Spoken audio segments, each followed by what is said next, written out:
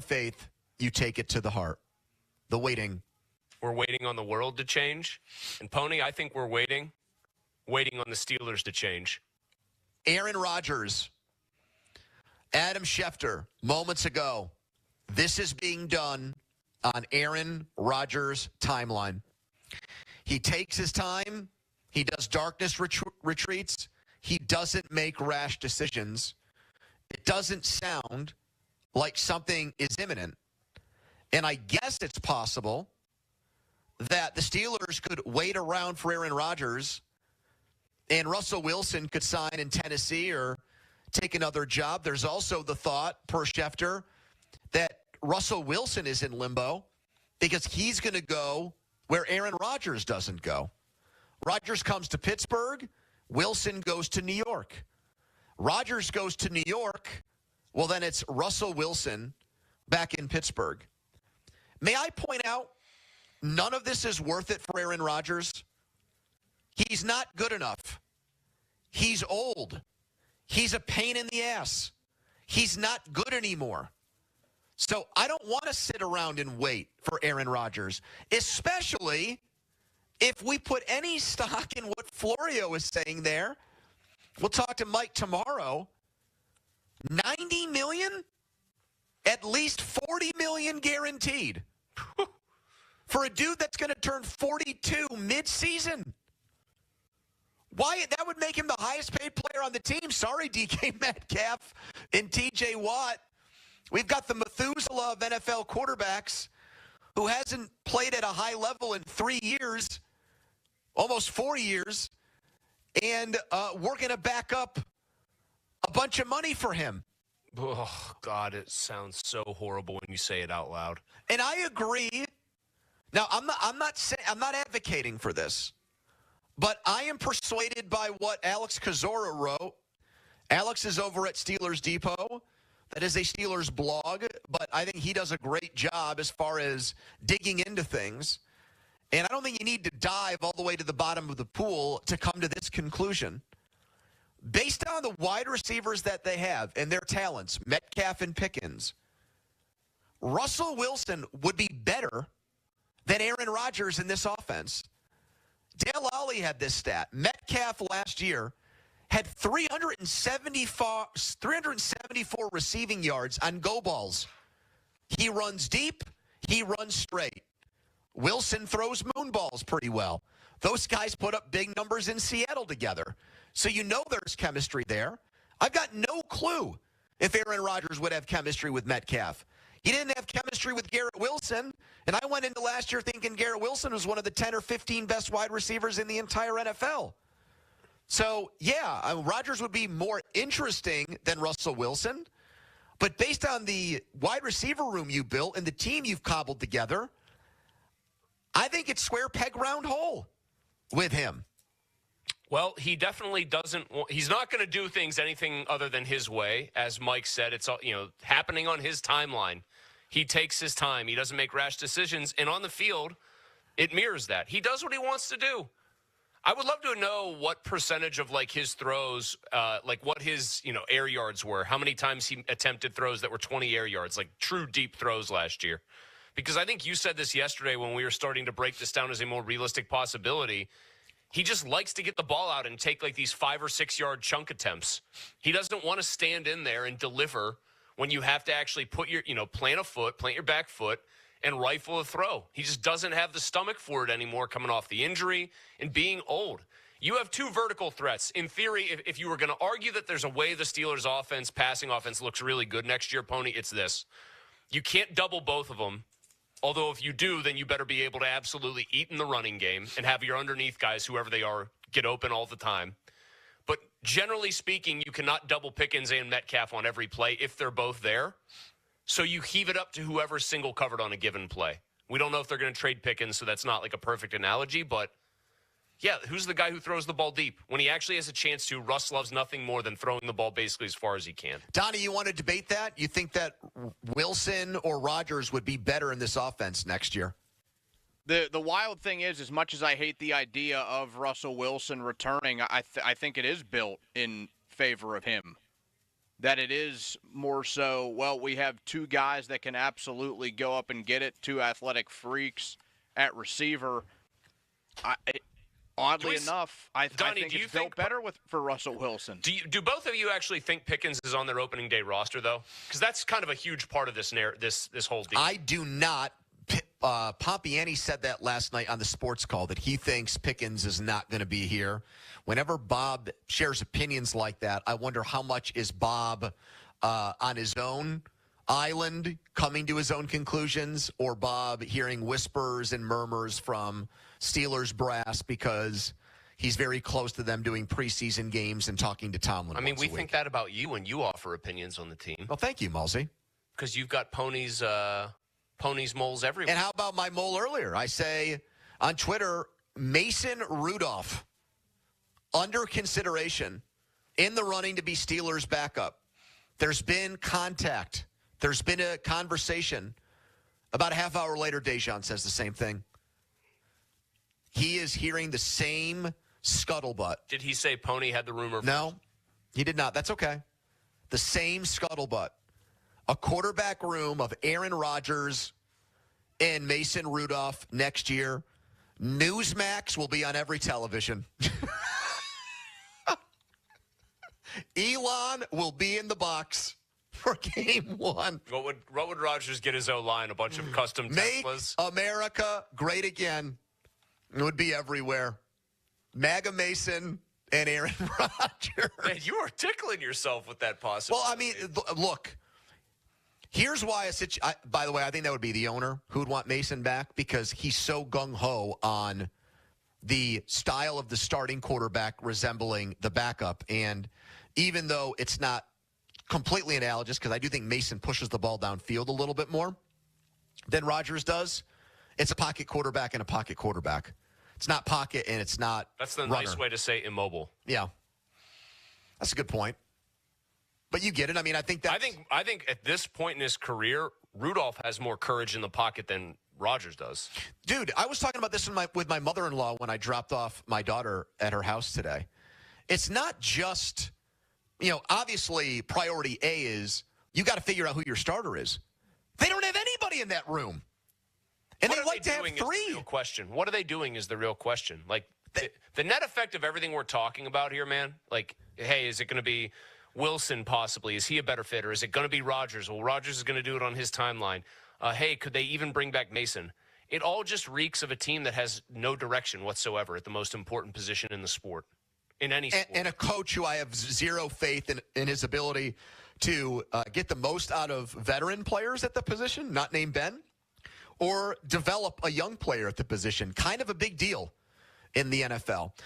We had a caller yesterday, I think it might have been our number 2 fan, Jeff in South Park, who said, Mike Tomlin's not a good coach. He's not a good coach for this team at the present time.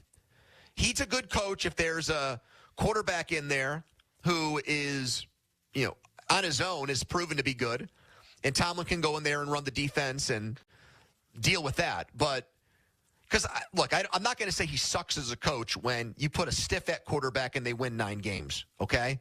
He's good at getting his team up to a high floor, but the ceiling with him as their head coach is not very high because he doesn't maximize the quarterback position. It also feels like it's dropping by the year. Right, in part because he either doesn't hire the right offensive coordinator or he neuters the offensive coordinator that he has by neutering the way the quarterback plays the position. All of those things. One more point on why Wilson is actually a better fit. Could you imagine if the Steelers had signed Devontae Adams instead of trading for DK Metcalf, and we were debating Wilson versus Rodgers, and I said Wilson is a better fit playing with Devontae Adams? Makes no sense because we know Adams and Rodgers love each other and have played together for years. That's pretty much what Wilson and Metcalf are. There's straight line runner. There's a body of work with them playing together, and it's been successful. Now, I'm not saying that they should now reach out to Russell Wilson. Dulac is reporting it's not dead between the two sides, that the Steelers are possibly going to have to go back hat in hand here and suck up to Russell Wilson and convince him that he was their guy all along, even though we know he hasn't been. He was down their board, and it's just a matter of other quarterbacks making different decisions. I think the guy they should have signed went to Indianapolis today. And you can scoff and you can laugh and you can guffaw and you can make fun of that all you want. Who's making fun of that now? Look at the stiffs that they're trying to court. Oh, I've seen when I pointed out on Twitter, I would have taken Daniel Jones at $14 million over Aaron Rodgers for $90. People telling me, well, you just don't know ball. Oh, my God. If that's your take on things. The social media discourse has gotten truly awful. You just don't know ball, bro. Con artist, bro. Come on. I would much prefer young and cheap with upside to 41 going on 42 years old. I don't even think there's much upside with Jones. Walking, talking distraction. There's something there with Jones with the mobility, and like you've seen him win a playoff game. Man, with Rodgers, it's the circus. I mean, just the stuff about how he's going to do this on his own terms. Our buddy Steve Palazzolo had a great tweet. Hearing Aaron Rodgers is close to a decision, which should come in the next 4 to 5 months. You bring him in, you court the circus. You what is it? A vampire can't like enter your house unless you welcome it over the threshold in all those old movies and books. You welcome Aaron Rodgers into the organization. That is actually true. I watched True Blood with Joe Manganiello. They have to stand out there on the doorstep. A lot of sex on that show. A lot of nudity, right? Just naked vampires. Anna Paquin, yeah. Yeah. I think she was in like some movie about like ducks when she was a teenager. Well, I don't know if she was nude on that show, but she was on True Blood. No, she definitely wasn't because she was a teenager. Okay. For the movie about ducks. Anyway. You could be naked as an 18 or 19-year-old in film. Again, this was like a Disney movie, Pony. I don't think they were trapped. Why are you bringing up Disney movies right now? How does it relate to your point? Anyway, I was just saying you can't let the vampire can't walk into your house. You have to invite it in. Aaron Rodgers can't just walk into the Steelers and implode them from the inside. You sign him, you invite him in, you invite all the chaos that he brings with him. It was worth it when he was an MVP. It ain't worth it when he's not close to one. I'm perplexed by this. So many Steelers fans for years have lamented the way in which the Steelers became a chronic, constant distraction because of player behavior, because of the way guys popped off, because of the way guys threw tantrums, because of the way guys expressed their discontent with the team or with their situation. And usually it was wide receiver. Sometimes it went beyond that. Ben would throw logs on the fire with his radio show. And when the Steelers were a good team, but were not a great team because they were losing in the playoffs and they were not maximizing their potential, and those things were happening, and they're still happening, with George Pickens especially, fans have lashed out against that. And guess what? I concur. I feel that way as a Steelers fan all the time, that there have definitely been years where not only were they not a great team, but they were also not really a likable team, many members of their team. So if that's how you felt about them, and you've chastised Tomlin for bringing in those types of characters and, prioritizing talent over football character, any of those things, then how do you sit there and rationalize or justify Aaron Rodgers? He's the biggest distraction in the entire sport. He honestly, as much as Ben would light fires and you said throw logs, I mean, Ben would bring his own flamethrower to your show with him once in a while, and then Mike would have to bring a fire extinguisher, 30 minutes later or whatever. Rodgers is Ben on your show as far as, like, what he's willing to say and, like, people he's willing to throw under the bus on steroids. I mean, I don't think Ben really had a filter and he was going to say whatever he wanted to say, but I think even he would stop short sometimes. Rodgers pretty much never does. It's whatever message he wants to deliver on that given day. It doesn't matter who gets run over by it or what fallout it causes. It's never going to come back to him. And you would just be courting that without getting any of the benefits of MVP level Aaron Rodgers, the quarterback. So with Daniel Jones onto the Colts, we're talking about waiting out Aaron Rodgers, who could take forever to make a decision, possibly bringing back Russell Wilson, and the possibility of Mason Rudolph becoming a Pittsburgh Steeler again. 412-928-9370. That's 412-928-9370 for you to chime in here and get your opinions heard on it. We'll pass along what Dulac just tweeted about the situation, although Jerry's been a little hit or miss here in the last 24 to 48 hours. Just being honest. You could take anything with a grain of salt. You could take it as gospel. That's your decision as a consumer. We also, for a minute, got to just react to what the hell happened to Pitt there. On our airways, we got on late because we aired Pitt's ACC tournament loss to Notre Dame. And the way they lost the game has gone viral. Dave Portnoy put out the video of the last call, and it's hard to disagree with this. Basically said the ref who made that foul call should not work another game ever again. It was one of the worst. Now, I say this, and I don't feel horrible for Pitt because they didn't deserve to win the game anyway. No, not only that, for most of the game, they didn't look like they wanted to be there. So this is not for Pitt. For hardcore Pitt fans and longtime Pitt. It's not going to be Pitt fans. Really got wronged here, but in a very narrow sense, they did on one play. It's not like the heartache that came from Scotty Reynolds or the Nasir Robinson foul 100 feet away from the basket in the Butler game when he lost track of what the score was. No, this is just an unbelievably ridiculous ending to a game. It's the kind of thing that if it happened, frankly, I know it happened in a high enough profile game. It's an ACC tournament game. People are watching these. Could you imagine if it happened in the NCAA tournament and big money was on the lines? If it happened in the Final Four, people would think that the game was fixed. Correct. That the ref was on the take. That's how bad of a call it was. You got like multiple point shaving scandals going on, I think, and gambling scandals right now. One in college basketball. I think Terry Rozier was investigated by the NBA, is still under FBI investigation. This would be the kind of call that people would say, this isn't just incompetence, this is something worse. That's how bad it was. Portnoy, the ref who called that foul at the end of the Pitt Notre Dame game, shouldn't be allowed to ref a basketball game the rest of his life. Just the worst call in the history of basketball.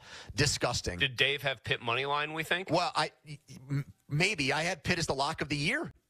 So imagine what I'm going through right now. Well, and I'm getting called out for getting my lock of the year prediction wrong. People actually think the ref knew you had Pitt as their lock of the year, and so he wanted to ensure that, past locks of the year, things crashed and burned. Capel called it, I think, the worst call he's seen in the 25 years he's been a head coach. Bottom line is it ends a season for Pitt that has looked remarkably like all of the seasons we've seen from our teams. The Penguins being the exception, who really were not good all year. Start fast, get your hopes up as a fan, and then come just crashing down to earth. Just completely blowing up. The wheels totally fell off Pitt. If you would have asked me when they started 12-2, better chance that they lose in the first round of the ACC tournament and are a complete non-entity, or better chance they end the season in the top 25 and are a top 6 or so seed, I'd have said the latter. And I think Capel, there's got to be hard conversations now. He's making, as a coach, a lot of money. He's under contract through 2030. There's a new AD.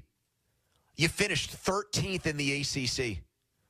He's been a coach there for 7 years. They've gone to one NCAA tournament. I know they got jobbed last year, but it's still only one in 7 years. Yes, he inherited a bad program, but 1 in 7? Big money? I also just hated I know that he puts the roster together, so this is on him too. I watched the way they played that game.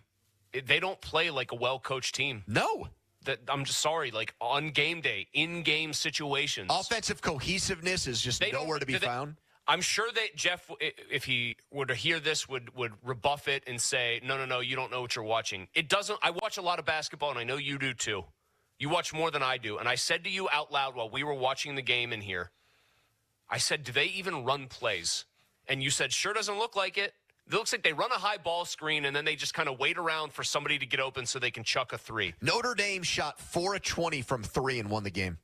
That's because Pitt shot 4 of 22. I mean, that's all you need to know. And the fourth one that went in was a Brandon Cummings shot that hit every part of the rim and went through almost by magic. 412-928-9370. The Steelers have to wait on Aaron Rodgers. Is he worth waiting for? 412-928-9370. How do you feel about circling back to Russ? 412-928-9370. How do you feel about a Mason Rudolph reunion? Would you take him as the starter? 412-928-9370. Quick timeout, then another long commercial-free segment. We're here until 6. Live at beautiful Studio B, Bowser Chevrolet. We sound crystal clear today. And I'm here right now to tell you about the Wet Go Car Wash. Crystal clear is what it's like when you go through the Wet Go Car Wash. Stop today with Stella. We were on our way to her little gym class where she would be going on her balance beams and pommel horses and rings and things of that nature. She's already doing rings? Oh, rings galore, yeah. And so a pit stop was made at the Wet Go Car Wash, one of the 45-plus locations in Cannonsburg. Went there, in and out. Car looked like it just came off the lot here at the dealership. And you can go unlimited today. All you do is pay one low monthly price, then you can get your car washed as many times as you want. You can go 50 times in a month. They don't come back and say, man, you really went a lot. We got to charge you more money. Nope, none of that. You can cancel anytime. If you find that you're not using it or taking advantage of it, you can cancel it and you don't get an extra bill, or you don't have them talking your ear off saying, what are you doing here?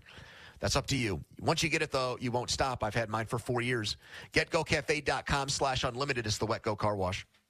Sports Radio 93.7 The Fan. First, they traded for DK Metcalf. Now there's reports that the Steelers are meeting with Aaron Rodgers today. Free agency is here, and nobody keeps you up to date better than us. Now, the Metcalf trade was kind of like, yeah, all right, well, who's going to throw him the ball? Sports Radio 93.7 The Fan.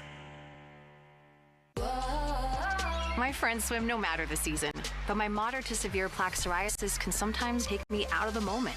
Now, thanks to Skyrizi and clear skin, count me in.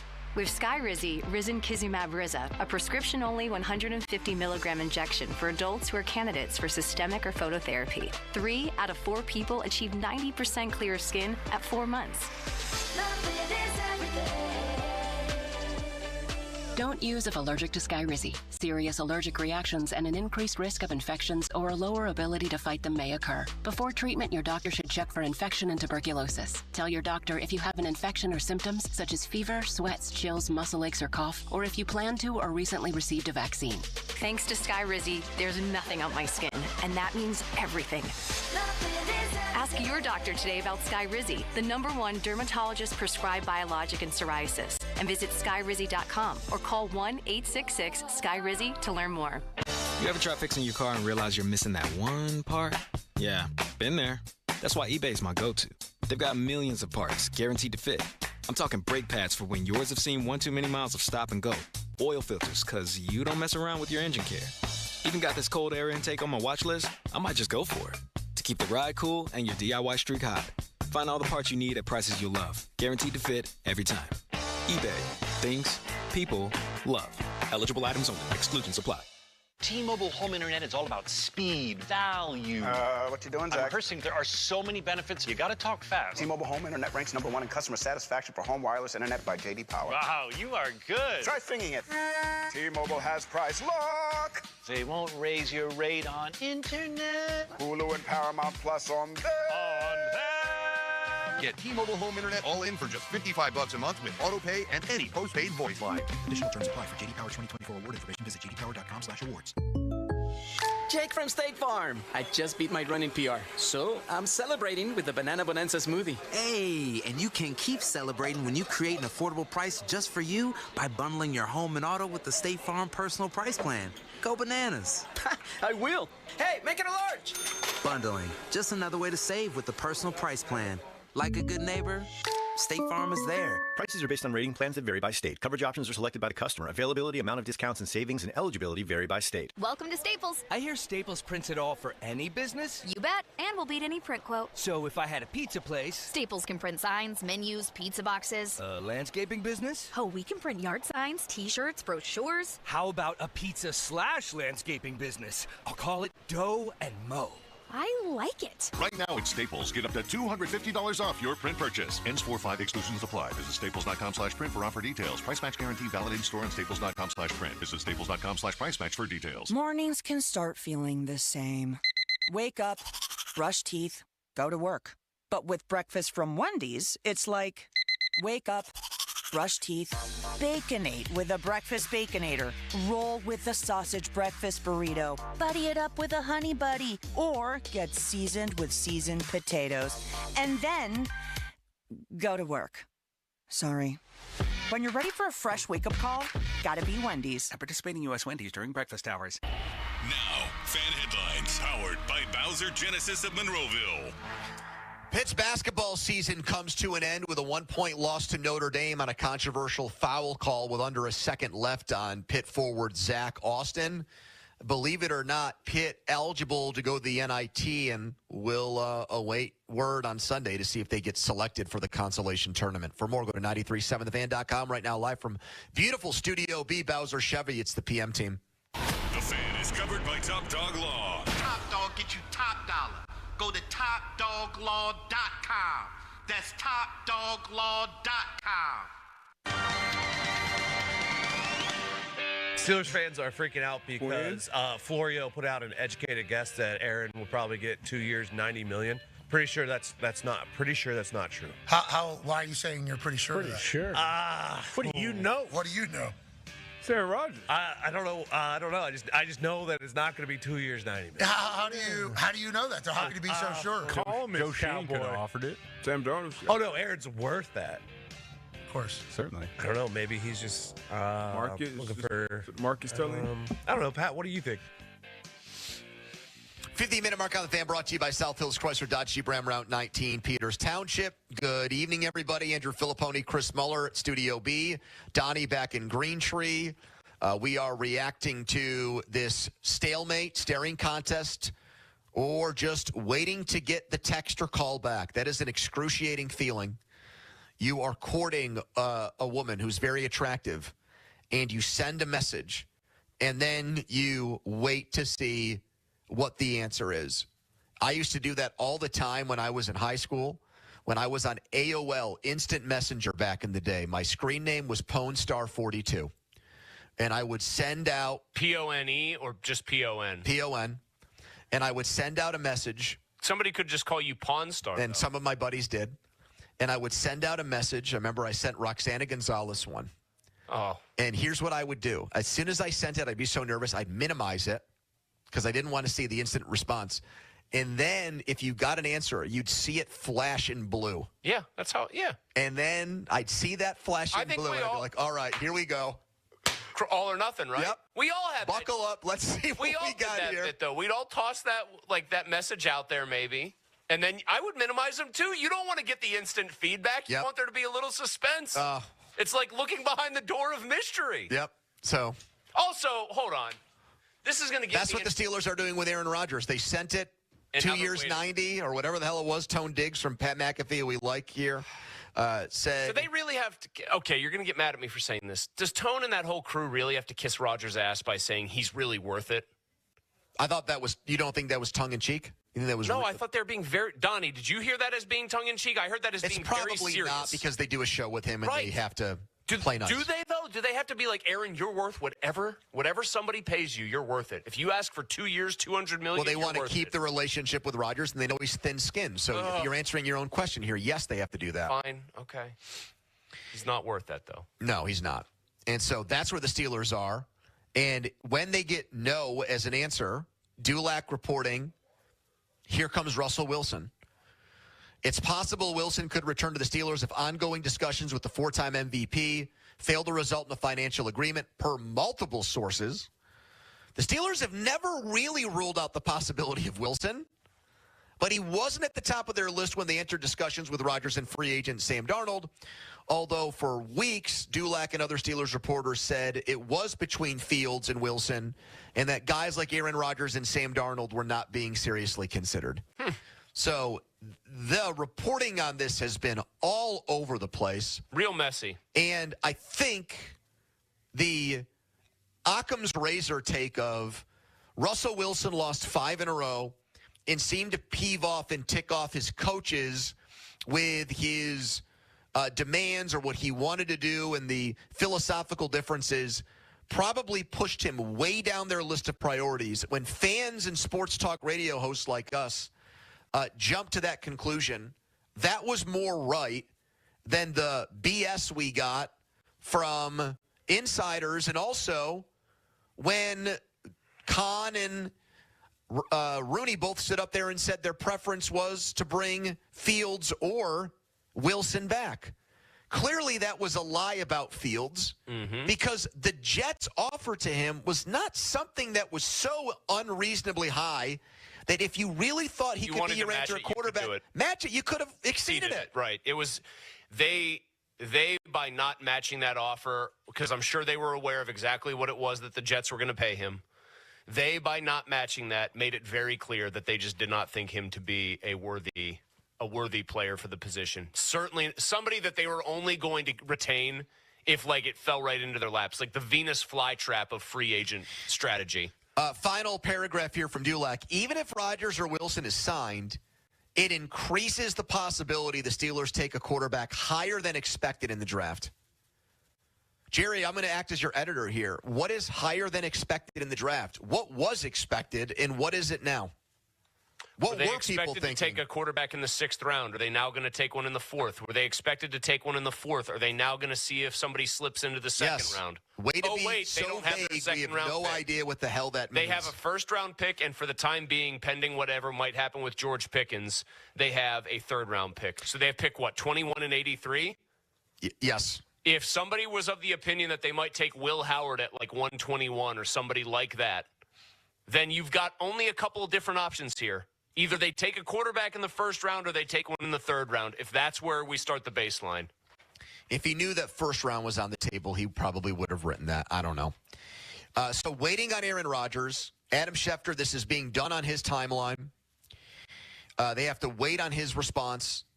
Russell Wilson back in the fold. Mason Rudolph. Is Russell Wilson really in the fold, though? Sorry, I know you're going to talk about Mason. They're just trying to speed up Rodgers, aren't they?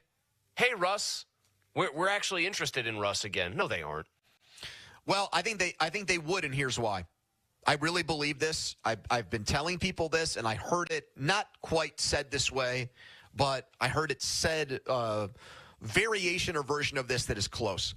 Here's how I think they evaluate quarterback. Ready? Who gives us the best chance to win in 2025? Right now, this very second. Not who has the most potential to be our answer at franchise quarterback. Not the guy that gives us the best shot long term.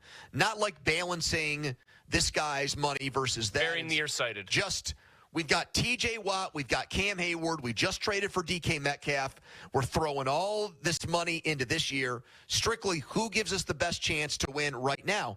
And if Rodgers goes to the Giants, then based on who's left at quarterback, even though they had their differences with Russell Wilson and he wears on you because of how fake he is, I could see Tomlin and especially Rooney thinking, well, he beats Jameis Winston, Jacoby Brissett, or any of those guys. So at this point, he's our guy. He's better than Gardner Minshew. Is they he really think so. at this point? They think so, yes. They think so. Wouldn't it? I mean, doesn't it make at least some sense that they could be floating out this idea that, no, they could bring him back just to try to get Rodgers to actually blink a little bit? But I think Rodgers is smart enough and coy enough, and if he's not, his agent is, he knows that the Steelers like him more than Russell Wilson. And because of what I just said, it's all about finding the best quarterback for this year. If they think Rodgers is better than Wilson, then they'll wait for Rodgers' answer. The hell with Wilson. Oh, that is a sobering And then you got Mason twisting in the wind yet again, possibly by the Steelers. And I think the people at the very top of the organization have an interest in him as someone that is a backup here again. Donnie, you were driving back from Staten Island. We touched base with you briefly yesterday. As we move into day 2 of this standoff, what is your latest take on it? I still come down on not wanting Aaron Rodgers to sign here. I am worried about the price, but really even regardless of that, unless it is a true discount, which we know it won't be, you're signing a 41-year-old quarterback who is a season removed from a serious injury, tore his Achilles, 5 snaps into his Jets tenure. He's old. He's going to be a lot of money, and I think there will be problems that are caused once he is here if things aren't going his way or the team's way. And I think that's why Mason Rudolph would bury the hatchet with the Steelers, because of what Donnie just said about the injury and the age. I think he just wants to play. And I think people would sell him on Arthur Smith, not so much Tomlin, because we know there's no love lost there. What would Mike do? Here's a serious litmus test question. If it came to Mason Rudolph, what would Mike do? Would he be like, well, when I actually let the guy throw passes and just had to, like, turn him loose, he actually played well. I might as well try it again? No, he'd probably go back to conservative Charlie until, they were backs against the wall again and so desperate that they just let the guy do what he wanted. I just continue to maintain they've just never felt more directionless. They have a coach. How about rudderless? That, too. The rudder helps determine direction. So they're kind of one and the same. 412-928-9370. We got a lot of people that want to chime in. Let's start with Matt. Hello, Matt. You're on the fan. Guys, I'll talk about the Steelers. One thing about Pitt, you were talking about watching Capel and looking like they don't run plays. The irony of that is, what was the biggest complaint about Jamie Dixon? He overcoached. So right. Grass isn't always greener, guys. Can we find another bowl of porridge? Isn't there another bowl of porridge there, Matt, that we could be eating from? Andy Toll. I know. Big game for Andy tonight. We got to root him in here and get him to the NCAA tournament. I think Andy can coach, and I absolutely think he can coach on game day. The question for me, in all seriousness, because I brought this up to Pony, and you just said it too, could Andy get the players? If I thought Andy could definitively get the players, I wouldn't hate that at all. Well, I'd take just about anything at this point. As far as the Steelers go, I'm not exactly sure what they're trying to do. Bringing in Metcalf, if you're not going to have kind of a home run option at quarterback, doesn't make a lot of sense in the short term or even the long term, just because the simple question, the old question, who's going to throw him the ball? And I know you can go with I know you can go with Wilson or Rodgers, but they're both old. Even if they come back and they perform, they're not the long-term answer. And you spend a ton of money on this guy when you're at some point going to have to figure out what the future is. I mean, at this point, too, I would rather if they just tanked, brought in Daniel Jones, heck, brought in Kenny Pickett again, and try to look towards the future, because you're stuck in the middle. You're stuck in purgatory at this point. They don't you're think going that. to go 9-8. They think they're closer than that. Yeah, that's the That's the issue. The fundamental issue. They think that they're very close. And that's why they're willing to try it for 1 year with a quarterback in his 40s than, cast their lot on a guy that's more of a long-term solution. Should I interest you in a gently used Carson Wentz, Pony? No. Someone texted me that, and I was like, oh, my God, we're scraping the bottom of this. Can I interest you in a even more gently used Mac Jones, McCorkle? I mean, it is grim. Just for clarity's sake, this probably doesn't even need to be said, but I'll do it anyways. They couldn't get Kenny back because they can't trade back for a guy. We learned that when Deontay Johnson became available last year with Carolina. And Jones did sign today with the Colts, 1 year, $14 million. I would have done that in a second. Oh, you said, Daniel. Yeah, not Mac. Wait, couldn't they theoretically trade for Kenny now? Now they could, but I'm saying when he was in Philadelphia, they couldn't take him back. Yes. All right, there's a bleak picture from Matt. Here's Chris next. Hello, Chris. Oh, hey, guys. I just wanted to talk about the Steelers as well. I think I would take, if I had to pick between all of them, I think they really messed up. I think they should have took Fields. I think they could have, beat the Jets offer, and I think he would have been a great pick. But then Aaron Rodgers, if they go $90 million for him, they're absolutely crazy. And I feel like out of him and Wilson, I actually would rather have Wilson. But I think all three, I'd rather have Mason Rudolph. I don't think he definitely wouldn't break any records, but maybe we'll have a bad season and we can draft somebody. I just wanted to hear your thoughts, guys. Well, I think that's possible with any of these guys, but I don't think it's the likeliest scenario. I think the likeliest scenario is that they're a mediocre football team. And that means they're either a little bit better than average or maybe for the first time they're a little bit below average. And, hey, the one good thing that came out of yesterday was all the guys who left and the way that'll probably help them get comp picks for the 2026 draft. Dan Moore, Najee, although the Najee contract now, they're not going to get a comp pick for him. It's a $5 million deal. That's another report. Sorry, Dulac. That's another one where it was blowing smoke like a friggin' old steel mill plant. If Tomlin really liked him, they would have done it for $5 million. As much as the reports that were out there about him, they met at the combine. He really loves Najee. They would have brought him back for more than $5 million. So I guess we gotta owe Mike an apology because we freaked out about that. When it was reported, Mike clearly had learned his lesson. But what I was saying was those comp picks do give them chips to move up in the draft next year. The Dan Moore one is incredibly enough the best one right now. $50 million guaranteed, $80 million. Can you imagine if the Dan Moore arc is he gives them a comp pick that allows them to draft a quarterback that turns into their next true franchise guy? I think we'd have to come all the way back around on Dan Moore. Well, that's like Chase Claypool sucked here, but if Porter Jr. works out, then it'll all work out and be better off in the end. Here's John in Beaver. Hello, John. Here's John in Plum. Hello, John. Hey, guys. Here's my comment. I think ever since Omar Khan took over, the Steelers have turned into a mess. I think he's just a figurehead, and Tomlin runs the show. I think that's right. Thank you. So you think Mike Tomlin is making every pick? I think Mike Tomlin, yes, I think he, more than anything else, whether it's picks, whether it's free agency, whether it's trades. I just have a hard time with it because I think if he was making every pick, Joey Porter would have been the 17th pick of the draft. Well, hold on. I mean, I think that situations like that where I don't think he just says, hey, boys, here's what we're doing, and Omar and everybody else falls in line. I don't think that okay, is the but case. Do you look at any of the signings that they've made and think to yourself, this was an Omar Khan pickup? No. Okay.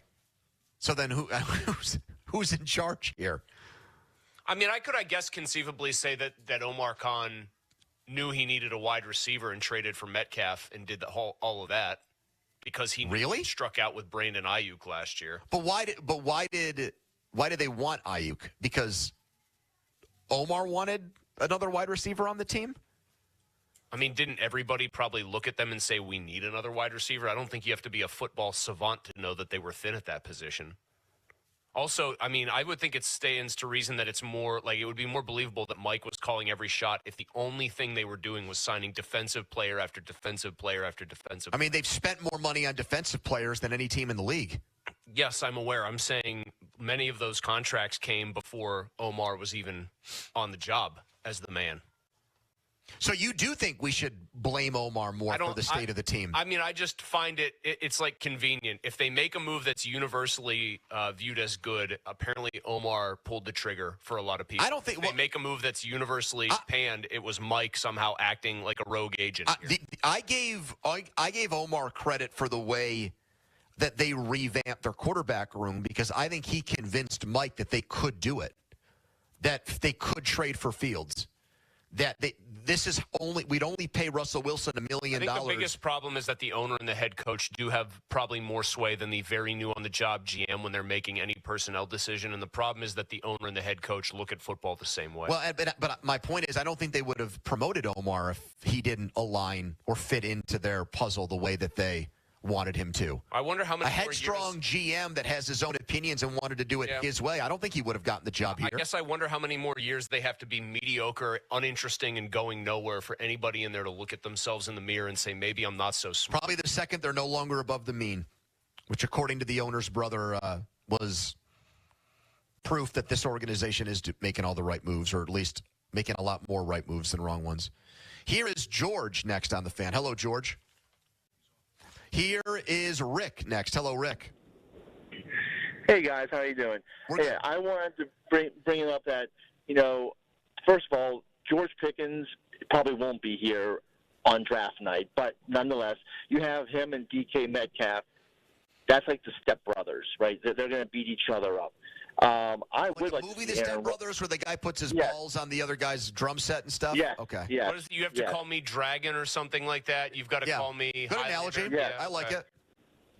But the other piece of it is I would love to see Aaron Rodgers, because with Aaron Rodgers here, within the third game, if he's not liking what Tomlin's doing, he's going to call his own stuff. The team's going to implode from the inside out. And it's just everything's going to crumble. If I was Mason, I wouldn't come back for the simple fact that Tomlin gave him no respect. I actually liked Mason. Not much as maybe Cavalli did, but I liked Mason. And I would probably go with Gardner Minshew if I honestly had my druthers on the whole thing. Because they all suck. They all suck. They all suck. The Pittsburgh Steelers 2025. They all suck. Have Larry Richert narrate that Steelers film. Oh, man. All right. Text us on the Edgar Steiner Associates fan text line. A personal injury law firm. They always say there's never a fee unless we get money for you. No one has said yet that Rodgers is worth waiting for. He's apparently going to do this on his timeline per Schefter. He's in no hurry to give the Steelers an answer.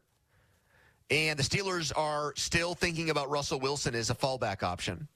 412-928-9370. Florio reported could be 2 years, $90 million. $40 million guaranteed. How would you feel about that as a Steelers fan? 412-928-9370. We've got two Aaron Rodgers experts between now and 6 o'clock. Coming up next, longest tenured Jets reporter. You're going to hear some clips from him on things like Aaron Rodgers as a distraction and how much Aaron Rodgers has in the tank. At 5:30, a familiar voice, Willie Colon, Steelers Super Bowl champ. He is now a Jets analyst. His take on Rodgers. But first, a Donnie headline. Now, fan headlines powered by Bowser Genesis of Monroeville. Penguins back on the ice tonight. Puck drop against the Knights set for 7. Headlines powered by Bowser Genesis of Monroeville. For more, go to 937thefan.com. Mousy. Thank you, Donnie. I want to tell everybody right now about Universal Windows Direct because tax season's here. If you got a refund coming, reinvest it in your home. Get some brand new, get some energy-efficient windows during the tax time sale at Universal Windows Direct. You've got the chance to save big, and you've got the chance to do that while making your home more comfortable and more energy efficient. Right now, it's buy 2 windows, get 2 free. There's no limit. If you need 20, you're only paying for 10. If you need 40, you're only paying for 20. I'd love to see a house with 40 windows, quite honestly. That'd probably be a pretty cool looking house. Even better, pay no interest until 2030. And yes, that's 2030, by the way, I said. There's more. This month only, Universal Windows Direct is giving you an extra $500 off your home improvement project. Now is the time to give them a call, okay? Take advantage of this limited time tax time sale before it's gone. Call them at 412-545-6003 or visit universalwindowsdirect.com. And like me, you'll be saying, I love my windows. Luck is on your side at Bowser Hyundai and Bowser Hyundai Chippewa. Save a pot of gold at Bowser Hyundai with 2.99% for 72 months on a new 2025 Tucson SE all-wheel drive or lease for just $299 a month. And don't forget, all new Hyundais come with Hyundai Assurance and are backed by America's best warranty, 10 years, 100,000-mile powertrain limited warranty. Tax, title, and fees not included. Dealer doc fee of $477 applies with credit approval and financing through HMFC. Offer ends March 31st. Now that's the power of Bowser. Log on to BowserHyundai.com. BowserHyundai.com. Bowser Hyundai, Route 51 South on top of the hill. Hey, you want to give your bathroom a fresh, luxurious upgrade? My friends Nick and Larry at Boulevard Glass and Metal, they designed custom glass shower doors that bring elegance and style to any bathroom. Sleek, frameless designs to custom finishes, they do all of it. Enjoy shower doors that fit your style and space perfectly. Durable, easy to clean, and built to last. Your dream bathroom, it starts here. Visit BoulevardGlassandMetal.com for that free consultation. A stunning shower is just a call away. Now for the Gherkin Roofing and Contracting Call the Pickle Today Traffic Center. We're seeing some heavy congestion on both directions of the Veterans Bridge. Outbound Parkway North is backed up from the Veterans Bridge up to Hazlitt Street. Southbound side of Crosstown Boulevard is moving slowly all the way into Liberty Tunnels. I'm Kyle Fraunheiser. This traffic report brought to you by Two Men and a Junk Truck. Visit them at twomenandajuncktruck.com. That broken old piano that's been taking up space in your basement since who knows when. We can help with that. twomenandajuncktruck.com. 2 men and a junk truck. The PM team is brought to you by Mike's Beer Bar on the North Shore. Meet me at Mike's. Live from the ShoreKey Mitsubishi.com studios, North Huntington and North Hills. almost that time for us to feed the need with the Greater Pittsburgh Community Food Bank. March 25th, 2 weeks from now. Our Giant Eagle Feed the Need Radiothon will be raising money to provide meals for our neighbors in need. Text NEED to 50155 on our Allegiant Community Federal Credit Union text line. Your donation will provide meals locally. Brought to you by Rome Monument, Hampton Beer Outlet, and Memorial Highway Chevy and Aetna. Details 937thefan.com. In conjunction with that, we will put out our annual PM Team Bracket Challenge. Half the money will go to the winner. Half the money will go to the Greater Pittsburgh Community Food Bank. Pitt will not be a part of that bracket challenge. West Virginia will. Duquesne won't unless it miraculously wins the A-10 tournament for the second year in a row. And let's go Bobby Moe. One win away from getting back in the dance. They're taking on Youngstown State tonight. They would be, right now, they're in, I was looking at like Lenardi's bracketology. They're put in as the auto qualifier as a 15 seed. We've seen 15 over, too. They'd be playing Fang Mitchell and Coppin Tennessee. State. No stopping Coppin, baby, at the arena. Donnie, were you at that game? No. Here's the tougher trivia question. Who did they then lose to in the second round? Coppin State. 97? Mm-hmm. So they beat South Carolina. Mm-hmm. So then a 7-10 game is the next game. Mm-hmm. They only lost by a point. They almost pulled a second consecutive. Is it Cale? No, Texas. All right. Get back to calls here on the Steelers in a holding pattern, according to Adam Schefter, because now they're at the mercy of Aaron Rodgers, of all people. Are you friggin' kidding me? Let's hear from the longest tenured Jets reporter on this. Willie Colon is going to join us in about 15 minutes. Donnie, let's hear. This is Rich Cimini, ESPN. He is the Ed Bouchette of the Jets. Give me him on just Rodgers in New York.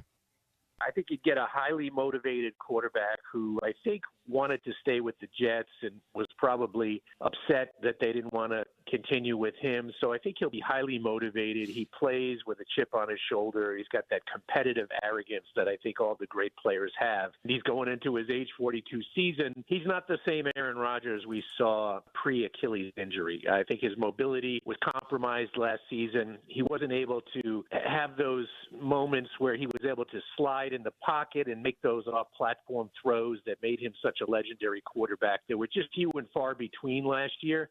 I think he played well in about 8 or 9 games last year where you saw like, okay, that's the Aaron Rodgers. And then there were another 8 or 9 games where he just looked old. So 50% of the time he turns back the clock. The other 50% of the time he looks like he's ready for the glue factory. What was the cologne called? Sex Panthers? 60% of the time it works every time? I mean, that's not really good if you're trying to build a steady winner. I'm not handing the keys to my organization over to that guy. Flip a coin. He'll either be terrific or ass. And even if it's good, you haven't figured out your quarterback problem long-term whatsoever. You're going to have to go right back to the drawing board. Do they even want to? How motivated are they post-Pickett to figure it out long-term? So what is it? Just yippee, year to year, every year, new quarterback. I know you say that laughing, and I even bring it up kind of laughing, but their actions suggest that they're so clueless that that's what they actually are trying to do. Here's another one on Rodgers trying to make the decision between the Steelers and the Giants. The one thing the Giants have in their favor, he has a house in Montclair, New Jersey, which is probably 20 minutes from Giant Stadium. He spent a fortune on the house. I know he did some renovations on it already. You would think that would give him a little home cooking there where, would give the Giants a little edge. The Giants are trying to do stuff to their offense, to keep it interesting. I mean, they have a decent offensive line. They re-signed, their number 2 receiver, Darius Slayton. Much like the Jets last year, that's a lame duck coaching staff. I mean, and a GM. They're all fighting for their jobs this year. I think it's a toss-up. I think the lure of New York appeals to Aaron just to maybe stick it to the Jets to show that he could still play doing it in their own backyard. I think that probably is a factor. But, I mean, there's no doubt that the Steelers are closer to contention. So the Giants do have some advantages, and the one that didn't get said there is they might offer him even more money than the Steelers because fannies are on the line there. If the Steelers lose out on the Aaron Rodgers sweepstakes, Tomlin's going to be pissed because he views Aaron Rodgers as the quarterback that gives him the best chance to win right now. But if he doesn't get him, that doesn't mean he's on any kind of notice or his job status is in jeopardy. Whereas those other guys with the Giants, they are feeling that heat. They do need to win. What about taxes, though, Pony, for Aaron Rodgers? He might have to get offered a lot more by New York to surmount those taxes. The tax man cometh. I thought Pennsylvania was one of the most taxed states. We're way better than New Jersey. Wouldn't he get taxed by New York? He doesn't play in New York. Oh, yeah, that's right. They do everything in and he lives in New Jersey. Jersey's heavily taxed, too, man. Here is one more on Aaron Rodgers being a big distraction. He was basically the general manager here, too. And once the Jets committed to him, they just went all in. They said, we are going to do whatever we can to win with Aaron Rodgers. And they took a lot of criticism for that, but I actually applauded the Jets. You know, they wanted to try to make it work, so they brought in guys like Alan Lazard and Randall Cobb and Nathaniel Hackett, and this year they traded for Devontae Adams. They did everything they possibly could to try to make it work with Rodgers. And it didn't. You won't have that clout with the Steelers. Now, as for the drama, I mean, it's real. He's not a bad guy. And the idea that, you know, he's a divisive force in the locker room is not accurate. You know, he and Garrett Wilson did not get along last year. I mean, I think that was pretty out in the open. They just didn't click. Most of the guys really enjoyed him. He played hard, but there's the drama. You know, he skips mini camp to take a vacation to Egypt. Fined over $100,000 by the Jets. You know, that was ridiculous. And he did throw Mike Williams under the bus after running the wrong route. A few days later, Mike Williams gets traded. I think those were probably the low points for him. But, you know, he does do the McAfee thing every Tuesday. It's part of who he is. You know, is that going to be okay with Mike Tomlin? I don't know. Rodgers, he brings his own culture. And it's not to say that it's bad or he's criticizing people. He just draws so much media attention that it's almost impossible to control. I don't think he eats, breathes, and sleeps football. And I think in order to be great in your 40s, you have to. Brady. That's when we saw Brady fall off, was in that last year with Tampa when he came here and he lost to the Steelers. He went to Robert Kraft's wedding on a Friday. He would have never done that 2 or 3 years before that. He was going through a little bit of a midlife crisis because he was separated from his wife. It happens. He just ran out of, I think, that kind of like sweat equity in the game. I think Tom Brady is wired just like Sidney Crosby. God, even then Brady was good that year. He was. I think Sidney Crosby wakes up every day, and in the offseason even, he says to himself, what is today going to do to make me a better hockey player? Brady's that way. Sid's that way. Aaron Rodgers isn't that way. And I think you can get away with it when you're 36 or 37 years old. You can't at 41 Rodgers going on 42. Way more wired like Ben. Like, as far as two guys who both have prodigious natural talent to play the position. In Rodgers' case, it's truly one of the greatest. How can you say he's all in on football when he's going on these retreats? He's thinking about running for vice president. You know, he goes to Egypt instead of going to a mandatory mini camp. That's not being all in on football. Well, that's saying I want all the power, but you're also going to let me do whatever I want and that from a player standpoint. That gets back to the old Chuck Noll expression. If one foot's in and one foot's out, get out. Yeah. Has anybody really done well in the NFL or any sport when they were already courting their future? But he's probably thinking to himself, hell, if I can get another $40 million guaranteed from a team, not do it? I'll go play football for another season. Here's Josh on the fan. Hello, Josh. Hi, I'm not sure why the Steelers haven't looked into getting Joe Milton from the Patriots. He showed some promise last year. Doran says they will. Doran's a big fan of this idea, Joe Milton, the guy that, if he were a pitcher, he'd lead the league in walks.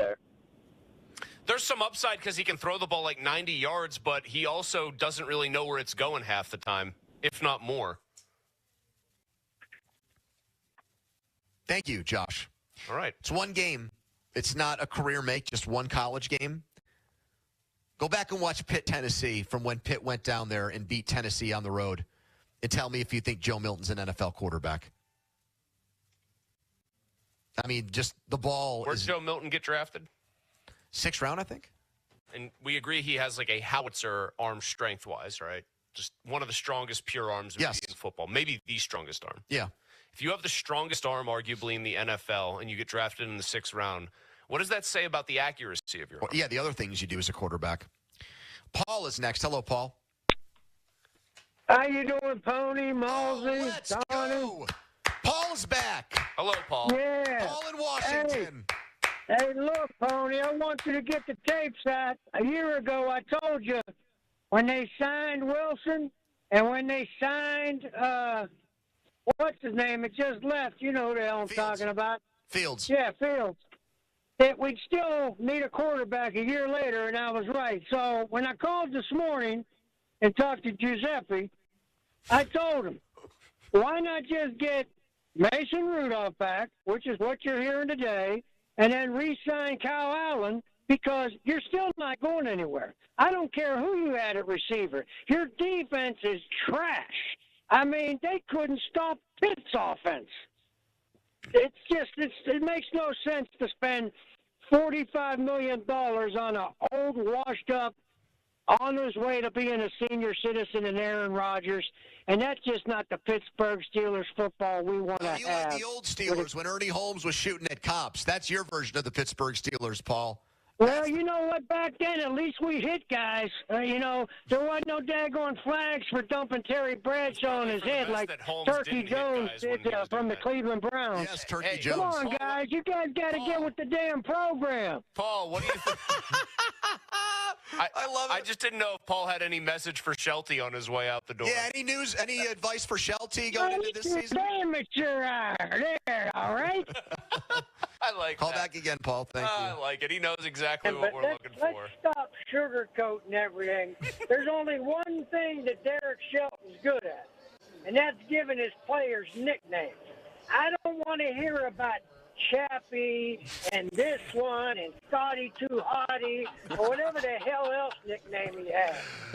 He has blown more games with his managerial changes at pitching. Go over all the games that we've lost, that we've had leads because of Derek Shelton pitching changes. This is amateur hour. Thank you.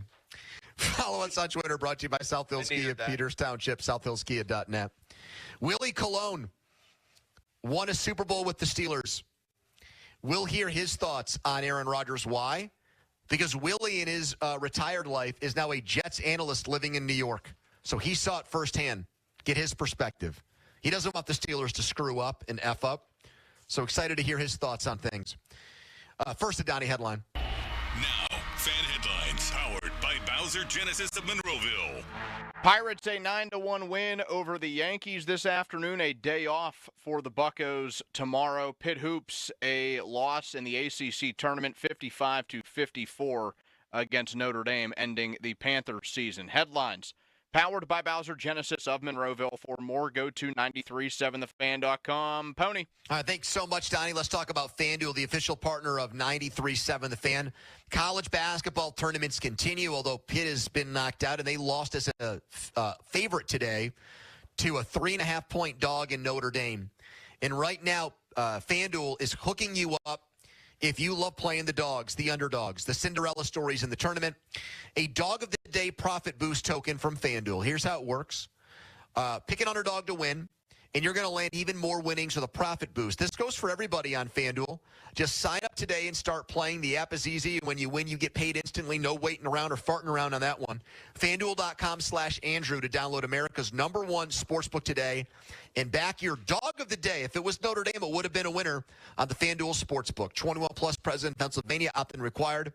Wager of at least plus 100 odds required. Bonus issued as now-withdrawable profit boost tokens. Restrictions apply, including any token expiration and max wager amount. See terms, sportsbook.fanduel.com. Gambling problem, call 1-800-GAMBLER. Malsey. Thanks, Pony. I want to tell everybody right now about, a way I can solve something. If the problem is you want the most affordable all-wheel drive SUVs on the market, but you don't know where to look, well, then I can help you. It's right where you need to go. Mitsu by the Mall, Jim Shorkey Mitsubishi in the North Hills. Right now, they have got a great deal going on multiple different vehicles. Okay, here's the first one, the 2024 Outlander. It's what I drive. It's got all-wheel drive, advanced safety features. You can get ones with panoramic sunroofs. Those are awesome. Mitsubishi's just bringing the goods, and I don't know if people are aware of it still. I am here to try to be the ambassador for this. I love my Mitsubishi Outlander. It's also got room for 7 passengers, so if you got a big family, you're good to go. Right now, up to $7,000 off on those Outlanders, or get 0% financing for 60 months. Great deals on Eclipse Crosses and Outlander Sports as well. Luck is on your side right now, so go shop Mitsu by the mall or online. Jim Shorkey, NorthHillsMitsubishi.com. Text us on the Edgar Snyder and Associates text line at 412-928-9370. Edgar Snyder and Associates reminds you to text responsibly. The PM team is brought to you by Mike's Beer Bar on the North Shore. Meet me at Mike's. It's Andrew Filipponi and Chris Muller. Pony and Muller. Sports Radio 93.7, The Fan. Fan Hotline is presented by Sullivan Super Service, Pittsburgh's trusted plumbing and HVAC provider for over 50 years. We have breaking news coming from a very reliable news outlet. They've gotten some right in the past. The Steelers are signing Aaron Rodgers per CT ESPN. Deal is finalized, 2-year deal. CT ESPN, according to the tweet from AB, Antonio Brown, the most trusted source in all of sports. Now, isn't the bit here that we think that he actually does have a couple of random agents who might tell him stuff? And that occasionally... Back in the day, he was getting them right. And not as much lately, but I think it's one of those things where if AB gets it right, he's going to say, I told you so. If he doesn't, then he'll just either delete the tweet or pretend like it never happened. But yeah, fresh off his appearance on the Theo Vaughn podcast, Antonio Brown. Now, we don't think that Antonio Brown's actually sending these tweets himself. We think well, maybe this one he did. This highly compensated. Well, maybe this is not him. He's citing CT ESPN here. So we don't think his newsroom, his news division. We don't think he runs that CT. Yeah, no, he's trusting the reporters and journalists that work for his CT ESPN brand. God, can you imagine the interview process to get hired by them? He's a Steelers Super Bowl champ. This guy's killing it in the media. I've heard him on WFAN in New York. He's the Jets analyst on SNY. He's one of the great Steelers offensive linemen from the last 20 years, teaming up with Big Ben to win a Lombardi. Willie Colon back here on 93.7 The Fan. Willie, you still talk to AB? What do you make of him reporting Aaron Rodgers is coming to Pittsburgh? No, I don't talk to AB, man. I haven't talked to AB in some time, but every time I look up, he looks busy. So that's all I got to say. Willie, do people throw you stuff that might be like, hey, my sources are telling me, or you get somebody that's in the know? Do you have a kind of a way that you handle it when somebody gives you a chance to break news? Do you let somebody else do it? Do you go to that second source? How does Willie Colon deal with it when somebody gives him a scoop? It's tough, man, because you can get burned, right? And then you look like Boo Boo the Fool. So I try to take it as a grain of salt. If it's something I feel like there's something to this, I'll dig a little further. The sources, especially this time of year, man, everybody has a tip. Everybody feels like they have kind of the upper hand, or they know what's going on behind the curtain, but nobody does. You really got to just wait for the final result to kind of get it, if it's real or not. But who knows? I think I think all reports right now that the quarterback situation around the league is getting thin. Everybody that has a landing spot is either landing there. Only 2 guys out there seems to be Russell Wilson and Aaron Rodgers. But right now, Aaron Rodgers looks like he's coming to Pittsburgh. Willie, is that a good idea? As someone that still, I hope, bleeds black and gold, when you picture Aaron Rodgers, there you go. When you picture the guy you watched in New York every snap last year, going from the Jets to the Steelers, do you see that being a good move by your former team? Well, yeah, this proves that they're ready to win now, and they want to compete now. They don't want to go through a rebuild, but I also think it put emphasis on them to potentially go into the draft and still draft a quarterback for the future. But at least you have somebody who's a first ballot Hall of Famer who can definitely compete within the division and gives you a fighting chance. I think one of the most disheartening things with this team last year was they lost 4 games in a row and went into the playoffs and got decapitated by the Baltimore Ravens. And they didn't have a quarterback that can compete against the other team's quarterback. Now, a healthy Aaron Rodgers, that he can do so, especially with the weapons Pittsburgh just acquired with DJ Metcalf and obviously George Pickens. So I think it's a smart move. I think it's the right move. I didn't see Justin Fields really walking out of the building. I thought they was going to somehow kind of salvage that relationship and bring him back in. That didn't happen. Obviously, he's now a Jet. He's in New York with me. But I think it's good. I think it's good. I think it's good for Aaron Rodgers. I tried to tell a lot of people the last couple of games of last season, man, he really was able to turn it on. And I think a big part of that was once Tyron Smith, the left tackle for the Jets, went down and Olu Fashanu, their first-round draft pick, stepped in, he had more time in the pocket, and he got healthy at the same time. And he was able to use his legs and kind of show off his mobility. He was dinged last year for a good portion of the season with an ankle, a hip, a knee. Every week there was something new on the injury report when it came to Aaron Rodgers. He got healthier as the season came along, and he played better. He's throwing more touchdowns. He looked more elusive, and you saw glimpses of old Aaron Rodgers, which is promising. Willie, if it wasn't just health, though, was there anything else that contributed to him having such a slow start, where the Jets last year themselves as a team had a slow start to the year? Yeah, he tore his Achilles his first year in the city. That set the whole franchise back because it diminished the relationship between him and Garrett Wilson. It just diminished the chemistry he had with his offense. I mean, he brought Randall Cobb and Nathaniel Hackett, Alan Lazard. He pretty much brought his own tribe, and all of that failed. And those guys were only useful if he was on the field. And then coming into year two, those guys seemed they weren't on the same page with Aaron, and they kind of had to work through that as the season went along. And Aaron didn't play in the preseason.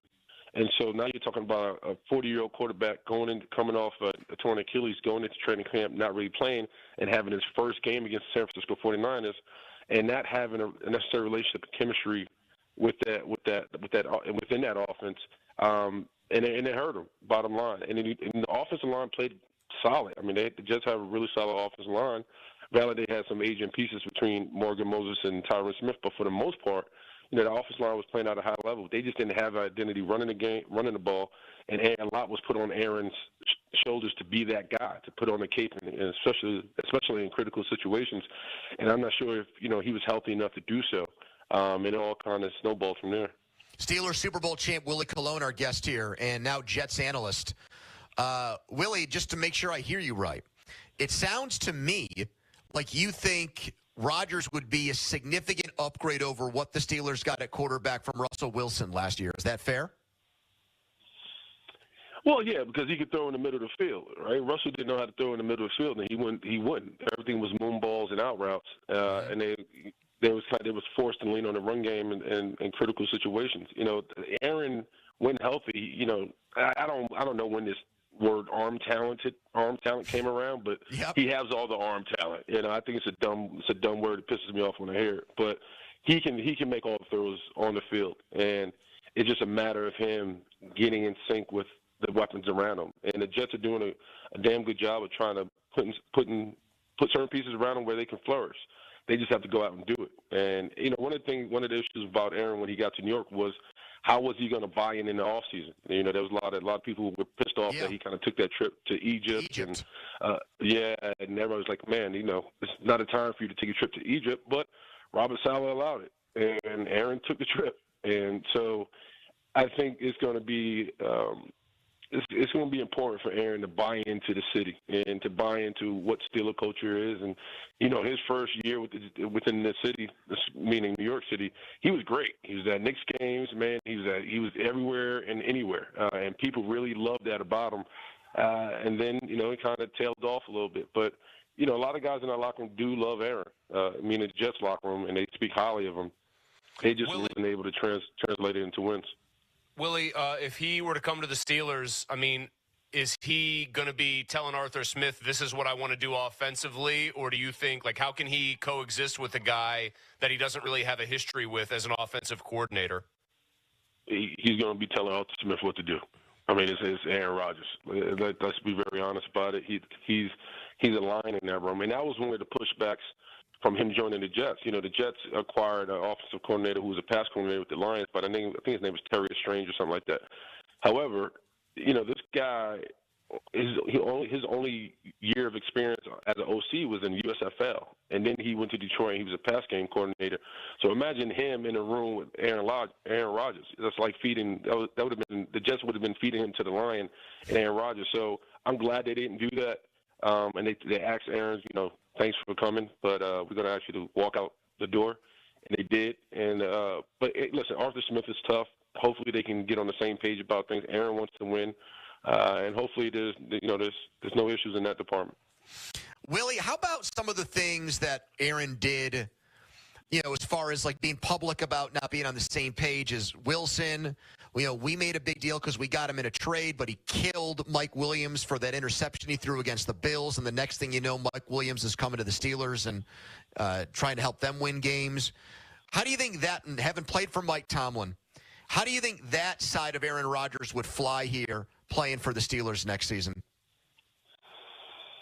That's a great question, because I think the major mouthpiece coming out of the locker room is always going to be Mike T. And I think he always sets the tone and has always set the tone about the message and how he wants the guys to perceive winning and losing, and how they go about their business, and especially Steeler business. But Aaron Rodgers has his own mind, and he's his own mouthpiece, and he says and does what he wants at times. I would imagine him and Tomlin would have a sit down and talk about the McAfee interviews and all that other stuff that comes along with Aaron Rodgers. They would have to get on the same page because, all eyes and all ears are going to be about how Aaron Rodgers acts and reacts to what goes on in that locker room. So, I think Aaron's going to play. I think Aaron wants to change the perception that he's a drama, and there's a lot that comes with him.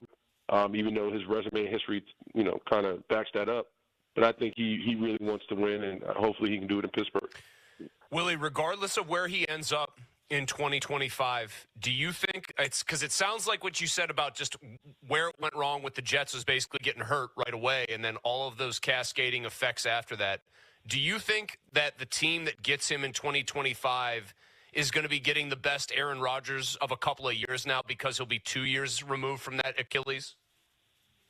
I think that's unfair. I think it's unfair to ask, a 41, 42-year-old quarterback to be what he was from years past. I think I think that this father time is just it has arrived, right? But I do think Aaron is still competitive. He can still make all the throws. I think it's just how much can he invest, and how much is he willing to invest himself into the culture of being a part of Pittsburgh and that offense. And to what we just talked about, can him and Arthur Smith get on the same page? Because you got to understand, Aaron was dealing with Nathaniel Hackett, and then it was Todd Downing, and then a guy who was supposed to be a buffer for them was Kaplan, who unfortunately passed away. So there was a lot going on that offensive side, regardless. And so I think right now that if he was able to kind of dial in with Arthur Smith and really kind of figure out what they want to do, how they want to be an attacking offense, which they can be, that's all indicative to both men just coming down to the table and kind of laying their marbles to the side and saying, hey, man, let's get it done together. Willie Colon finds out either today, tomorrow, sometime this week, that Aaron Rodgers is coming to his former team, the Steelers. Is Willie Colon then elevating the Steelers ahead of the Bengals, up there with the Ravens, among the cream of the crop in the AFC? Would you be willing to put the Steelers in that stratosphere, Willie? Well, I don't see how you can't. I think if you're just being positive, which I am about next season for the Steelers, it's just a matter of, the Browns are, I think, nobody knows what's going on with them. Joe Burrow and company, they don't have a defense, period. You can score the points you want, but, they haven't been flat out being able to get it done solely from a winning standpoint.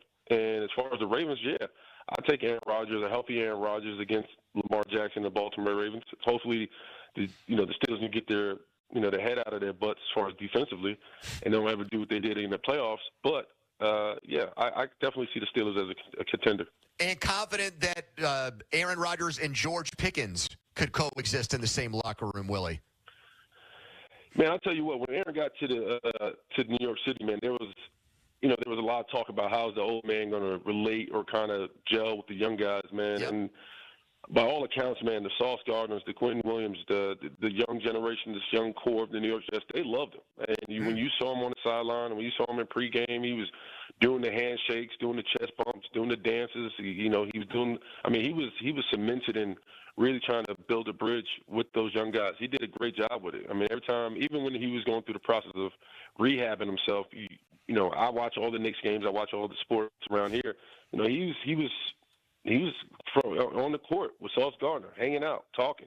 So I don't think there's going to be an issue with him gelling or getting along with the young guys or even gelling with that locker room. It's just a matter of, can he produce on the field and can he produce at a high level for the Steelers. Willie Colon, everybody, Steelers Super Bowl champ turned Jets analyst.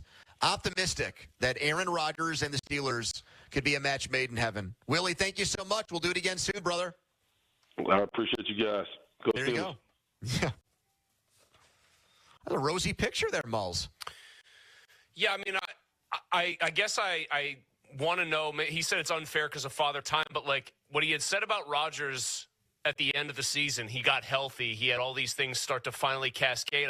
I was surprised that he said, well, you can't like bet against father time because it made it seem like the best is but actually. Then he put him ahead of the Bengals and Browns. But like he made it seem to me like health-wise the best was yet to come, and you were seeing the real Aaron Rodgers again at the end of the year for a variety of reasons.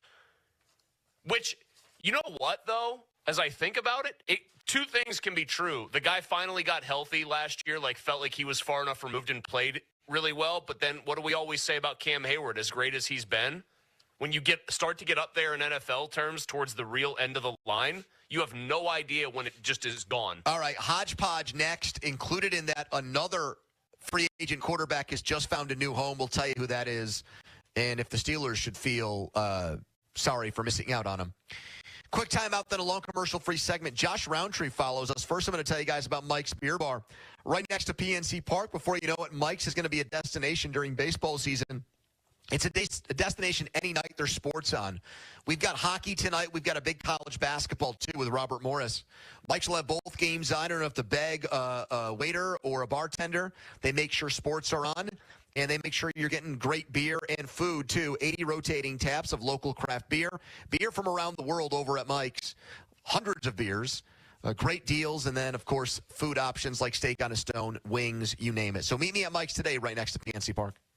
Kevin Rapp, Mentality founder here with a wake-up call. You're running on fumes, gentlemen. Just 1/3 of the free testosterone you need. That's why you're drained, defeated, and disgusted with your progress. But here's the truth. Mentality doctors specialize in epic comebacks. Our clients show an increase of 30% testosterone levels within the first month. We don't just treat men, we reignite lives. Just imagine the focus, energy, and drive being restored. Your comeback starts now. Don't wait. Make this your best year yet. Start today at mentalityhealth.com/radio. Breaking news coming in from Bet365, where every nail-biting overtime win, breakaway, pick six, three-point shot, underdog win, buzzer beater, shootout, walk-off, and absolutely every play in between is amazing. From football to basketball and hockey to baseball, whatever the moment, it's never ordinary at Bet365. Gambling problem? Call 1-800-GAMBLER. 21 plus only. Must be physically located in Pennsylvania. Get ready to score big during the 3-point savings event at Spitzer Toyota Monroeville. Panda, ready to tell them how? Simply pick your vehicle, then roll home with 1, a huge Spitzer discount, 2, special low financing, or 3, more for your trade. Whatever you choose, it's a slam dunk. Plus, you'll get a lifetime warranty on new Toyotas, and fresh hybrid inventory is arriving weekly. So, make a fast break to Spitzer. Whack more, spend less at Spitzer Toyota Monroeville. Our world revolves around you. Do you want to walk, play pickleball, and enjoy other fun activities to stay healthy but cannot because you're in pain? You deserve a better life, and the Good Feet store can help. I just had difficulty walking. I could not walk in bare feet at all. Do you keep buying new shoes and inserts from the store or online with little or no relief? I tried all kinds of shoes. It was the arch supports that made the difference from the Good Feet store. Thanks to the Good Feet store, I'm bowling 3 nights a week, pain-free. Don't let foot pain get in the way of staying healthy and having fun. Stop by the Good Feet store today with your favorite shoes. We'll personally fit you with high-quality arch supports to ensure your comfort. Come to the Good Feet store today and live the life you love. Visit us in Robinson, Robinson Town Center, in Cranberry Township, in Morgantown at Suncrest Town Center, or book your free fitting at goodfeet.com. Good Feet arch supports are proudly made in the USA. Come in and take a free test walk today. Chris Muller here for Choice Cabinet. Are you a contractor? Maybe you're a DIY enthusiast. Or maybe you're just someone thinking about redoing a kitchen or bathroom. You might not know this, but the average wait time for cabinets is 8 to 12 weeks. Who wants to wait that long? Check out Choice Cabinet instead. Choice Cabinet has over 65,000 cabinets in stock. These cabinets are all wood with 10 different paints and stains, and delivery is available in as little as 3 days. If you need cabinets, the choice is clear. ChoiceCabinet.com. SchultzFord.com. SchultzFord.com. SchultzFord.com. SchultzFord.com. The PM team is brought to you by Mike's Beer Bar on the North Shore. Meet me at Mike's. Afternoons with Pony and Muller. Andrew Filipponi and Chris Muller. Sports Radio 93.7. The Fan. 50-minute mark on the Fan is brought to you by South Hills Chrysler Dodge Jeep Ram Route 19 at Peters Township. It's time for the Hodgepodge, brought to you by Two Men in a Junk Truck. Visit them, twomeninajunktruck.com. This is a hodgepodge of nothingness. 93.7 The Fan of the Pirates want to visit your teams in action for our youth baseball and softball showcase. Parents and coaches send an email to us at youthsports@937thefan.com to register your 12 and under team. And 93.7 The Fan may make a stop to your field. Details at 937thefan.com. Paul Skeens made another spring training start today against the Yankees. Yankees are up you-know-what creek because Garrett Cole is out for the year. Skeens went four hits, 1 run, 2 walks, 5 strikeouts, 3.6 ERA so far in spring training, but he's experimenting with his new pitches like his sinker, his two-seam fastball, not his splinker, which he still has very much in his repertoire. Worth repeating, after Pitt lost in its season, came to an abrupt end after there was so much hope in January. That Paul Skeens is the best thing we have going for us in Pittsburgh sports.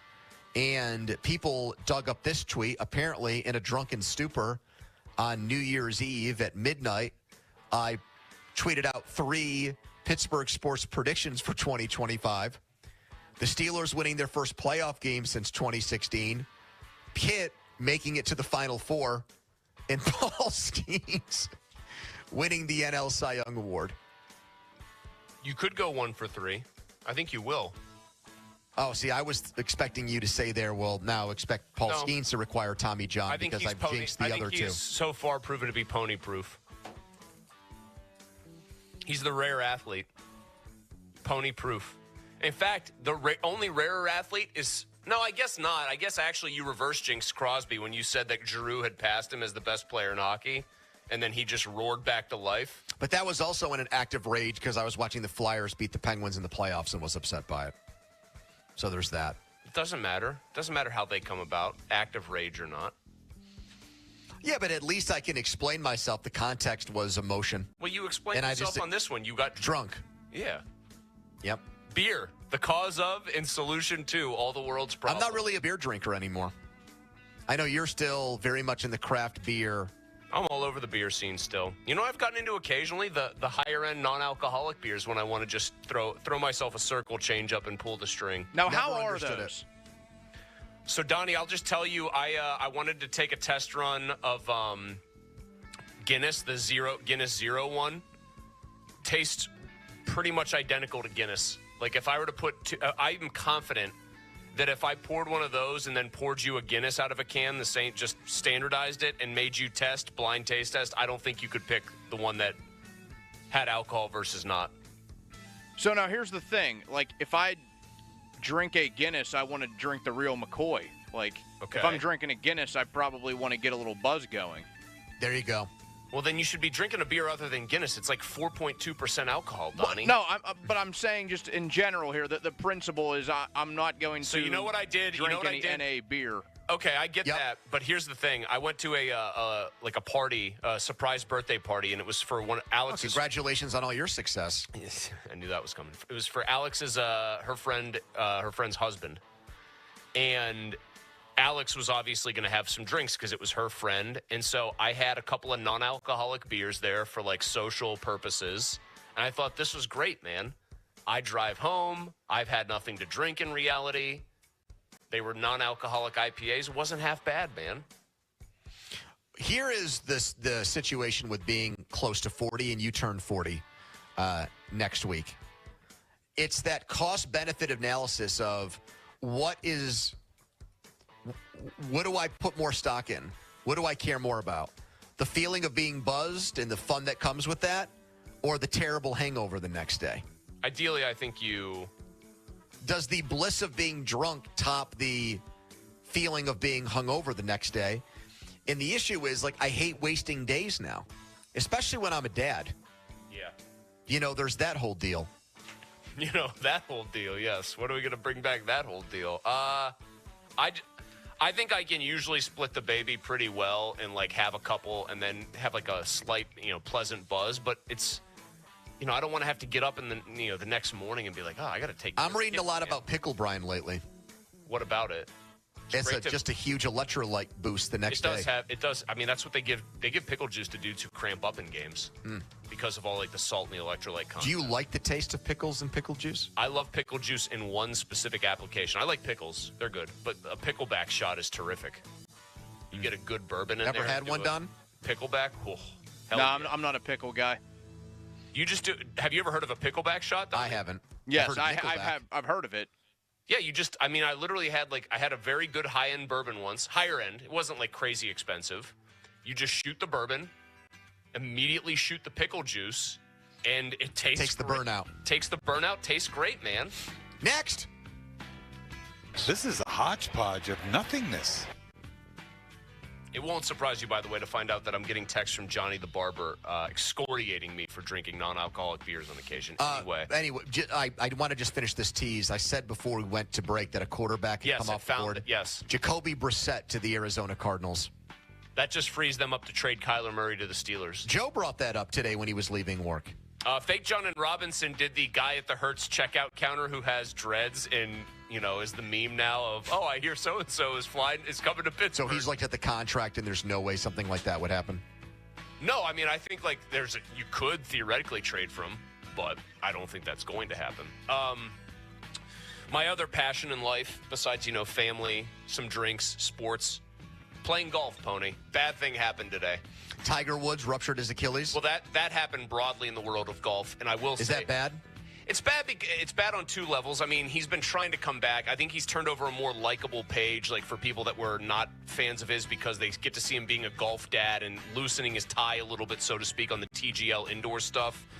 He probably should not play competitive golf anymore because his body's just breaking. So that sucks. It also sucks for golf that he is still by far the biggest draw in the sport, even though he hasn't competed other than one incredible out-of-nowhere lightning bolt major in 2019. He hasn't competed seriously since, really, and he won't compete seriously. I ate the whole thing by myself, watching that, Permani's pizza. Because you were, nervous? Well, Amanda was out of town, and sometimes, when I was younger, I would, binge eat you would bad gorge. foods. Yeah. Yeah. Anyway, so what I wanted to say that was bad, though, I went and I was excited to go get fit for some new golf clubs today with a buddy of mine who does these fittings. And we went through the stuff that I told him I wanted to go through, and I was like, all right, I'm going to buy all three of these, and I'm going to buy this. So this is my big splurge. Then I said to him offhandedly, honest dude, I said, hey, driver technology, newest and greatest, right? Yep. Last time I bought one was 5 years ago or whatever. When's the next time you think in the cycle that it's going to be something really good? He gave me this sad dog look. He goes, I got to be honest. It's this year. So what did I do, Pony? I said, well, I've got to try it if you've got the time. You know what the worst possible thing you could do in that situation is? Hit it great. And? I did. Congratulations again on all your success. Do you know why that's going to be a bad thing? Because you're going to buy that driver. Yes, I am. Man, I didn't know that you had to update golf clubs that often. I mean, you don't. My irons that I bought from him 5 years ago, I bought it all at once. I'm not going to update those for probably another 8 to 10 years, if not longer.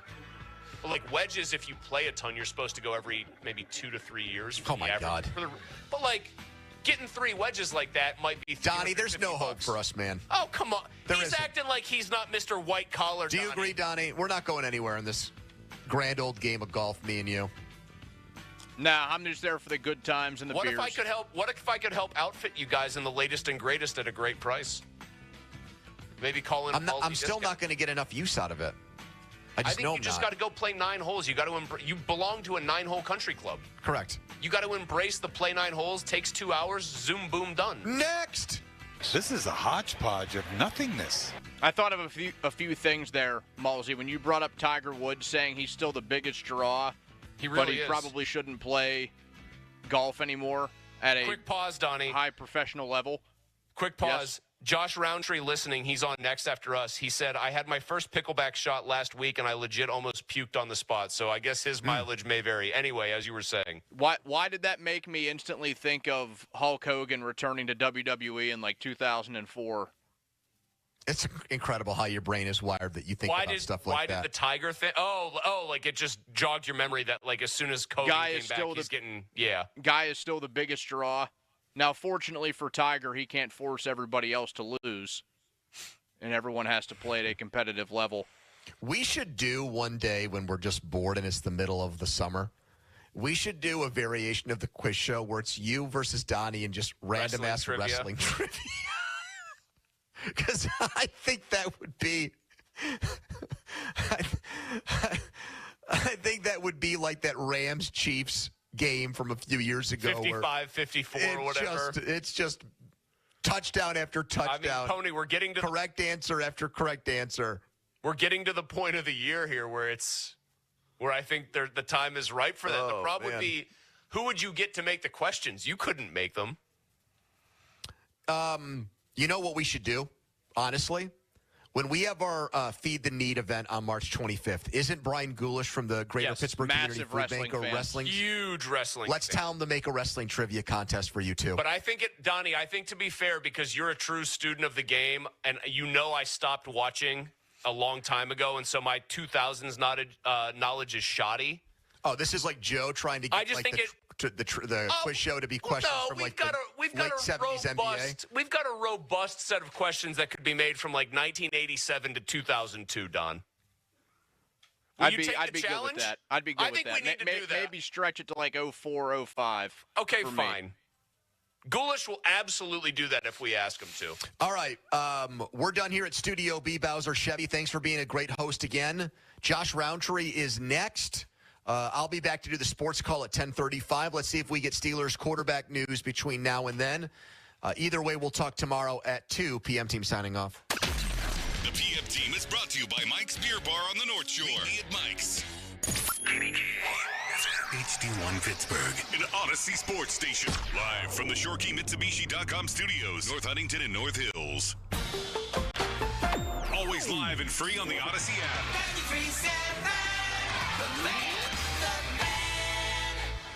Why wait weeks or even months to service your vehicle? Introducing Car Care Express at Mike Hamlin Hyundai in Greensburg. Servicing almost every make and model. No appointment necessary. Come in today. Is your check engine light on? Come in today. Oil changes, brake and tire service, filters, fans, belts, fluids, you name it. Our technicians are ready to service your vehicle today. Plus, new Hyundai owners receive complimentary maintenance. No appointment necessary. No phone call needed. Service your vehicle today with Car Care Express at Mike Hamlin Hyundai in Greensburg. It's Nicholas Harry Callis here from the Fan Morning Show. I remember last March pretty vividly. I dropped 40 pounds with weight loss medications. The weight loss was great. Definitely thought I could lose more, but I couldn't keep taking the pills and injections. I wasn't allowed to eat more than 1,000 calories all day, because if I did, I was going to have to use the closest trash can. So I stopped taking them, and sure enough, the weight all came right back. That was my experience, and I can only speak to that. As you know, I've since started Awaken 180, and I wanted to tell you that story to demonstrate just how different Awaken 180 is. Losing weight doesn't require feeling like I did, and doesn't have to include the short or long-term health risks. This isn't to scare you from weight loss meds. It's to tell you that there's another, better option. I feel great losing weight with Awaken 180. I'm happy, I'm energetic, I'm confident, and I'm back on the baseball field. If losing weight and enjoying the process sounds good to you, then do what I did and choose the medication-free solution for weight loss. Go online for your free consultation at awaken180weightloss.com. Attorney advertising. Local counsel Rodden and Breslin attorneys at law. Paid after dramatization. Past results do not guarantee future results in each case. What's the dog name again? His name is Top Dog. Tell the dog to go bite him. Tell the dog to go sick him. He got me hurt. It was all his fault. I'm in a lot of pain. Tell the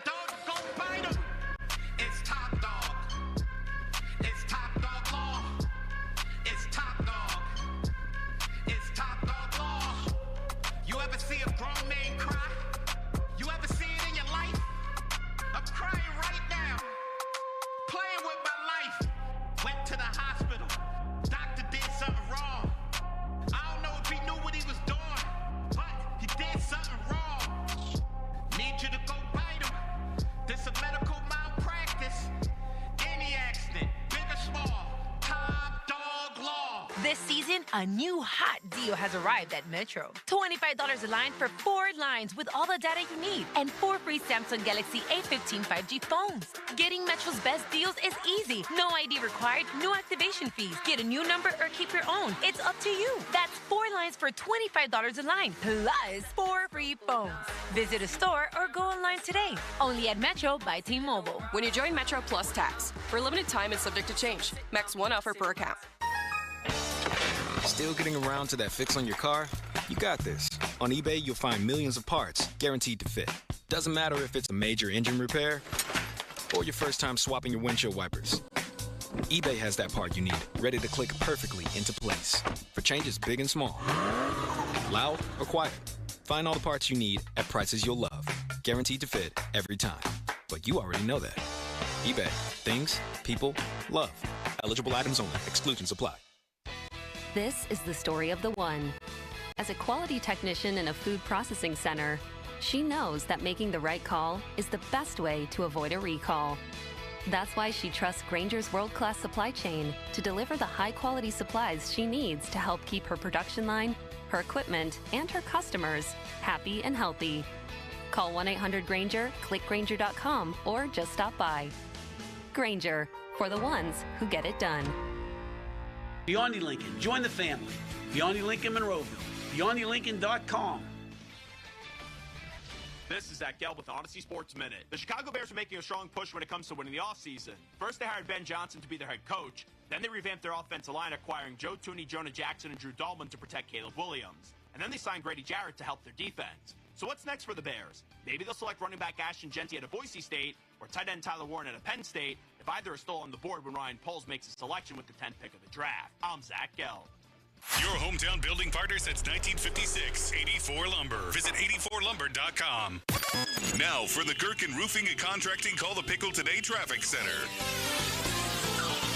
Still seeing some backup on the outbound side of the Parkway North here, moving slowly from the Veterans Bridge downtown all the way up to Hazlitt Street. I'm Kyle Fraunheiser. Over the past 10 years, the weight loss industry has seen it all. New medications, fad diets, sculpting, yet Awaken 180 still stands alone as the proven solution for lasting weight loss. Results at awaken180weightloss.com. Now, fan headlines powered by Bowser Genesis of Monroeville. All right, Joel Nelson for fan headlines. Earlier today, Pitt basketball fell to Notre Dame 55-54 in the ACC tournament. And tonight, the Penguins will host the Golden Knights at 7 o'clock. For more, get to 937thefan.com. Right now, it's a Tuesday night with Josh Roundtree. The Fan is covered by Top Dog Law. Top Dog get you top dollar. Go to topdoglaw.com. That's topdoglaw.com. Just listen. Talking all things sports all evening long. It's the Fan Evening Show. All right. On Sports Radio 93.7, The Fan.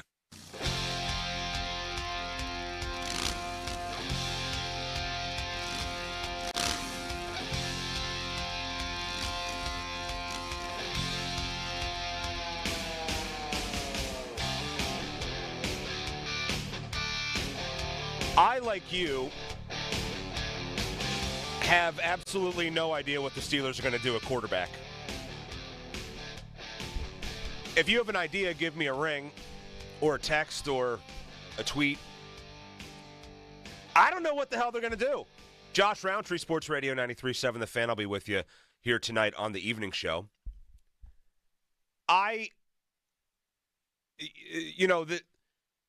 field is getting narrower here for them.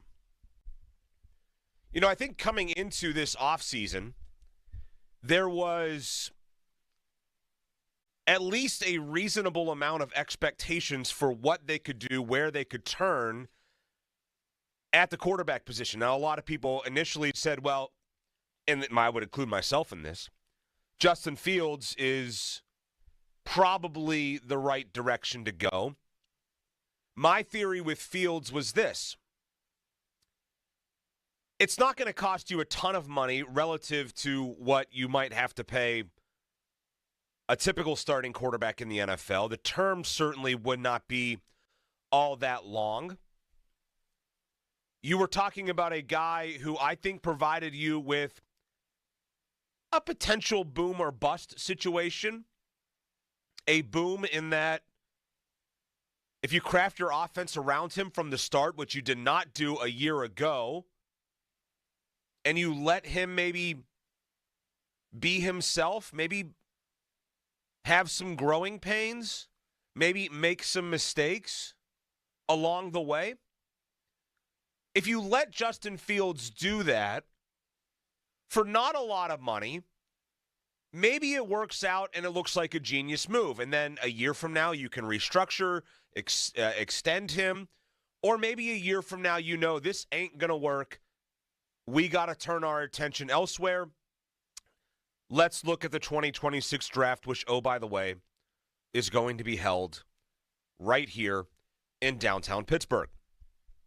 I thought Fields made sense in that regard.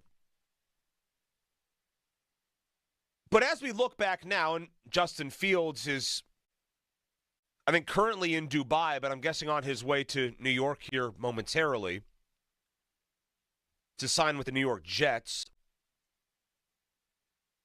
It is apparent now that the Steelers never really felt like Justin Fields was a true certifiable franchise quarterback option for them.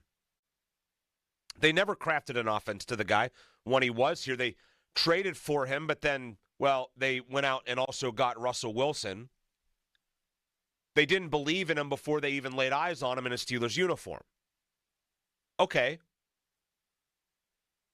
He goes out there, he has 10 touchdowns, 2 turnovers. He leads you to a 4-2 record. He wasn't phenomenal, but he was also running an offense that was not designed for him. But he goes to the Jets because the Steelers, A, didn't show him faith from the beginning, B, didn't show him faith financially, C, didn't show him faith schematically, and D, did not show him faith towards the future. At no point did the Steelers do anything that resembled believing in Justin Fields. It sort of reminds me of how they acted towards some other Steeler quarterbacks here in the post-Ben Roethlisberger era, where it is blatantly obvious that since Ben Roethlisberger left, they don't want a quarterback that is particularly prone to taking risk, that might turn the ball over. They didn't want that with Fields. They thought like that was going to be the issue with Fields. Of course, it was an issue with Fields at times when he was in Chicago, but I thought he did a better job of that in that brief sample size here in Pittsburgh. And I thought because of that brief sample size, coupled with the fact that, well, things did not exactly work out down the stretch with Russell Wilson, and seemingly it's better to dance with the devil that you know instead of the devil that you don't, I thought they would go with Fields instead of exploring the field, but they never showed belief in Justin Fields. And now as the market starts to, I want to say dry up, but at this point it's looking like Mad Max out there right now as far as a lack of bounty at the quarterback position. The Steelers are sitting here scratching their heads, it seems, trying to figure out if it's worthwhile to go spend a absurd amount of money on Aaron Rodgers or dance once again with an even older Russell Wilson. Not older than Rodgers, older than what Wilson was a year ago. They're screwed either way.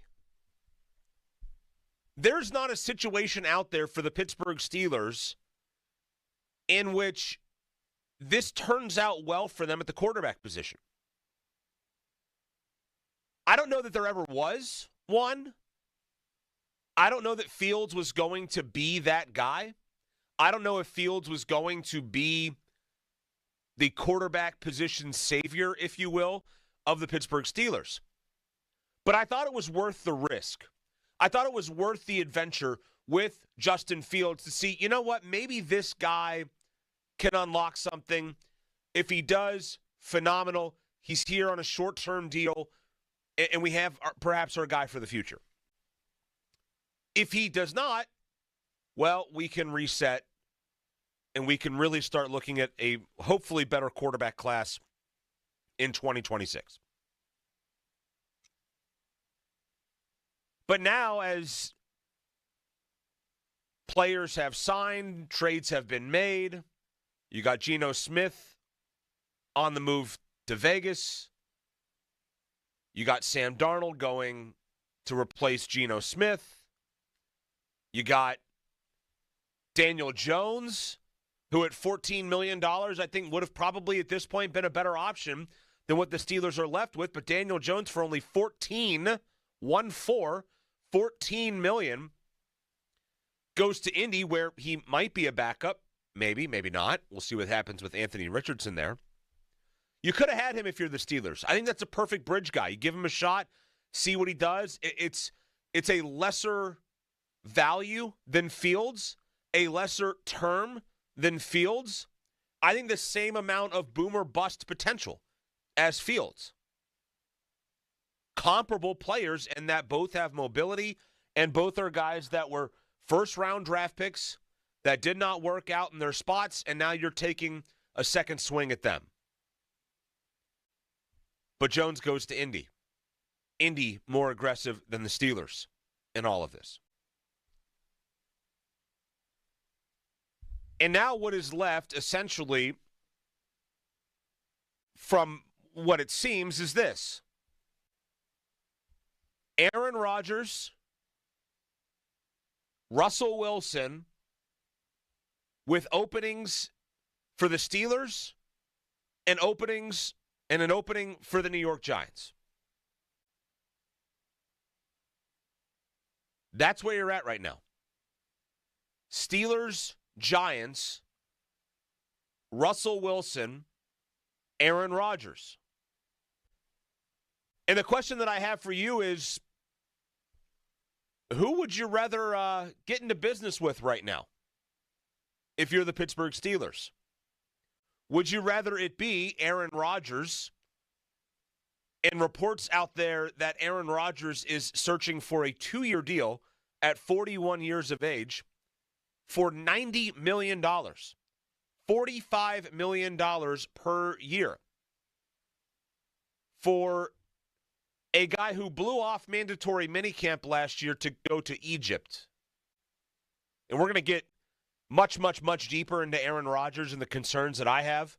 And who knows, maybe at some point during the course of this show, this will all be remedied and somebody will be quarterback for the Pittsburgh Steelers.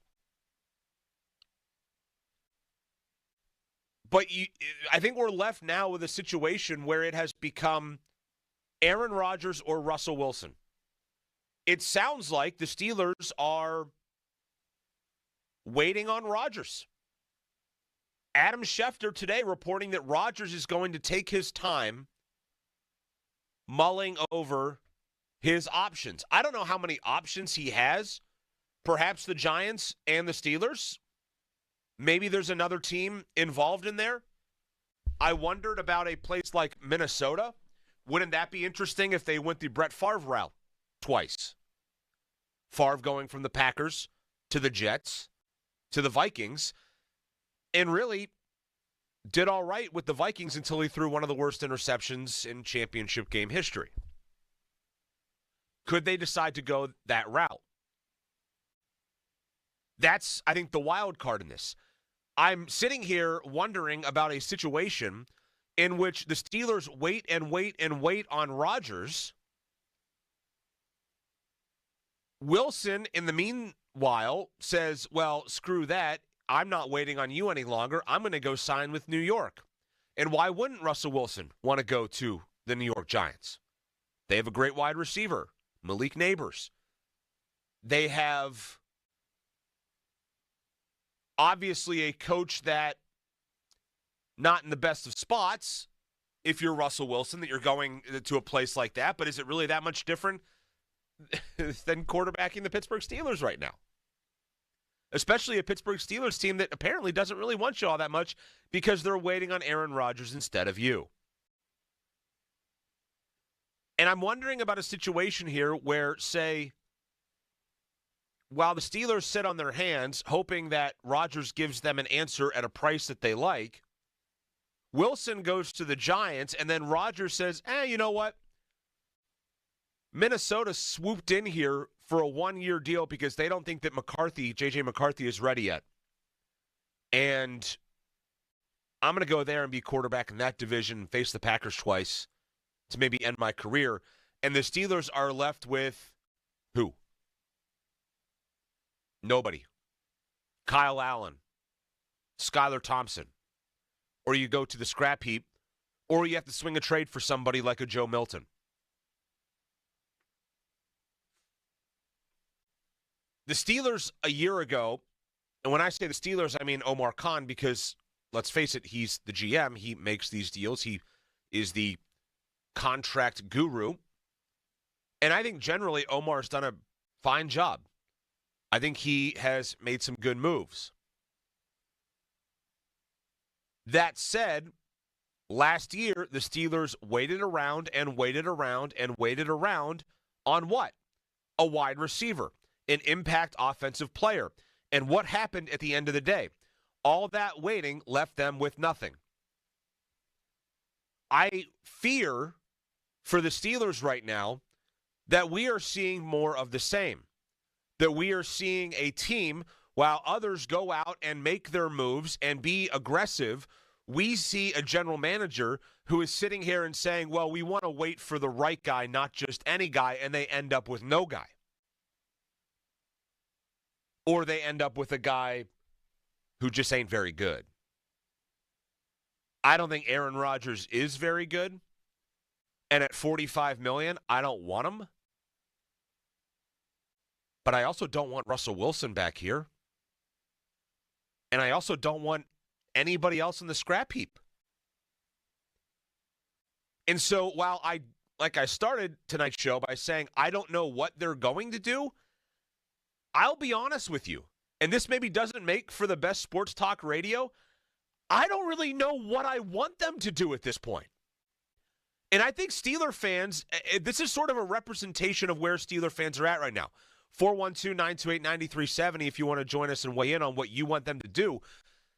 I think certain people have the mindset of this is what I want to do, but I think if you start going down the list here, you're going to have one person say they should just go back to Wilson. You're going to have one person say they should go to Rodgers. You're going to have one person say that they should just find somebody on the scrap heap. They should just do this. I think right now, collectively, Steeler fans feel how I feel in that I don't know what they should do. I don't know what the best path forward is right now for them. And the problem is, I think that they're in the same boat that I am in. I think they don't know how to fix the mess that they are in. It's not that they are waiting necessarily. It's not that they don't have ideas. It's just they are left in a spot where, much like the franchise is in general, they're stuck.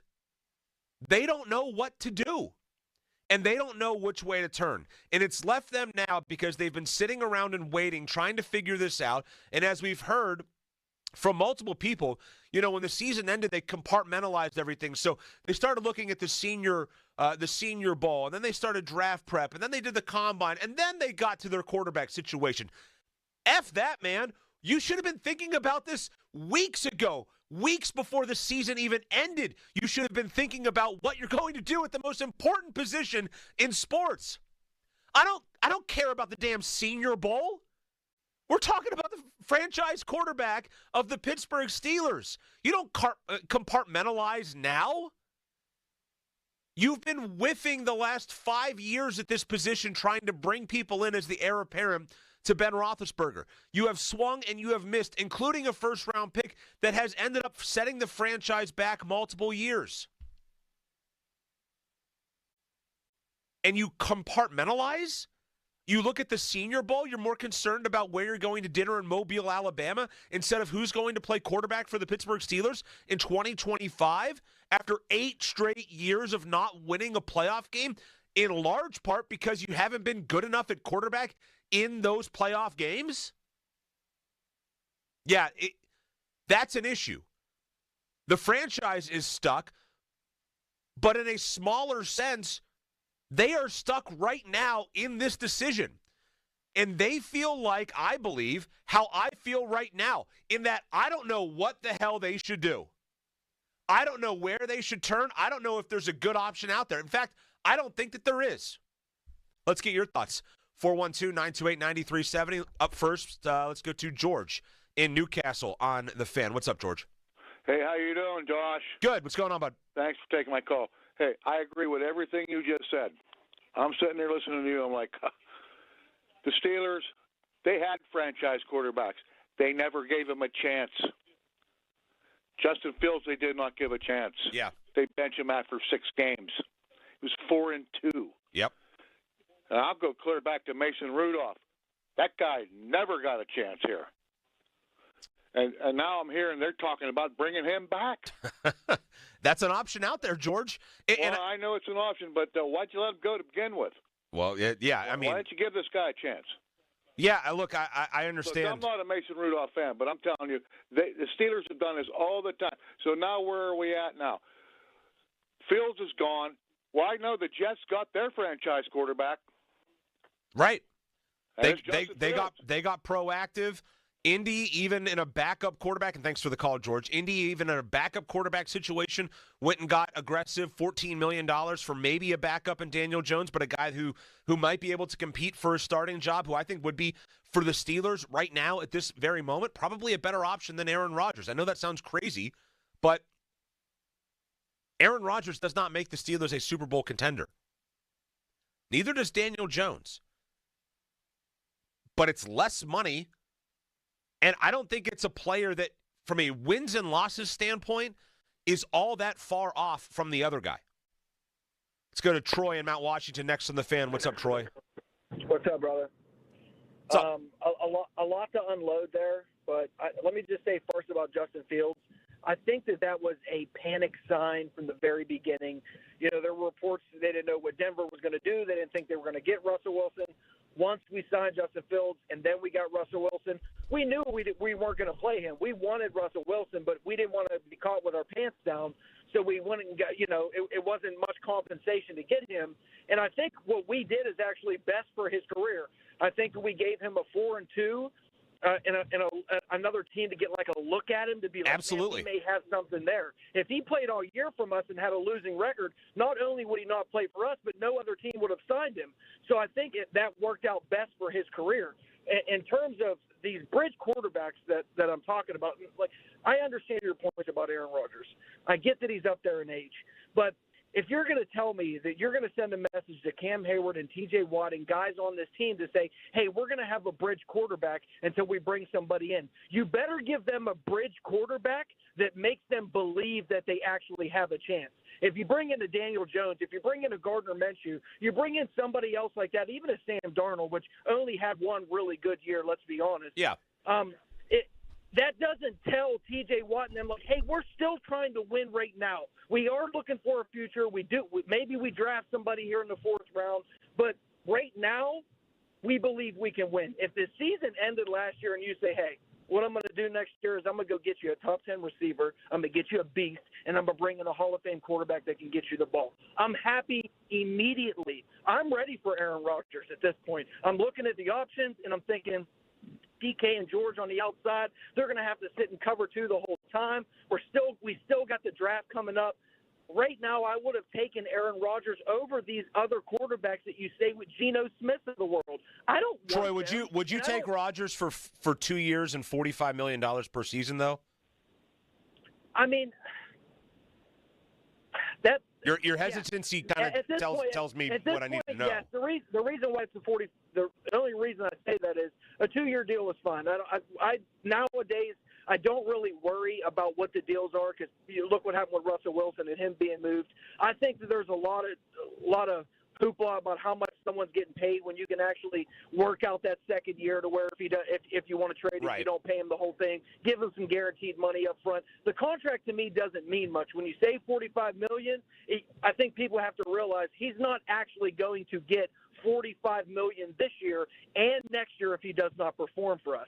So we can't look too detailed into how much money we're giving. We just have to look into what quarterback is best for us right now before everybody got signed, Geno, Sam Bradford, everybody in the world.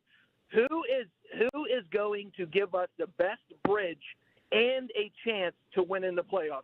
You can't tell me any of those quarterbacks will give us a better chance than Aaron Rodgers. Yeah, look, I agree with a lot of what you're saying, Troy. Thanks for the call. The one thing I will say in that regard, it's a lot of money, and yeah, you can wiggle around in that second year and figure things out, and a lot of that comes down to guaranteed money and all that. You know, they were lowballing Justin Fields on guaranteed money. Are they going to just jump into that guaranteed money pool with Aaron Rodgers, a 41-year-old who a year and a half ago blew out his Achilles 4 snaps into a season?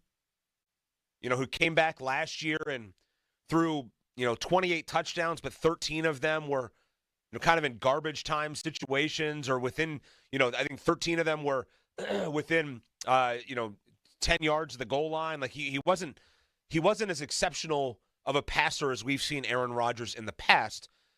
And I just don't know if you go that deep into guaranteed money with a guy with that. And again, look, in the NFL, like, money is sort of make-believe in a sense at times, especially when you're talking about 1 year. Like, well, if it doesn't work out, you got to pay the guy regardless. And, it sucks to flush $45 million down the drain. But we're also talking about a franchise that doesn't want to pay coaches to not work. So money does mean something. It's just a matter of, are you willing to take that risk with a guy like Rodgers? I don't have the answer. I don't. I thought I knew what I wanted them to do. It wasn't a great option. I wanted them to just give Justin Fields a 2-year deal, let him be the bridge guy. I thought, as Troy mentioned, it's a guy that you can sell to guys like T.J. Watt and Cam Hayward. Hey, look, yeah, this is a bridge guy, but it's also a guy that we think we can build with towards the future if we craft our offense around him. I know Aaron Rodgers is a big name, but I don't think T.J. Watt and Cam Hayward, you bring Aaron Rodgers in and all of a sudden they say, yeah, we're ready to go for a Super Bowl because we brought this guy in. I don't think that they see Aaron Rodgers in that light. At least they shouldn't. They should not. All right, we desperately owe for a break. I know we have a bunch of you on the line. We will get to you on the other side as we're talking about the potentially big news. Aaron Rodgers to the Pittsburgh Steelers, not a done deal. Sounds like Aaron Rodgers going to mull this over. It could take some time. Maybe we'll have an option tonight, or maybe we'll have an answer tonight, but we're going to talk about it until then. Fan text line brought to you by Edgar Snyder and Associates, a personal injury law firm. They always say there's never a fee unless we get money for you. I'm Josh Roundtree. This is the Fan Evening Show, Sports Radio 93.7 The Fan. Sports Radio 93.7 The Fan. After another disappointing end of the season, excitement for the Steelers wasn't high. Then Omar Khan got to work. Jim in Atlanta, thanks for waiting patiently. How you doing? Well, I've been a fan of the Steelers for over 50 years. I got to say, I had the most apathy going into this season since probably the early 80s, up until this morning. We're right here with you, Jim. Keep it here for the best coverage of the Steelers offseason. We are Sports Radio 93.7 The Fan. Now, fan headlines powered by Bowser Genesis of Monroeville. Pitt basketball fell to Notre Dame 55-54 earlier today. Penguins tonight at 7 o'clock take on the Golden Knights, and Robert Morris takes on Youngstown State at 7 in the Horizon League Tournament Championship. Winner heads to the NCAA tournament. Fan headlines are powered by Bowser Genesis of Monroeville. For more, go to 937thefan.com. Sports Radio 93.7 The Fan gets your day started with the latest in Pittsburgh sports with a Fan Morning Show with Doran Dickerson and Adam Crowley. Weekdays 5:40 to 10. Presented by Guardian Protection on Sports Radio 93.7 The Fan. Now for the Gherkin Roofing and Contracting Call the Pickle Today Traffic Center. Still seeing a lot of backup on the inbound side of the Parkway West. That congestion is stretching from 79 all the way to the Fort Pitt tunnels. I'm Kyle Fraunheiser. It's Chris Muller for Universal Windows Direct. Tax season is here, and you can make your home more comfortable and energy efficient with Universal Windows Direct's Tax Time Sale. Right now, buy 2 windows, get 2 free with no limit, plus pay no interest until 2030. And Universal Windows Direct is also giving you an extra $500 off your home improvement project this month only. Call 412-545 6003 or visit universalwindowsdirect.com to schedule your free in-home estimate today. Like me, you'll be saying, I love my windows. 2025 golf memberships at Rocky Gap Casino Resort and Golf are now available. This is a great way to enjoy Maryland's only Jack Nicklaus designed golf course. Golfers are drawn to the challenges and uniqueness that this 18-hole mountain course provides. You'll get special pricing, plus great benefits including discounts, reduced rates, and so much more. Go to cnty.com/RockyGap to learn more, or just call 301-784-8500. Maryland law requires an individual to be 21 years of age or older in order to enter the gaming floor or play video lottery terminals. Please play responsibly. For help, visit mdgamblinghelp.org or call 1-800-GAMBLER. Attorney advertising. Local counsel Rodden and Breslin, attorneys at law. Paid after dramatization. Past results do not guarantee future results in each case. What's the dog name again? His name is Top Dog. Tell the dog to go bite him. Tell the dog to go sick him. He got me hurt. It was all his fault. I'm in a lot of pain. Tell the dog to go bite him. It's Top Dog. It's Top Dog Law. It's Top Dog. It's Top Dog Law. You ever see a grown man cry? You ever see it in your life? I'm crying right now. Playing with my life. Went to the hospital. Doctor did something wrong. I don't know if he knew what he was doing, but he did something wrong. Need you to go bite him. This a medical malpractice. Any accident, big or small. Top Dog Law. That's the power of Bowser. Luck is on your side at Bowser Hyundai and Bowser Hyundai Chippewa. Save a pot of gold at Bowser Hyundai with 2.99% for 72 months on a new 2025 Tucson SE all-wheel drive, or lease for just $299 a month. And don't forget, all new Hyundais come with Hyundai Assurance and are backed by America's best warranty, 10 years, 100,000-mile powertrain limited warranty. Tax, title, and fees not included. Dealer doc fee of $477 applies with credit approval and financing through HMFC. Offer ends March 31st. Now that's the power of Bowser. Log on to BowserHyundai.com. Oh, that's the power of Bowser. BowserHyundai.com. Bowser Hyundai, Route 51 South on top of the hill. What would you do if you could go back in time with the tap of a button? Watch the ancient Egyptians build the pyramids? How'd they do it? Buy enough Bitcoin to purchase your very own private island. Or maybe just skip the joke that flopped at the holiday party. Unfortunately, we haven't figured out how to rewind time. But you can rewind live shows with the free Odyssey app. Never miss your favorite sports talk again. To get started, download Odyssey and search for your station. T-Mobile home internet is all about speed, value. What you doing, Zach? I'm rehearsing. There are so many benefits. You got to talk fast. T-Mobile home internet ranks #1 in customer satisfaction for home wireless internet by J.D. Power. Wow, you are good. Try singing it. T-Mobile has price lock. They won't raise your rate on internet. Hulu and Paramount Plus on them. Get T-Mobile home internet all in for just $55 a month with auto pay and any postpaid voice line. Additional terms apply. For J.D. Power 2024 award information, visit jdpower.com/awards. Mom, I need to lay low for a few days. Lay low? What's going on? I only paid for this Hyundai Tucson. Christopher Allen Lynch. Deal's so right, it almost feels wrong. Get the car or SUV you want at the Hyundai Getaway Sales Event. Right now, get 2.99% APR for 72 months on the Hyundai Santa Fe, Tucson, or Elantra. Visit your local Hyundai dealer today. Offers end March 31st. Call 562-314-4603 for details. This is Zach Gell with the Odyssey Sports Minute. The Chicago Bears are making a strong push when it comes to winning the offseason. First, they hired Ben Johnson to be their head coach. Then they revamped their offensive line, acquiring Joe Thuney, Jonah Jackson, and Drew Dalman to protect Caleb Williams. And then they signed Grady Jarrett to help their defense. So what's next for the Bears? Maybe they'll select running back Ashton Genty at a Boise State or tight end Tyler Warren at a Penn State. If either is still on the board when Ryan Poles makes a selection with the 10th pick of the draft. I'm Zach Gell. Thinking Lincoln? Think Beyond Lincoln. Beyond Lincoln Monroeville. BeyondLincoln.com. Metz Plumbing and Sewer Lining. We are experts in sewer clogs, repairs, and lining. Selling or buying a house? Trust our NASCO certified camera inspections for an honest assessment. Metz Plumbing and Sewer Lining. Sewers are our specialty. I'm Larry Kelly from the injury firm LGKG. My dad taught me that a handshake is an oath. I've taken that oath seriously as an injury lawyer fighting for the people of this region. If you've been injured, I want to talk to you personally. Call me. I'll call you back. 724-658-8535. Live from the ShoreKeyMitsubishi.com studios, North Huntington and North Hills.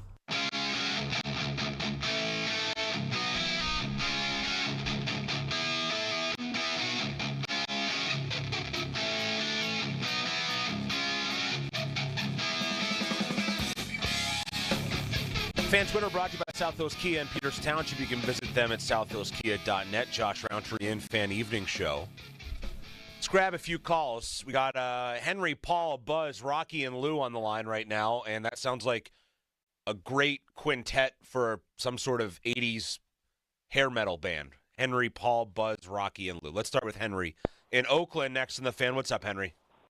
Ready to rock. What's good, Josh? Thanks a lot for having me on. I'm back in the Berg, everybody. I'm so glad to be on your show. I really appreciate it. So, I lived in Oakland. I lived in the Strip District. Oakland was home for me for like 8 years. Love the city. So many people out there. Shout out to Ant and Jess and Blaine. Regardless, though, okay. So with the quarterback situation, I know he played for the Panthers. My alma mater, held Pitt. I'm pretty happy that obviously the Steelers, the Starlers, were able to move on from Kenny moving forward. You got Russell, Super Bowl champ in the past, was able to make it happen for himself. Obviously, he had Marshawn. But now, more importantly, and I wish Kenny the best. No offense to anybody listening. I'm just a fan of his. He and I share childhood teams, and I was happy to see him get to play in the big game. But regardless, you guys now have DK Metcalf. The Pittsburgh Steelers with DK Metcalf. You could have me and you throwing him the ball, and you guys are going to do wonder play. He's going to be the solid third best wide receiver in Pennsylvania behind Smitty and AB, and he's going to be, top 3 in receptions in the league and top 3 in yards. DK is a beast, and the Steelers got a huge pickup there. Well, I agree with that, Henry, and thanks for the call. I mean, I think it's a great addition. It costs them a lot of money. I think the problem that I'm having with this from a standpoint, he's talking about the DK Metcalf signing, $33 million and 5-year deal. I think we've been so trained over the years to realize that wide receivers are not worth that much money, that now that they are, and they are getting that much money, it's kind of hard to swallow contracts like that for a wide receiver. But I do think that he obviously upgrades their room in a major, major way. And I think he upgrades them whether they keep George Pickens around or not. I think I would rather have DK Metcalf on my team than George Pickens. Both of them are, and we'll get into this a little bit later in the show, both of them are a little emotionally volatile at times. Both of them have very similar statistics. But I like Metcalf on the Steelers more than I like Pickens on the Steelers. And I am of the belief personally, Pickens got to go. He's got to go. And they got to then go use a pick or, maybe whatever's left in free agency. The time's starting to tick on that. But they got to find another receiver. And they don't have to get rid of Pickens now. But I would wait, maybe see what you get in the draft. Try to swing a trade at the draft, whatever, after, somewhere in there, look to trade, and then make that move and get him out of here because I don't think you win with guys like him. I think Metcalf is a better professional in that regard. He is a little bit of a loose cannon at times. I'll give you that. He picks up some bad penalties at times. I'll give you that. But I don't think Metcalf is showing up an hour and a half late for a football game. Or an hour late for a football game, whatever the case was, an hour and a half before the game when he's got to test out an injury in a critical game on Christmas Day against the Chiefs, and Pickens did that. To me, that's just inexcusable behavior, and it should come with consequences. And I would try to recoup what you gave up, if you can, for Metcalf. If someone offers you a 2 for Pickens, see ya, out of here. First bus, I'll buy him the ticket. Let's go to Paul, Washington County, next on the Fan. What's up, Paul? Hey, Josh, I'm having a hard time dealing with all these professional GMs calling. I'm glad Troy ain't the GM of the Steelers. I mean, what are we doing here? $45 million for Aaron one bad step, tear another Achilles Rodgers. I mean, do we really want this? We have issues on this team that are many, including the defense. We're not winning anything this year. Let's do the prudent thing and say, hey, Mason, 2 years, $15 million. Hey, Cal Allen, 2 years, $10 million. You got your quarterbacks for the next year. Yeah. Then you draft one next year. We're not winning anything. I mean, let's be realistic. Yeah, guys. no, look, Paul, I don't disagree with you on that. And, in fact, I've even thrown this out there from the day the season ended, was that I feel like probably the best path, if we're talking about a 10-year plan for the organization, is to not go all in on 2025 and to take a step back and say, hey, look, let's try to reset the franchise a little bit. Maybe that means trading a couple of guys who have big contracts who could bring us a lot in a return. The problem now, Paul, is they've already gone out and got a $150 million wide receiver. They're not getting rid of those high-end, high-contract, big pedigree guys like Watt and so on. They're not getting rid of them. If you're going to keep – and I think that they maybe should, and I can see a world where they should do that. But if they're not going to do that, then you have to go for it in 25. You can't just sit back and say, hey, look, we got all these pieces, we spent all this money, but we're going to let Kyle Allen be the quarterback of this situation. It doesn't make sense to do all of this extra work and then be left with that as the guy running the show for your offense. Hey, Josh, this is what happened. They weren't counting on Justin Fields to go somewhere else. They had all their eggs in the Justin Fields basket, and they got left at the altar. Let's talk realistically.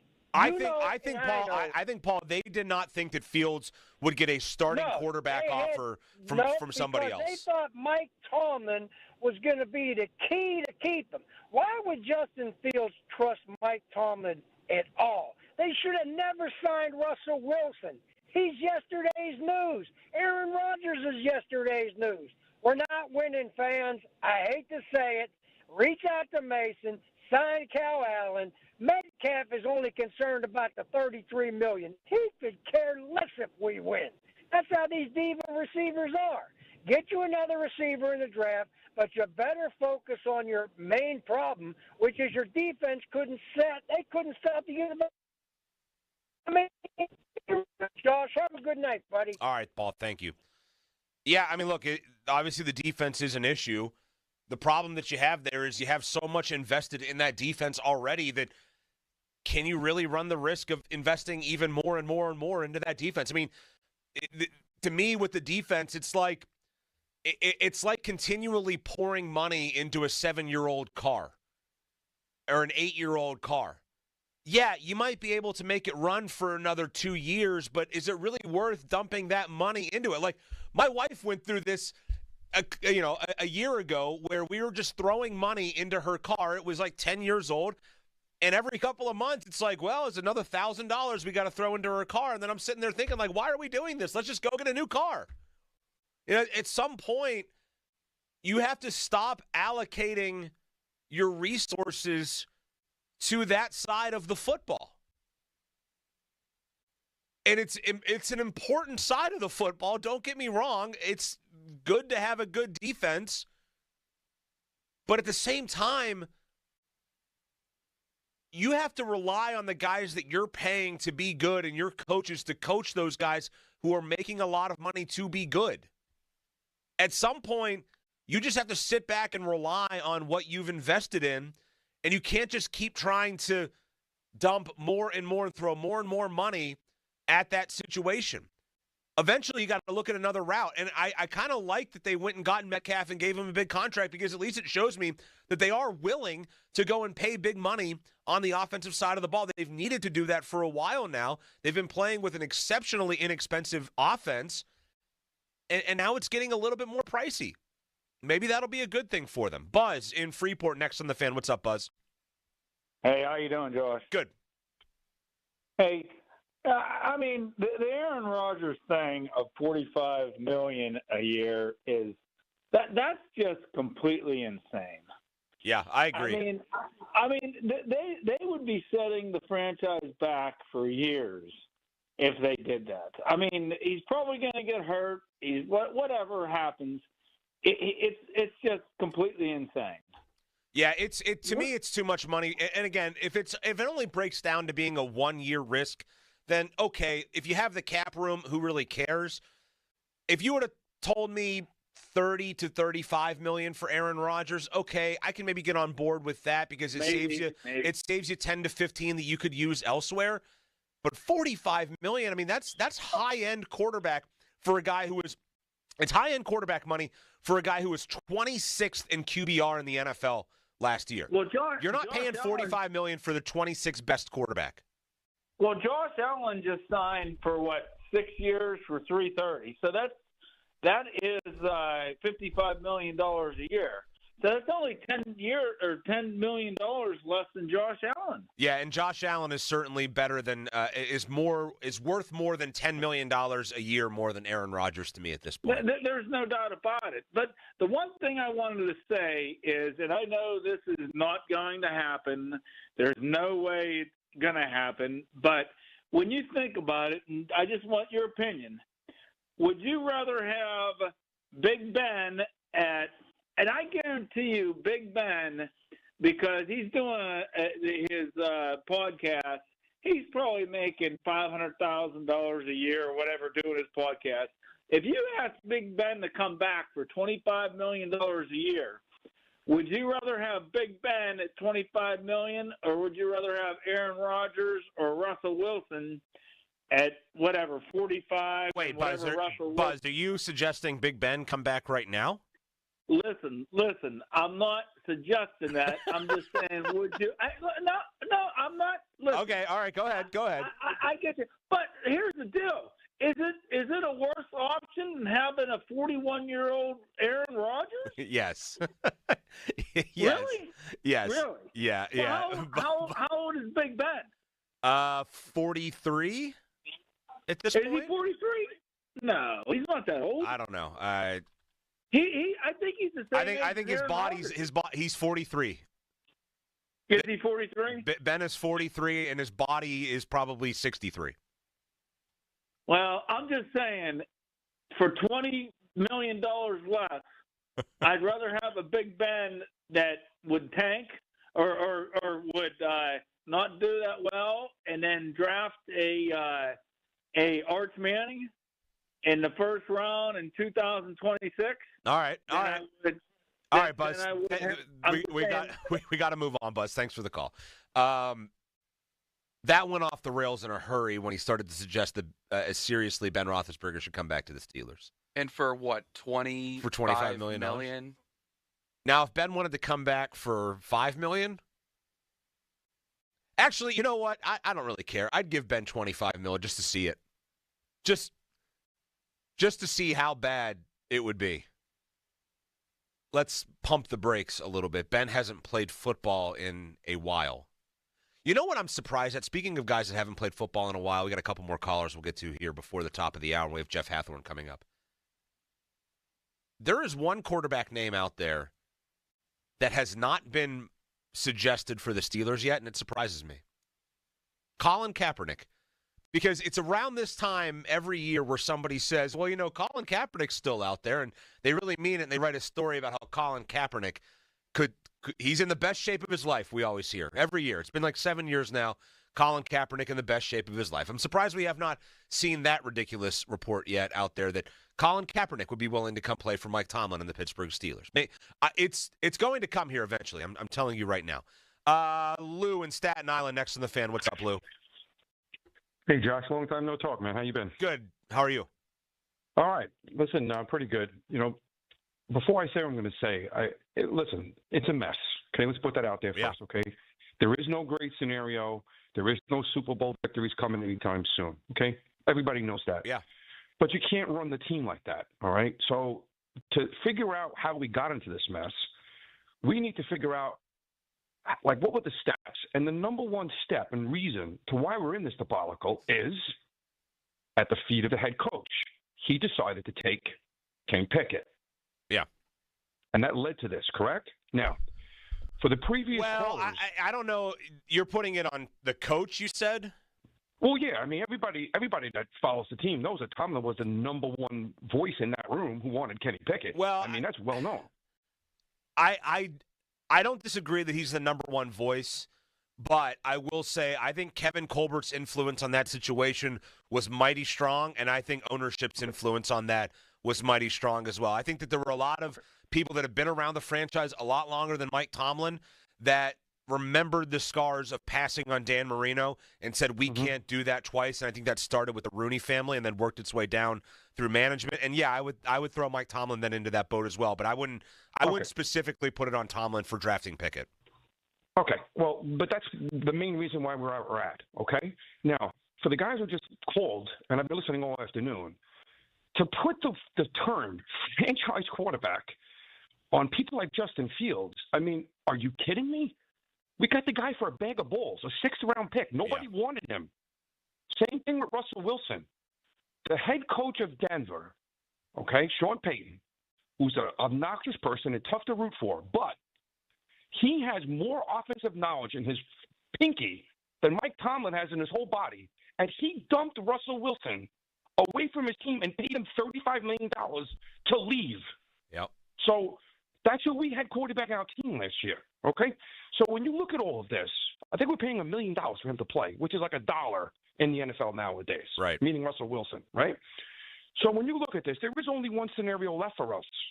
I told the guys yesterday, and they were surprised what I said, and that's this. It's Aaron Rodgers. I wouldn't pay him $45 million. That's absurd. But there is no more answer for us. It's not going to be none of these other guys hanging around. They're talking about bringing back what's his face that was on the team. It doesn't make any sense. It's Aaron Rodgers, $30 million a year, or you completely tank, which they should have been doing for the last 10 years. Tank the season and draft a quarterback next year when the draft is in Pittsburgh. Yeah, look, Lou, I appreciate the call. I won't go as far as to say they should have been tanking for the last 10 years, but the last couple, if you want to make that point that, maybe they should have tried to hit and I wouldn't say tank necessarily, but maybe hit a reset button. I think they thought Pickett would work out, though. And if Pickett did work out, this is a totally different situation, totally different conversation. They tried with a first-round pick and Pickett. They tried to get it right there. Was it a reach? Yeah, it certainly was. I think where they really messed up here, and I'm not saying that Pickett would have been the savior. Pickett made his mistakes. Pickett was not good enough. But to go and couple Pickett with Matt Canada was one of the, I think when we look back here, it will probably end up being a 15-year stretch of Steeler football that's not it's not ultimately that successful. The biggest mistake that they will have made in that stretch, to me, was not drafting Kenny Pickett. It was drafting Kenny Pickett and then pairing him with a guy totally incapable of running an NFL offense in Matt Canada. Rocky in Elwood City next on the Fan. Hi, Rocky. Hi, how you doing? Good. What I'd like to say is that I don't think what quarterback they got back there, if they don't straighten out that offensive line, get a good coach, or I don't know if the players are talented enough, it doesn't matter who's back there. They're not going to do anything. And as far as quarterbacks, Mason Rudolph really impressed me at the last 4 games with the Steelers. If the defense would have showed up the last game with him, they would have won it. I feel they got rid of their best quarterback, and they brought on 2 bums. I thought that was a joke to even do that. And now look at the mess they're in. Well, look, yeah, Mason Rudolph played well at the end of the year. Do you know what Mason Rudolph did last year in Tennessee? Well, that's a different team. That's a whole new thing. When you go into a whole new thing, it's not always that great. Well, you're not wrong, but he's coming back. He's coming back to a new team here, Rocky. And thanks for the call. I mean, ultimately, it's a new offensive coordinator. There's new skill position people in place like DK Metcalf. It's essentially an entirely reworked offensive line since he was here last. It's not like we're talking about Mason Rudolph coming back to the exact same situation. There's no more Deontay Johnson here. Who knows if George Pickens will be here or not? It's just not the same situation. And Mason Rudolph last year had 9 touchdowns and 9 interceptions and a QBR that was at 55.5. All right, one more call before the top of the hour. Derek and Latrobe next on the Fan. Hi, Derek. Hey, how you doing, brother? Thanks for taking my call. Good. Hey, so I just got two quick things kind of to say. One, listen, I'm a diehard Steelers fan, have been for 30-something years. I got to tell you, I'm not trying to put these up. I'm so sick of all these Steeler fans calling in just every year. We suck. Tomlin sucks. No one's any good. This guy's no good. There's a reason why, we're construction workers and blue collar, and we're not making millions of dollars being GMs of football teams. And the thing is, too, I just saw a thing today. The Steelers over the last decade, the last 10 years, have the second highest winning percentage in the NFL next to only the Chiefs. Yeah. It is hard to win a Super Bowl. It is hard to win a Super Bowl. And this fan base is so spoiled freaking rotten. Now, here's the only other thing I wanted to bring up here. Derek, before I let you finish there, let me just interject with this. Is it not, however, a significant letdown to have that many regular season wins over the last decade but not have a playoff win in the last 8 seasons? Oh, 1,000%. I agree with you 1,000% in that. And that's where I teeter on, hey, I get that 100%. I mean, it's hard for me too. I travel every year to away games, and then I'm like, man, I'm spending all this money and I'm not seeing the results. So I don't disagree with you there, or these other fans. I guess I just feel like you just had that caller just talking about Big Ben. I'm like, come on, dude. Big Ben. Let's be. Come on. And here's the other thing. Here's this other thing. I'm not super high on the Aaron Rodgers thing either. However, just hear me out on this. Here's the only thing, and then I'll let you go ahead and call in. But here's the thing with Aaron Rodgers. At this point, we don't. What else? What other better choices do we have? And the other thing I was just looking at was this. Go look at Aaron Rodgers' stats last year. His numbers, when he only played about half of the season, he was better than he was in the top 10 of the league in yards and touchdowns. I mean, the guy threw 20-something touchdowns. Yeah, 28 touchdowns last year. 28 touchdowns. What was it? 12 interceptions. 11 interceptions. However, 11 interceptions. However, his QBR was, and thanks for the call, Derek. We got to get to a break. Rodgers' numbers, I think, are misleading in that, he was 8th in the NFL in yards. He was 7th in touchdowns thrown. 28 to 11 touchdown interception ratio is not bad. However, the way that he got there is a bit concerning to me. And it reminds me a lot of Russell Wilson's numbers late. It reminds me of Russell Wilson's numbers in his second year with the Broncos before he came to the Steelers. On the surface, it looks pretty good. Aaron Rodgers' quarterback rating was 20. His QBR was 25th in the NFL. That is a bottom-tier quarterback by QBR. He had 4 touchdown passes against Miami late in the year, 3 touchdown passes against Jacksonville late in the year, but against good teams like Buffalo and L.A., they scored a combined 23 points in those 2 games. He had 1 touchdown and 2 interceptions and was sacked 5 times. He had a 1.1 QBR number in their 40-14 loss against Buffalo late in the season. To me, what does that say? You're going with exactly the same situation that you're in right now. It's that you have a guy that might be able to win you some regular season games, but when you have to play the good teams of the league, you're not going to be able to be competitive with a guy like Aaron Rodgers. All right, we got to get to a break. On the other side, our good pal Jeff Hathorn is standing by. I think he's down at the arena tonight for the Penguins Golden Knights game, but he's going to hop in and join us for a little bit here as we continue our talk about the Steelers with free agency going on. The 50-minute mark on the Fan brought to you by Southwest Chrysler Jeep Dodge, Route 19 in Peters Township. I'm Josh Roundtree. This is Sports Radio 93.7 The Fan. Now, Fan Headlines, powered by Bowser Genesis of Monroeville. Earlier today in the ACC tournament, Pitt basketball fell to Notre Dame 55-54. For more, go to 937thefan.com. Headlines powered by Bowser Genesis of Monroeville. Sports Radio 93.7 The Fan. This is Brian Reynolds. Just 16 days of Pirates baseball here on Sports Radio 93.7 The Fan. Raise the Jolly Roger. Our Pirates are ready for an exciting season. Catch all the action here. Presented by Hampton Beer Outlet. Drive a little, save a lot. Route 8 Hampton. Sports Radio 93.7 The Fan. Your hometown building partner since 1956. 84 Lumber. Visit 84lumber.com. HD1 Pittsburgh, an Odyssey Sports Station. Live from the ShoreKeyMitsubishi.com studios, North Huntington and North Hills. Always live and free on the Odyssey app.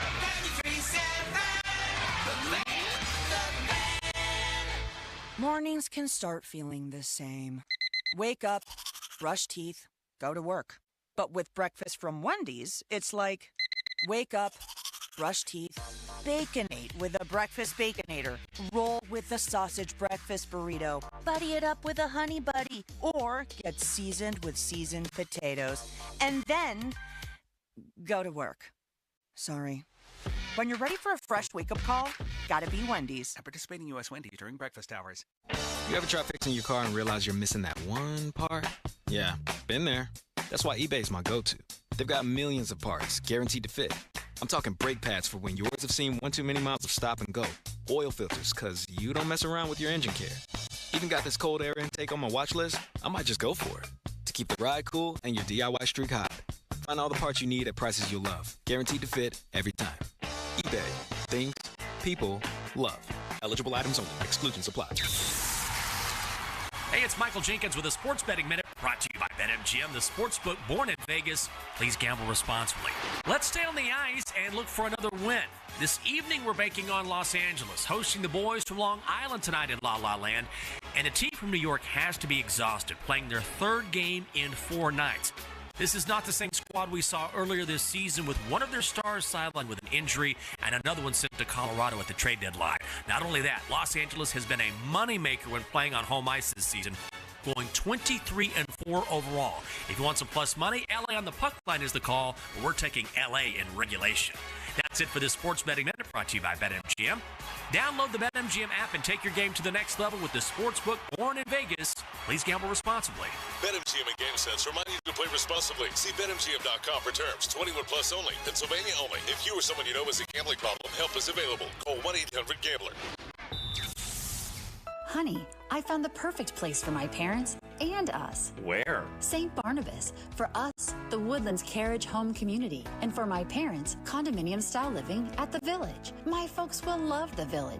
There's an indoor mall with shops, restaurants, and more. And we can relax, knowing they're safe and secure. That's what I plan to do when we move to St. Barnabas. Relax. Call 724-444-5568 or visit stbarnabascommunities.com. Mom, I need to lay low for a few days. Lay low? What's going on? I only paid for this Hyundai Tucson. Christopher Allen Lynch. Deal's so right, it almost feels wrong. Get the car or SUV you want at the Hyundai Getaway Sales Event. Right now, get 2.99% APR for 72 months on the Hyundai Santa Fe, Tucson, or Elantra. Visit your local Hyundai dealer today. Offers end March 31st. Call 562-314-4603 for details. Window Nation customers have been singing our praises for years. With fast, local service and a 96% customer satisfaction rating, the highest in the industry, it's no wonder. Here are real stories, real results from satisfied Window Nation customers. I researched window companies for the last year to see what the average prices were and the quality of work. Window Nation nailed both. Our Window Nation consultant, Daniel, was a 10 out of 10. They would not give up until they designed windows with safe, pure, and efficient material. Window Nation is amazing, legit, and affordable. Window Nation's highly durable, energy-efficient, customizable windows are built to last a lifetime. Right now, get 2 windows free with every 2 you buy. Pay no interest for 2 full years. But hurry, this offer ends soon. Schedule a fast in-home free estimate now. Call 866-90-NATION or visit windownation.com. That's 866-90-NATION. 866-90-NATION. I'm at the movies, asking people if they'll switch seats with me for $574. Here, take mine. So what about $574 if you switch your home insurance to Allstate? Too much work. Not if you call them. They handle the switching. Now, that's a plot twist. Shh. Check Allstate first, and you could save hundreds on quality home insurance today. You're in good hands with Allstate. Not available in every state. Based on the national average annual savings for new home insurance customers surveyed in 2023 who switched to Allstate and reported savings. Savings vary. Welcome to Staples. I hear Staples prints it all for any business? You bet, and we'll beat any print quote. So if I had a pizza place... Staples can print signs, menus, pizza boxes. A landscaping business? Oh, we can print yard signs, t-shirts, brochures. How about a pizza/landscaping business? I'll call it Dough and Mo. I like it. Right now at Staples, get up to $250 off your print purchase. N-Sport 5 exclusions apply. Visit staples.com/print for offer details. Price match guarantee valid in store and staples.com/print. Visit staples.com/price match for details. Someone had a birthday. Yep, 50. Can't believe it. 50 years of wisdom. Great segue. We have health news, a CDC update.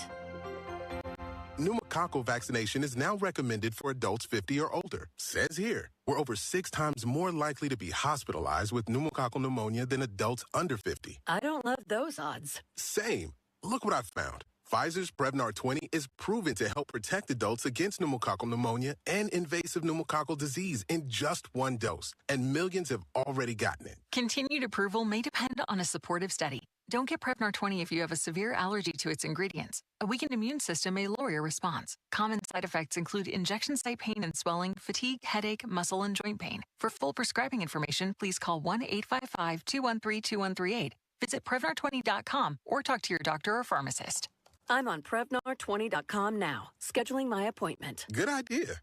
And happy 50th. If the slots are spinning, you could be winning. Head over to DraftKings Casino and reel it in. Play the classics you know and love, or try something new with DraftKings exclusive games. And with table games, live dealer, and huge jackpots in the lineup, there's something for everyone on DraftKings Casino. Plus, new players that give DraftKings Casino a spin can get 200 casino spins on a featured game. Just sign up with promo code THEFAN. That's promo code THEFAN. And wager a minimum of $5 to receive 200 casino spins on a featured game with promo code ROGAN. Only on DraftKings Casino. The crown is yours. Gambling problem? Call 1-800-GAMBLER. Must be 21 or older. Physically present in Pennsylvania only. Eligibility restrictions apply. New customers only. Non-withdrawable casino spins valid for featured game only and expire in 168 hours. See terms at casino.draftkings.com/promos. Ends March 16th, 2025 at 11:59 p.m. Eastern Time. Do you want to walk, play pickleball, and enjoy other fun activities to stay healthy but cannot because you're in pain?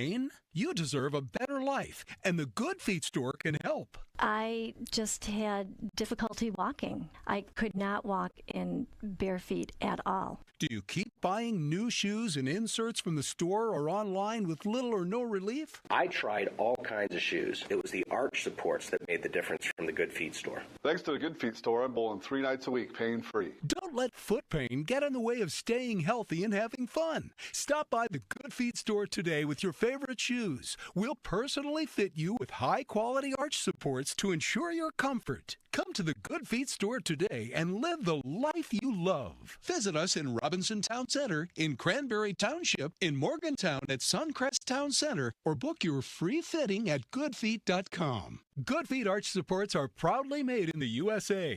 Come in and take a free test walk today. SchultzFord.com, SchultzFord.com, SchultzFord.com, SchultzFord.com. Text us on the Edgar Snyder and Associates text line at 412-928-9370. Edgar Snyder and Associates reminds you to text responsibly. Now, fan headlines powered by Bowser Genesis of Monroeville. All right, Joel Nelson for fan headlines. A little bit of AFC North news just coming down moments ago. Baltimore Ravens are set to sign wide receiver DeAndre Hopkins to a 1-year deal, according to multiple reports. More headlines at 937thefan.com. Jeff Hathorn joins the show next. The Fan is covered by Top Dog Law. Top Dog get you top dollar. Go to topdoglaw.com. That's topdoglaw.com.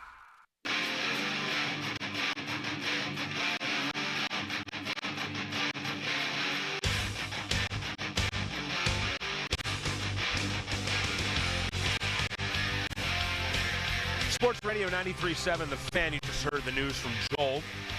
D-Hop going to the Ravens. They add another weapon for Lamar Jackson.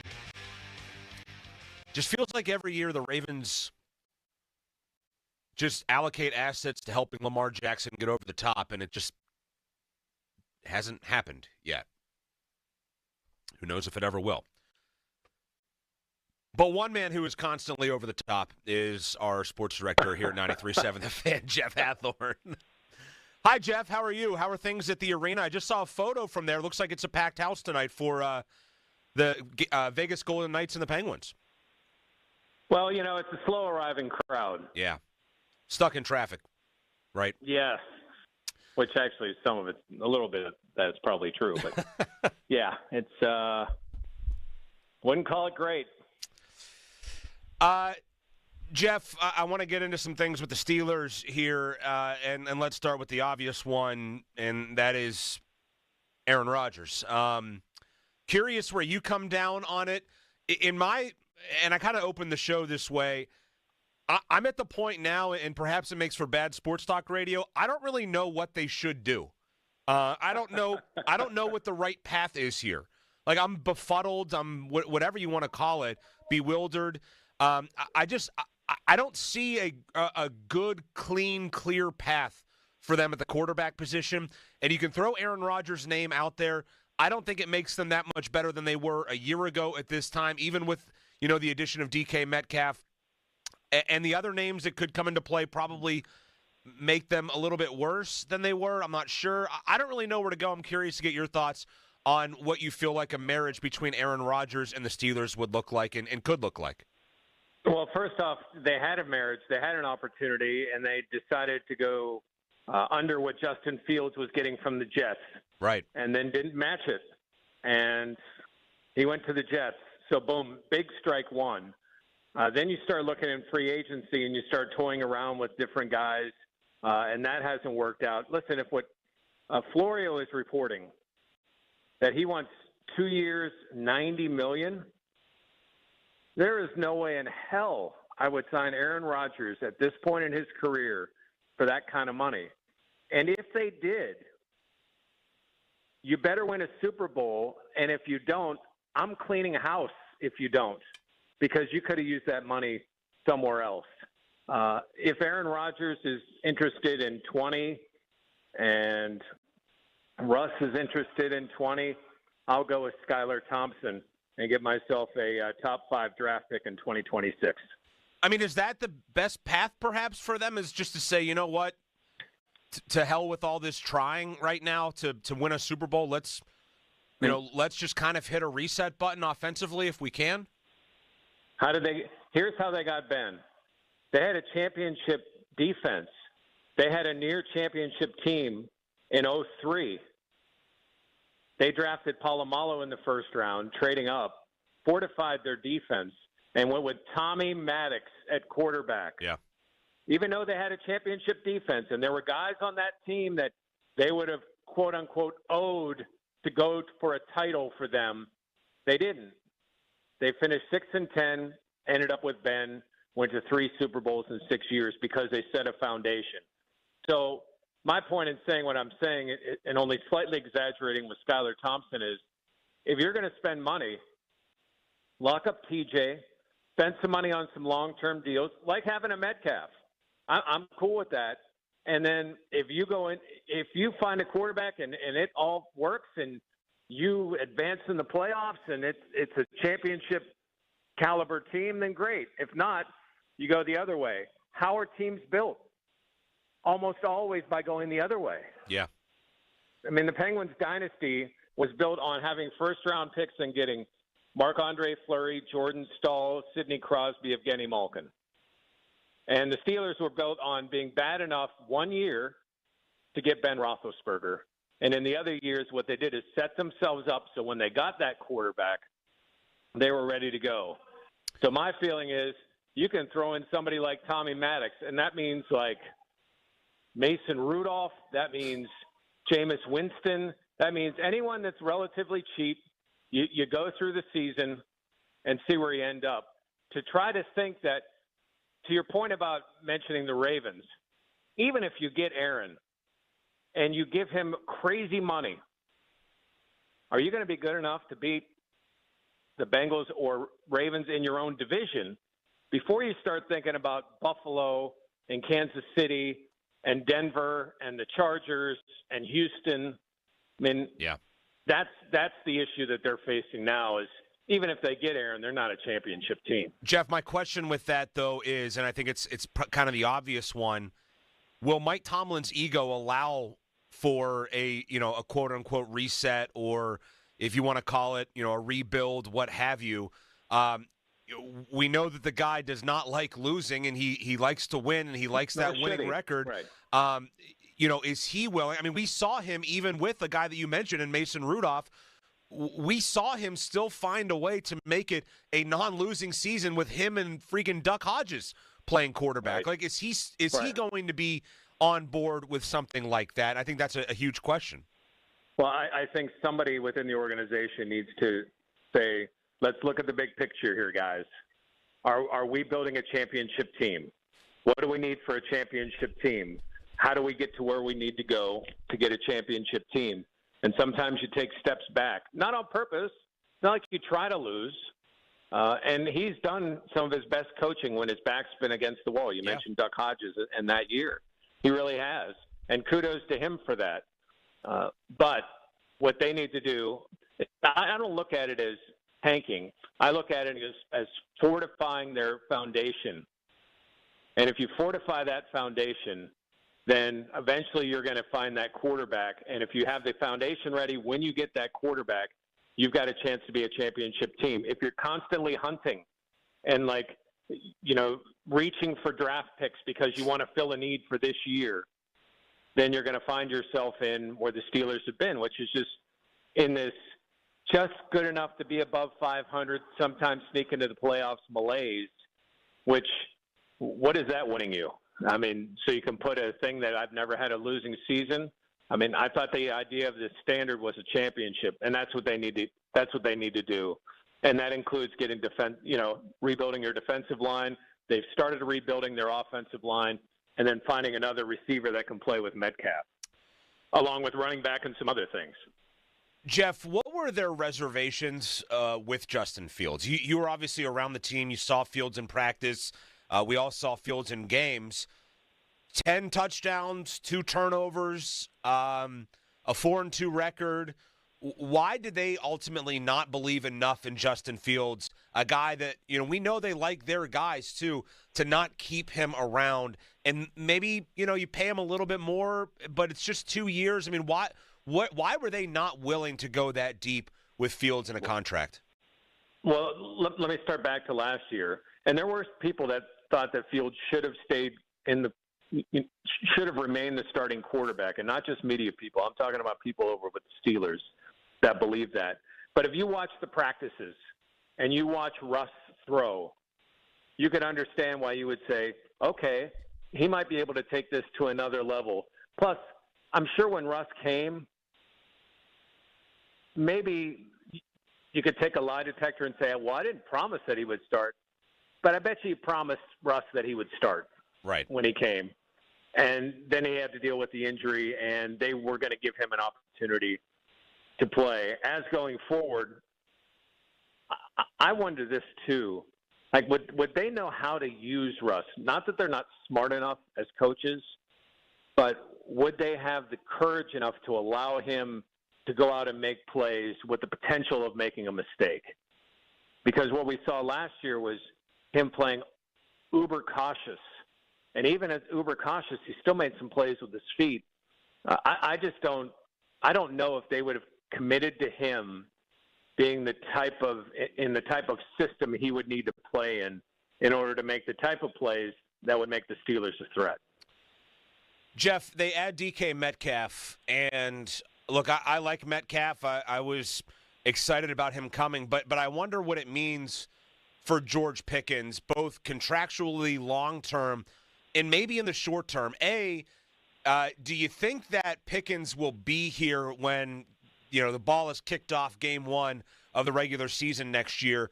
And B, if he is, how will that work between those two guys? Not that they're exactly similar, not that they're identical players, but they do kind of strike me as somewhat similar in that they're guys that I think really thrive on the home run ball. And not that you can't have two. Right. Right? Especially if you get Rodgers and you think you can win now. I understand the mentality of having two. I mean, that's up to the conversations they have with George. And I mean, how do you try to get into his head what really is going to happen when he comes into OTAs? Let's assume he's still on the team. There is one mentality where I'm sure his agent would be telling him, listen, George, you got a chance to make tens and tens of millions of dollars, or you have the chance to go on like a $8 or $9 million tryout contract. It's up to you.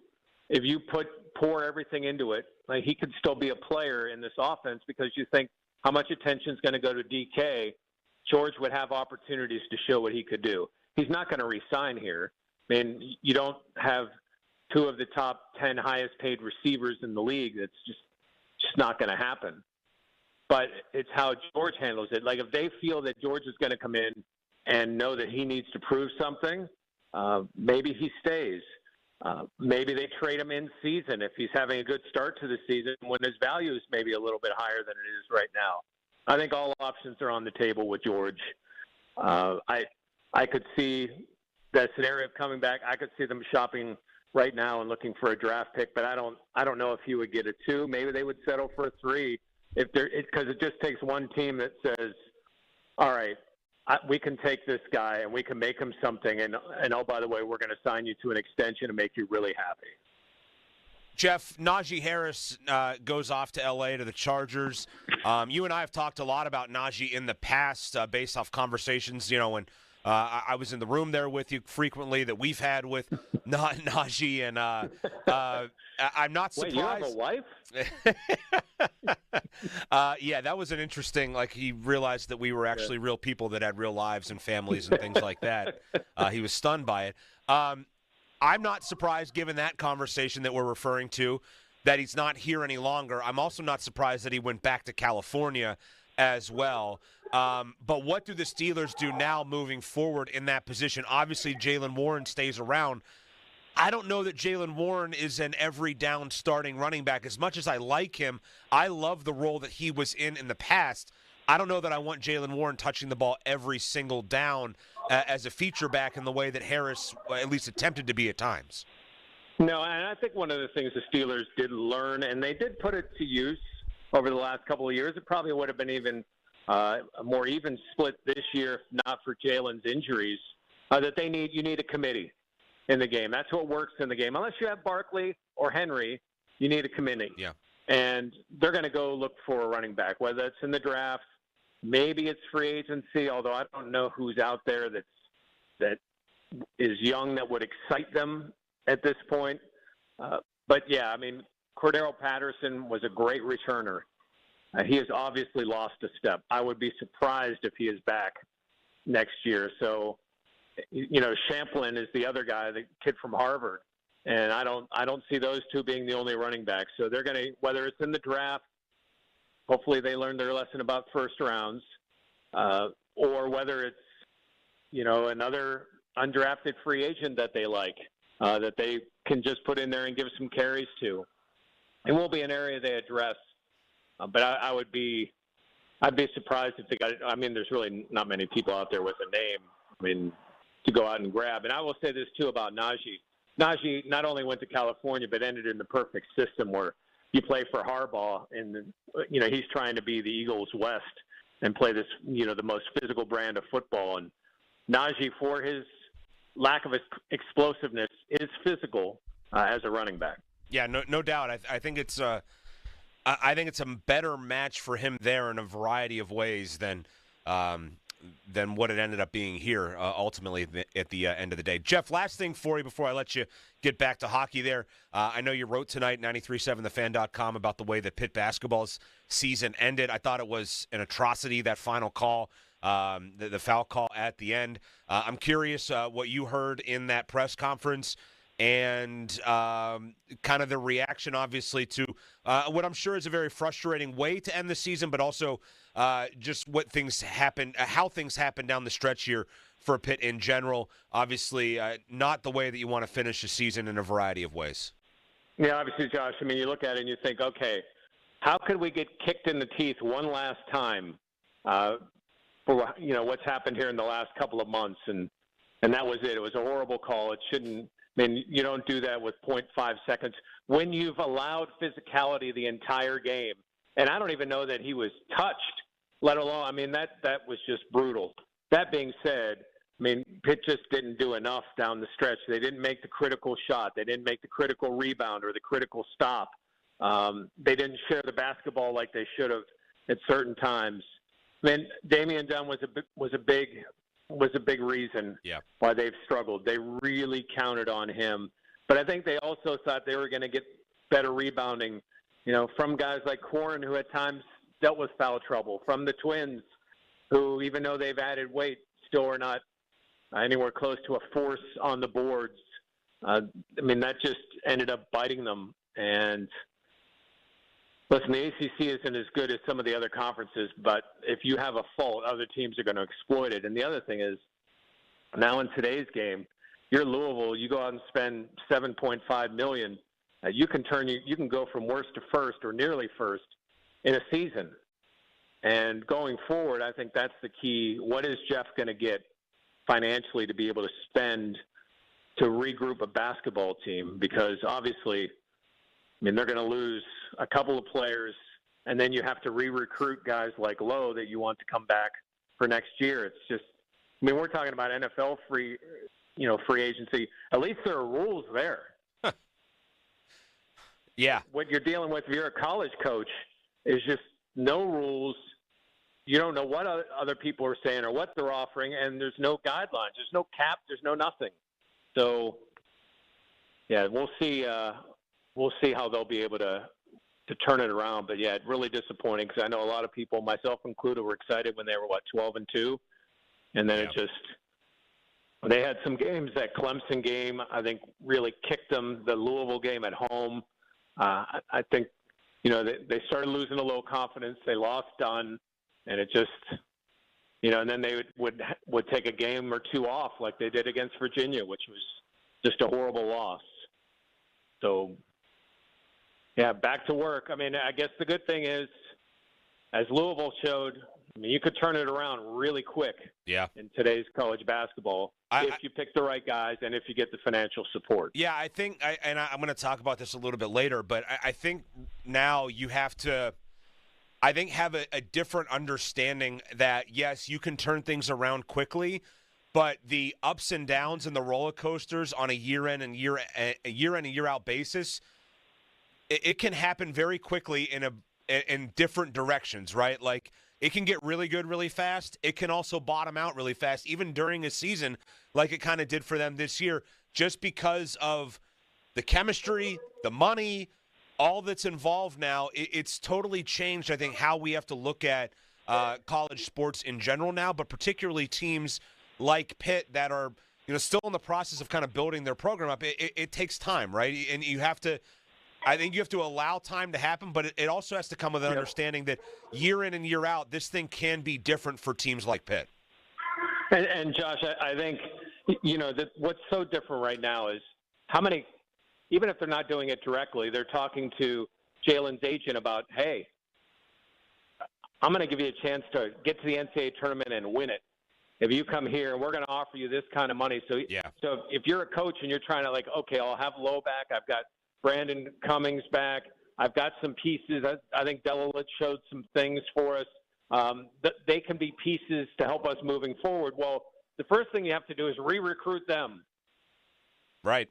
And then you have to go out and get the other players that you're looking for. And if it takes too long to re-recruit your own guys, you're going to lose out on the guys that are in the portal. So it's just, listen, these coaches make a lot of money. It's a great job to have. But I feel for them in trying to deal with this scenario that is in front of all of them right now. Yeah, no doubt about it, Jeff. Appreciate it as always. Enjoy the hockey, and we'll look for your coverage at 937thefan.com later. Thanks, Josh. All right, thanks, Jeff. All right, excuse me, Jeff Hathorn joining us here on the Fan text line, brought to you by Edgar Snyder and Associates, a personal injury law firm where they always say there's never a fee unless we get money for you. The Fan and the Pittsburgh Pirates want to visit your teams in action for a youth baseball and softball showcase. Parents and coaches, send an email to us at youthsports@937thefan.com To register your 12 and under team, and 93.7 The Fan may make a stop to your field. Details at 93.7thefan.com. And we will be right back as I want to keep this Aaron Rodgers conversation going. A couple of things I think stuck out to me when we talk about who exactly are the Steelers getting if they are to get Aaron Rodgers.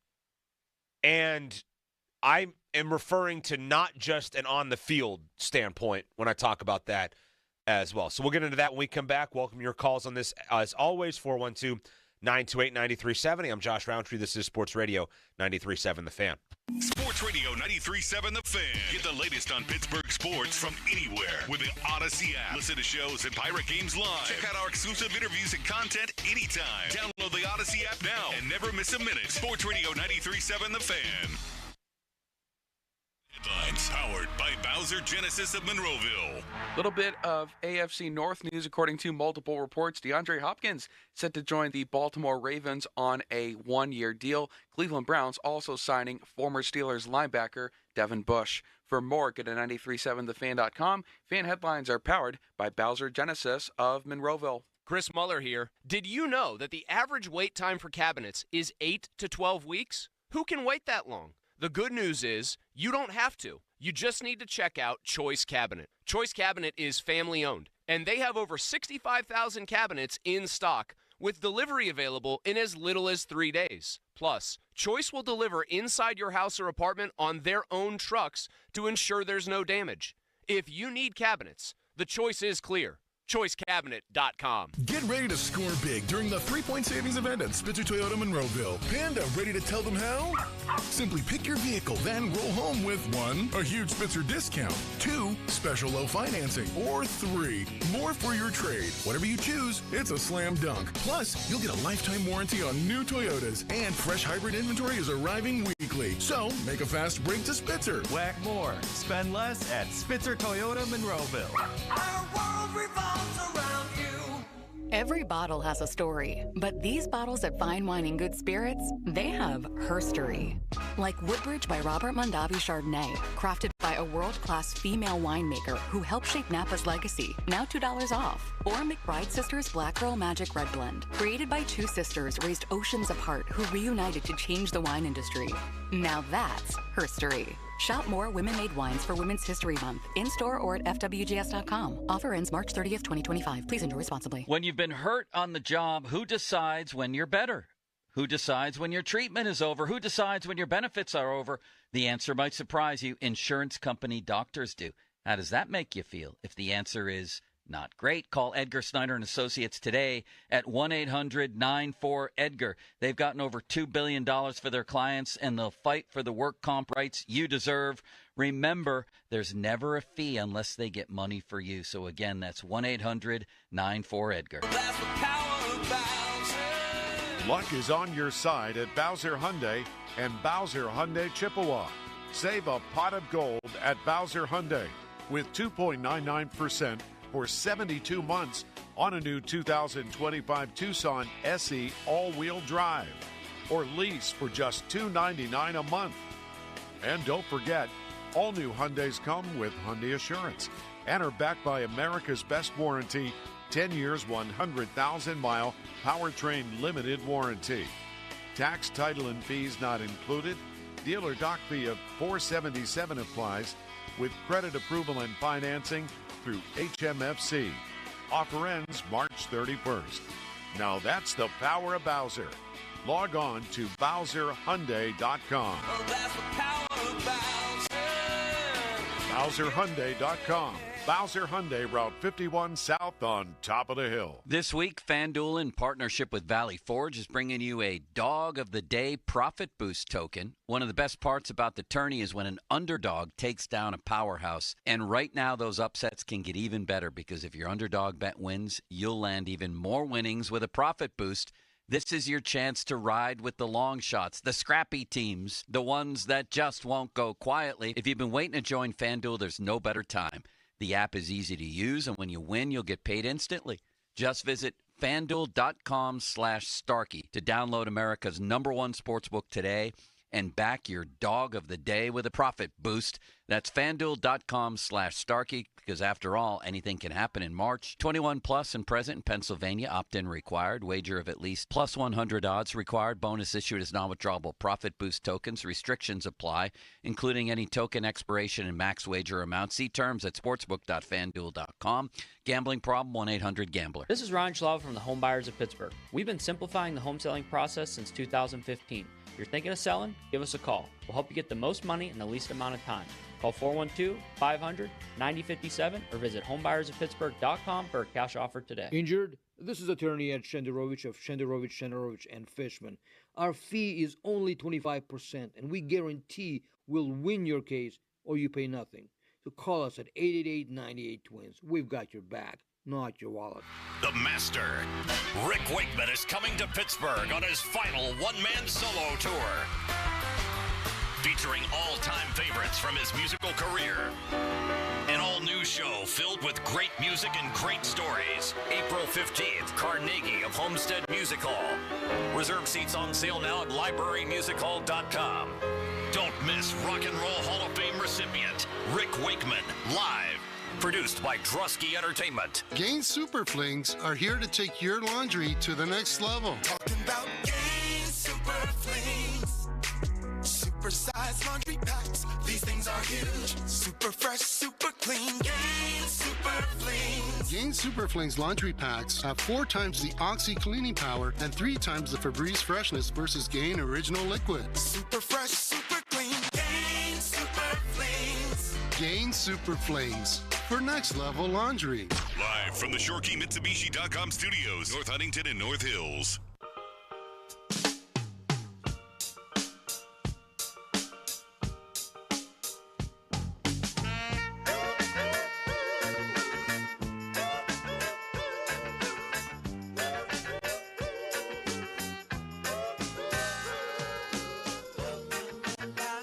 Fan Twitter brought to you by South Hills Kia in Peters Township. You can visit them at southhillskia.net.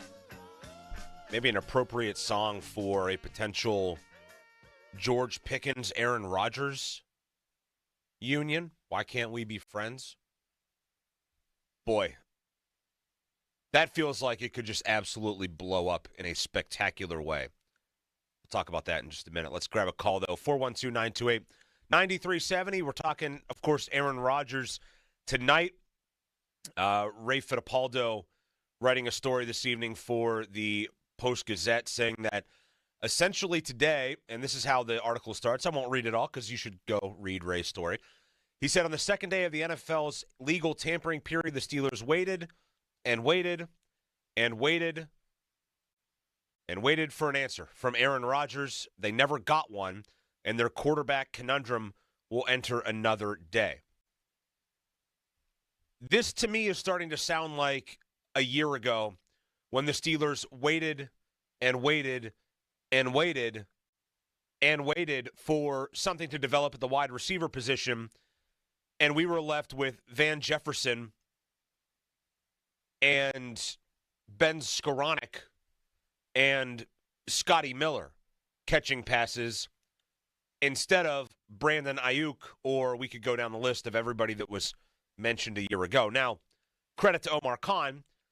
He has taken a step to remedy that error by going and getting DK Metcalf for a second-round pick and already signing him to a 5-year deal. He went the total opposite way. So we couldn't get a guy last year, so we're going to go and get a guy and then throw a you-know-what ton of money at him. Okay, good. You made up for the mistake of last year. But are you replicating that mistake now at a different position? I think that's a question that remains to be seen or answered, but has to be in the back of your head right now. Let's go to Tim in the North Hills next on The Fan. Hi, Tim. Hello, how are you? Good. I'd like to voice my opinion about Aaron Rodgers. I'm in the camp of I think we should try to sign him without any question. Why is that, Tim? Well, I just think the ability to be a superstar is unique, and I think that personality is such that, again, you never know. And the Steelers have not had a franchise quarterback since Ben, and I simply think it's the best we can do. And I think you just never know whether there's another year left in him, but he certainly is one of the greats of all time. So, I mean, I just think he's worth it. Yeah, look, I don't disagree with that, Tim. Thanks for the call. It's an interesting point at the start, and I think it's one that also deserves thought as well, in that it is a unique challenge to become a superstar in professional sports. Aaron Rodgers is one of the best quarterbacks this league has ever seen, a multi-time MVP. But this is not the multi-time MVP anymore. This is a 41-year-old who a year and a half ago popped his Achilles 4 games into a season, who blew off mandatory minicamp to go on a trip to Egypt, which I don't know, could that not have been scheduled at another time other than mandatory minicamp, or changed or postponed? But that's what was important to Aaron Rodgers. See, the thing about this is Aaron Rodgers is a superstar, no doubt about it. He's one of a handful of top quarterbacks to ever play this game, no question about it. But I don't think that he is a particularly great professional. I don't think he's a particularly great teammate. I don't know that he's a bad one, but I think he beats to his own drum, and either you accept that he beats to his own drum, or that's your problem. I think Aaron Rodgers is going to do what Aaron Rodgers wants to do.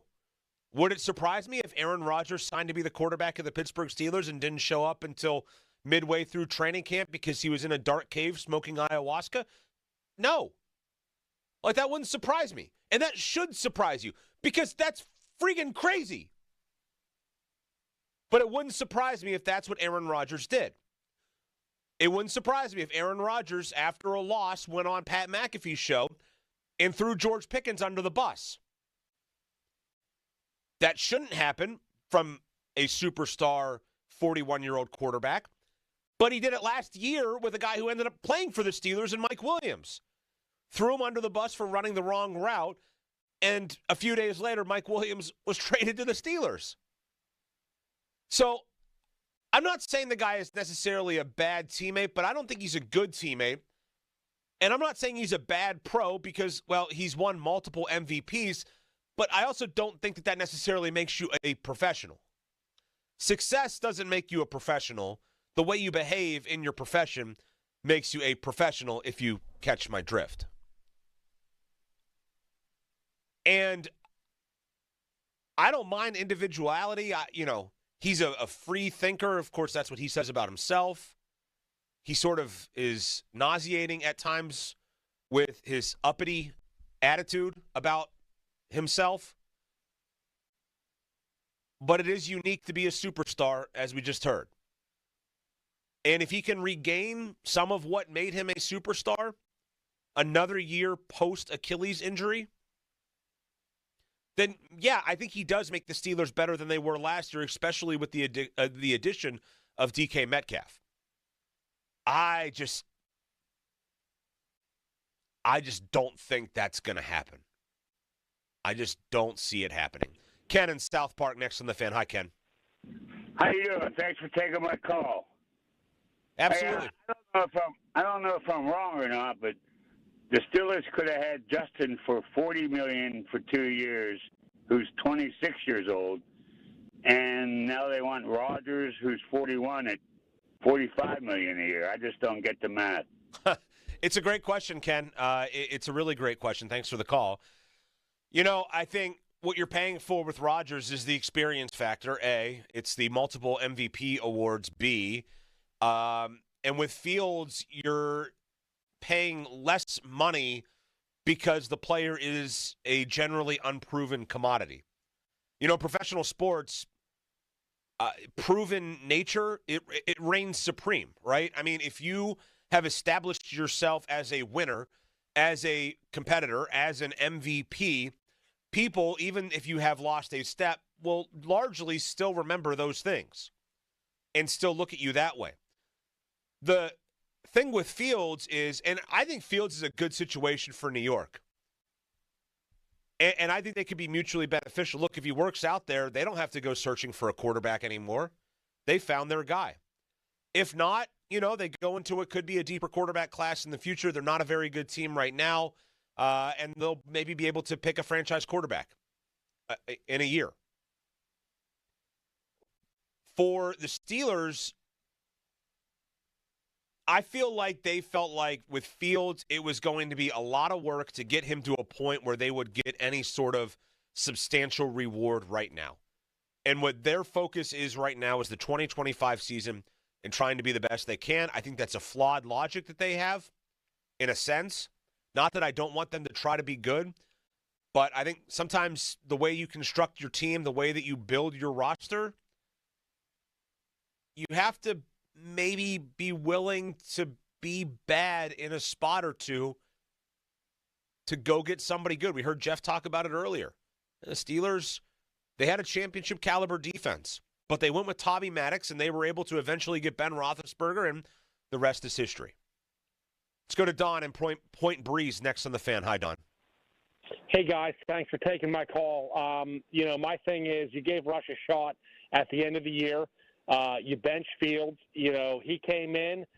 Why aren't we running it back with him again? I mean, next year's draft is loaded with QBs. So why not give, Ross a shot, get some linemen, and give it a run? I mean, there's not much more to say than that. I mean, well, what if Russ wants like a 3-year deal for $40 million? Too much. I mean, and we're talking this Rodgers, like $90 million. That's right. A joke. Well, I agree, but I also believe the report that's how much money he's wanting. I mean, and I think with those two guys right now, Don, with those two guys, and thanks for the call, with those two guys right now, I think what we're seeing is this. There are two teams out there that blatantly need a quarterback. There are two not high end, but there are two realistic starters on the market. That means really the side that holds the cards right now is the side of the players. It's Rodgers and Wilson. They can sit back and say, well, I know I'm going either to the Giants or to the Steelers. They don't have any other options besides the other guy. It's a great place to be. I mean, imagine going into a situation where it's you and another guy, and there's two jobs, and you know that they got to hire one of you. So you're like, well, you know what? I'm just going to ask for more money. I'm going to ask for the insane contract. What are they going to do? Not hire me? Okay, then I'll go to the other place. And Wilson's camp should be thinking the same thing. Both of those guys, and if their agents were worth a lick, and I'm sure that they are because, well, they're Russell Wilson and Aaron Rodgers, they would be talking to each other. And they would be saying, hey, look, we got these guys over a barrel. Not to be crude. And we are able here to really take this situation and work it out to our benefit in a massive, massive way. Because we know the Steelers are going to pay something large for one of these guys, and we know the Giants are going to pay huge for one of these guys as well. It's either that or, I don't know, do you want Jameis Winston? Go get Jameis Winston. Go trade for Joe Milton. Go get Gardner Minshew. Go have Skylar friggin' Thompson play quarterback for you. Go have Kyle Allen throw 3 interceptions a game. See how that works out for you. That's what the agents are saying to Omar Khan. That's what the agents are saying to the Giants right now. You got two guys, for better or worse, that are established commodities and Super Bowl champions in the NFL.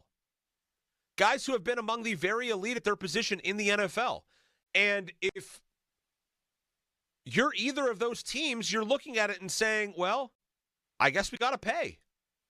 And their agents are thinking the same thing. And that's why you're seeing $90 million over 2 years for Aaron Rodgers. That's insane money. And if that's what it takes, yeah, give me Wilson back. But how do we know that Wilson's not asking for $40 million a year. He could be, and he should be. And now the Steelers are in a terrible spot because, well, $20 million was too much for Justin Fields. And on top of that, I don't think they were willing to be patient with Justin Fields. They weren't willing to run the risk of the bust situation and the boom or bust dynamic that was Justin Fields. Let's go to Lou in Bentleyville on the Fan. Hi, Lou. Great show as always. Thanks. I'm going to make this quick for you, but listen, Aaron Rodgers for 2 years, $90 million, is just, that doesn't even make sense to me. He's too old. He's 41 years old. We can get him on a one-year contract for, I don't know, 30, 40, somewhere around there, 1 year, because this is going to be boom or bust. We got to go win the Super Bowl. Yeah. That's the only reason why we bring him in here.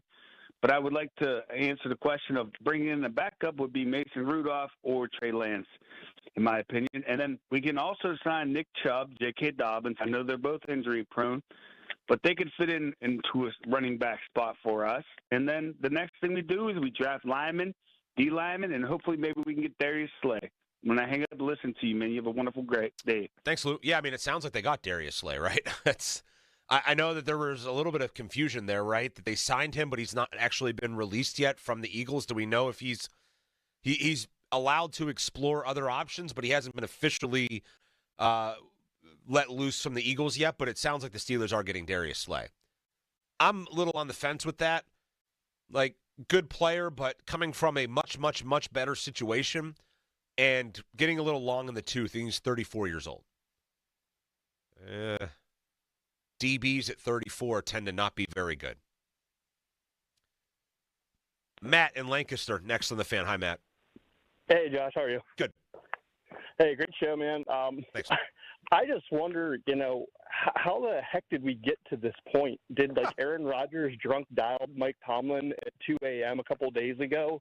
This wasn't even on the table, and all of a sudden it's hamstringing the entire franchise from doing anything. We went out and bought the sports car, with DK Metcalf, and we forgot the keys.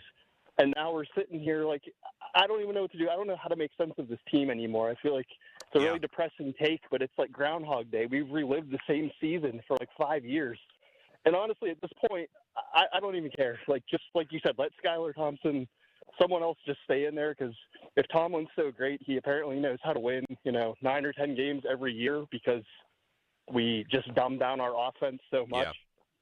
To me, we can't attract a good quarterback because we show no signs of letting them do anything, having any autonomy. They come here, they go get fitted for training wheels, and then, we draw up our plays in the stone tablets. Artie Smith's chiseling them in now. That's just the reality of our existence. Yeah, you're absolutely right, Matt. Thanks for the call. I mean, I think that's the other aspect of this is, did they feel like Justin Fields and Arthur Smith could be a good combination? And did they put more faith and trust and belief in Arthur Smith than Justin Fields?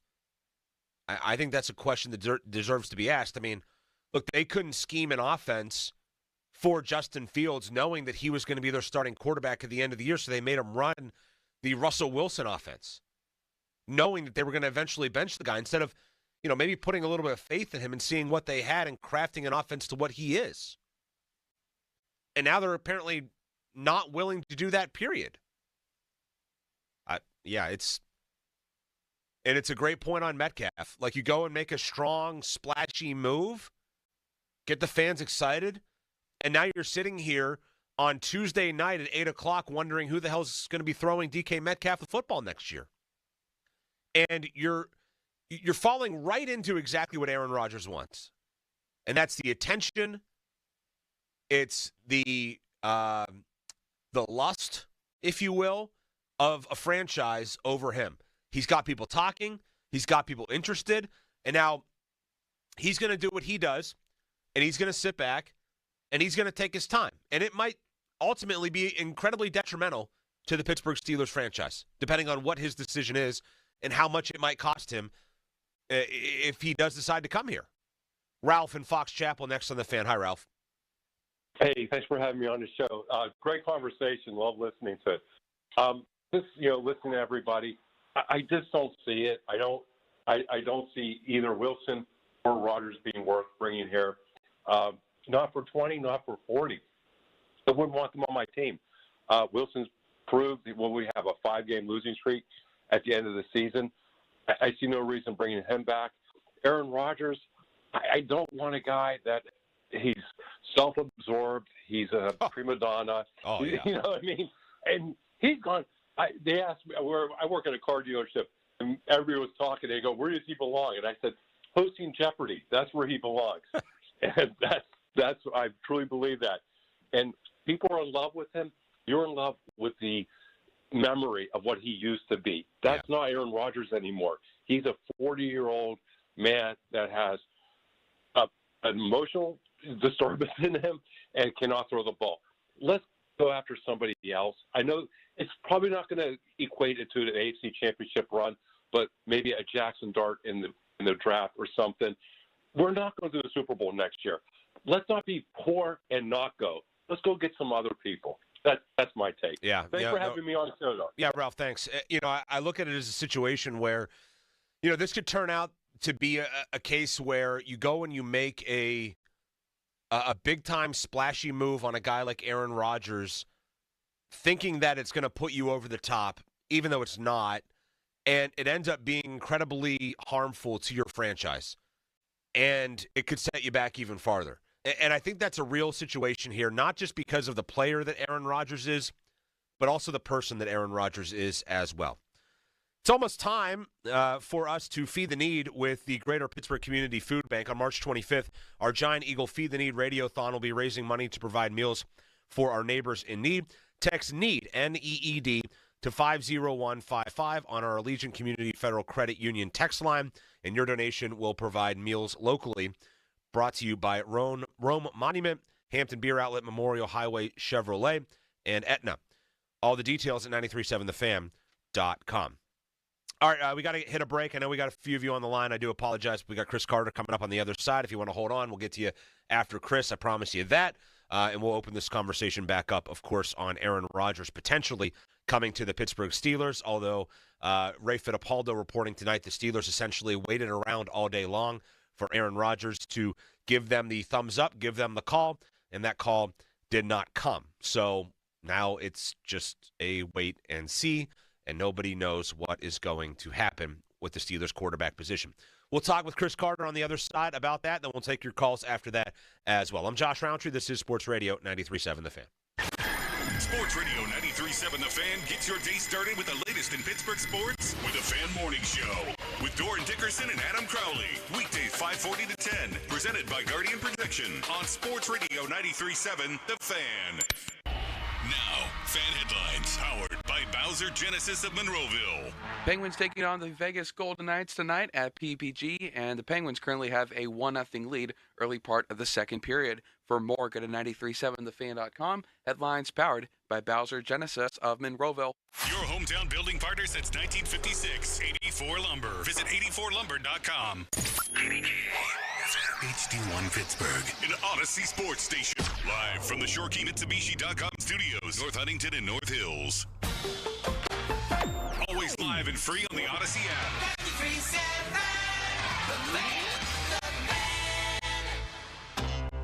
If you're 55 and up, T-Mobile has plans built just for you. 2 lines of unlimited for just $30 a line. That's a 45% savings compared to Verizon and AT&T. But don't just take our word for it. It's not just the savings that are great with our T-Mobile plan. There's all this value from all these other things that T-Mobile offers. T-Mobile has been such a savings for us. We love it. Switch today and get 2 free 5G phones like the Motorola Edge with Turbo Power charging that gives you power for the day in just 15 minutes. And customers 55 and up can get 2 lines of talk, text, and data for only $30 a line. Go to T-Mobile.com/choice55 to learn more. With AutoPay plus taxes and fees, plus $5 per line without AutoPay. Debit or bank account required. 45% off 2 lines versus AT&T Starter and Verizon Welcome. Plan benefits vary. Motorola Edge on us with 24 monthly bill credits and new line for well-qualified customers, plus tax and $35 per line connection charge. See details at T-Mobile.com. Motorola Edge requires 68-watt charger. Charger sold separately. Actual performance will vary based on usage and configuration. Lowe's knows that your deadlines don't change, even when your job does. But with Lowe's Buy Online, Pick Up in Store, we'll help you adjust on the fly. And when you absolutely can't leave the project, we can deliver to your job site as soon as same day. Lowe's knows pros. We help, you save. Valid on eligible in-stock orders and select zip codes placed by 2 p.m. for same-day delivery by 8 p.m. Subject to driver availability. Fees vary based on purchase. More terms apply. See Lowe's.com/same-day delivery for details. Oh no, stomach issues again? Stomach issues? Who are you? Your pancreas. I could be the real reason for your diarrhea, gas, bloating, stomach pain, or loose oily stools. I thought it was my stomach. People often do, but any of these symptoms could mean having a condition called exocrine pancreatic insufficiency, or EPI. With EPI, the pancreas doesn't release enough enzymes to break down food, but EPI is manageable. Use the symptom checker on identifyepi.com and speak with your doctor. That's identifyepi.com. Sponsored by AbbVie. Attorney advertising. Local counsel, Rodden, and Breslin attorneys at law. Paid after dramatization. Past results do not guarantee future results in each case. What's the dog name again? His name is Top Dog. Tell the dog to go bite him. Tell the dog to go sick him. He got me hurt. It was all his fault. I'm in a lot of pain. Tell the dog to go bite him. It's Top Dog. It's Top Dog Law. It's Top Dog. It's Top Dog Law. You ever see a grown man cry? You ever see it in your life? I'm crying right now. Playing with my life. Went to the hospital.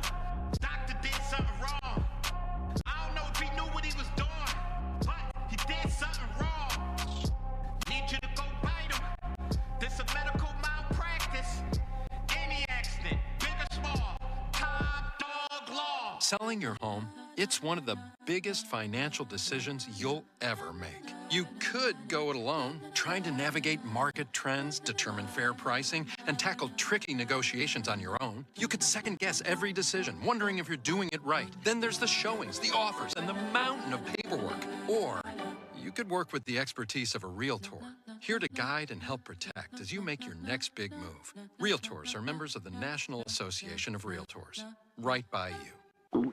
Oh no, stomach issues again? Stomach issues? Who are you? Your pancreas. I could be the real reason for your diarrhea, gas, bloating, stomach pain, or loose oily stools. I thought it was my stomach. People often do, but any of these symptoms could mean having a condition called exocrine pancreatic insufficiency, or EPI. With EPI, the pancreas doesn't release enough enzymes to break down food, but EPI is manageable. Use the symptom checker on identifyepi.com and speak with your doctor. That's identifyepi.com. Sponsored by AbbVie. SchultzFord.com, SchultzFord.com, SchultzFord.com, SchultzFord.com.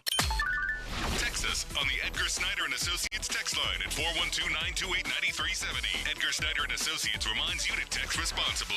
Hi, I'm Neil Walker. One of my favorite places to go in the North Shore is the North Shore Tavern. If you love the Pittsburgh Pirates, then you'll love the North Shore Tavern.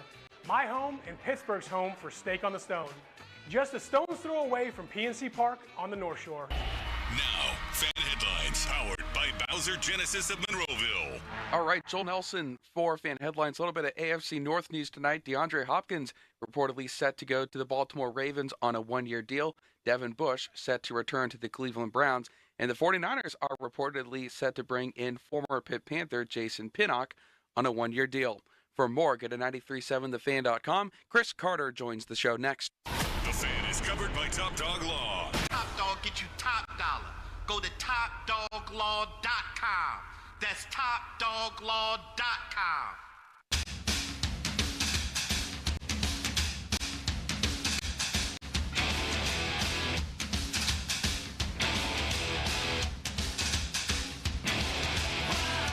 Fan Hotlines presented by Sullivan Super Service, Pittsburgh trusted plumbing and HVAC provider for over 50 years.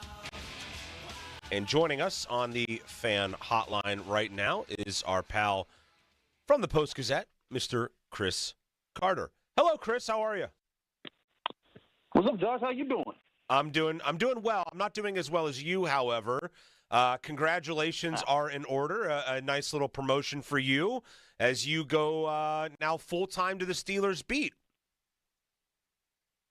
Thank you. Yeah, it's been a long journey. I did love my time covering Pitt athletics the men's football team, the men's basketball team. Made a lot of great connections. There's a lot of great people around that athletic department, and I think our readers that are Pitt fans at the Post-Gazette are in great hands with Stephen Thompson and Abby Schnabel, who will be doing the job moving forward. Absolutely. Congrats again to you on that. So let's dive in then to some Steeler talk now. I want to start first. We'll get to the Aaron Rodgers situation, but DK Metcalf comes in, and obviously Chris does a great job looking at the nuts and bolts of moves like this and players and plays and all that. How best does DK Metcalf impact the Steelers' offense? I know that sounds sort of like a vague and broad question because it is, but how does he impact them best? What does he provide them that they have not had, Chris? He gives them another outside deep option. You look at some of the deep catching numbers that he has, he's up there with George Pickens in his ability to make plays deep down the field, but also in a different kind of way. George Pickens can go up and when he catches, he has that weird alien-like body where he's just very slender, and he can go up and he can snatch the ball in awkward positions and out-jump other guys.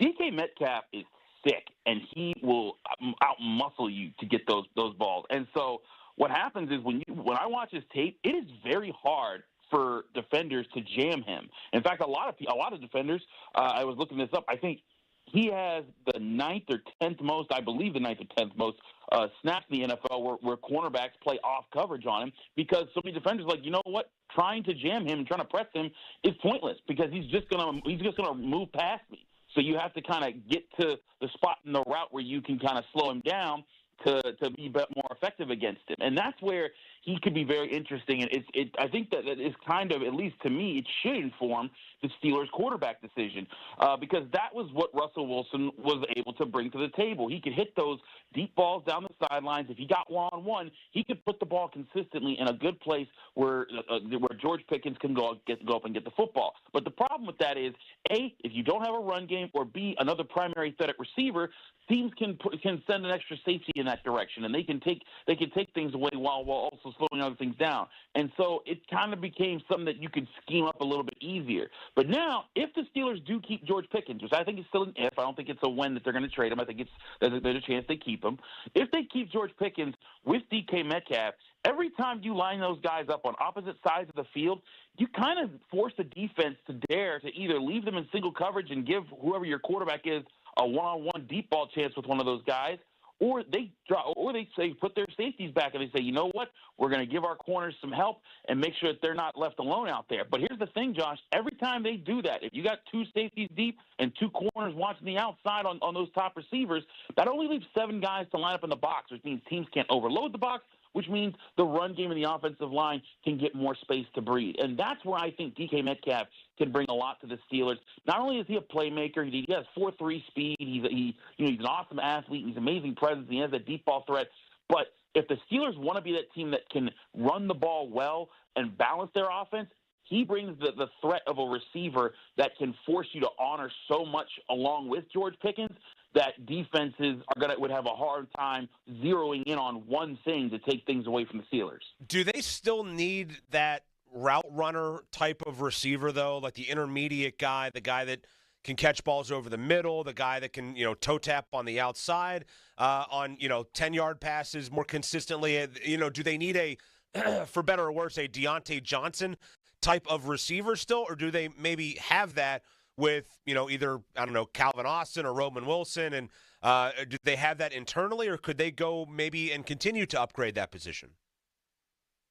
They can continue to upgrade. Listen, I'm not saying that you always need that type of player on your roster, but it certainly helps, right? Because what's going to happen is when you have the different variety of threats that you have available to you, like a lot of people are saying, oh, he's the same type of receiver as George Pickens. That's not good. They're like, no, it is, because now defenses have to double down on honoring that type of thing in Steelers offense. Calvin Austin is fast and quick, but he's not the sharpest route runner yet. He's still developing that. Roman Wilson, we honestly got to see what he even looks like before we categorize him as anything as a wide receiver. So, to me, if I'm the Steelers, if I feel good about Calvin Austin lining up in the slot a lot this year, I'd give that a chance.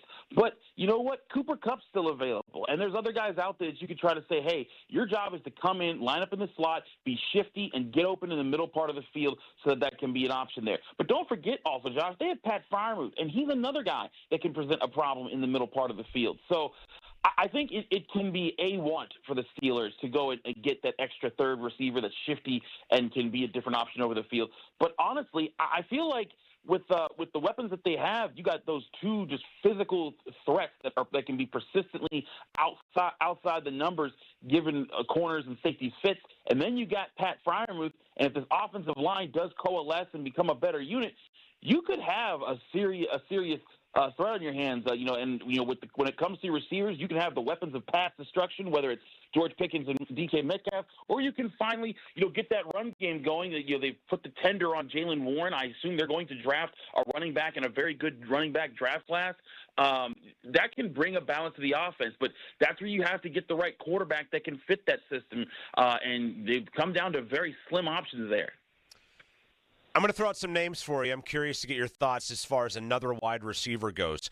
Cooper Kupp, Keenan Allen, Stephon Diggs, and let's throw Amari Cooper into that mix. Which one makes sense for the Steelers? I think all those guys, if I'm not mistaken, are still out there potentially available for the Steelers, if I'm not mistaken.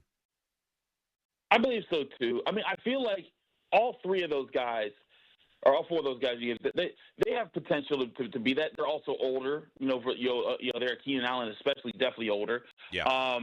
I feel like Cooper Kupp is a unique opportunity because of how sharp he is in his technique. Keenan Allen, he made his hay as a route runner, but I just don't know how much more he has in him at his age at wide receiver. Cooper Kupp's not far behind him. Amari Cooper would be very interesting. I think he's a seasoned vet that knows how to pick at the little things as a route runner. And listen, that's the one thing that both George Pickens and DK Metcalf aren't necessarily sharp at.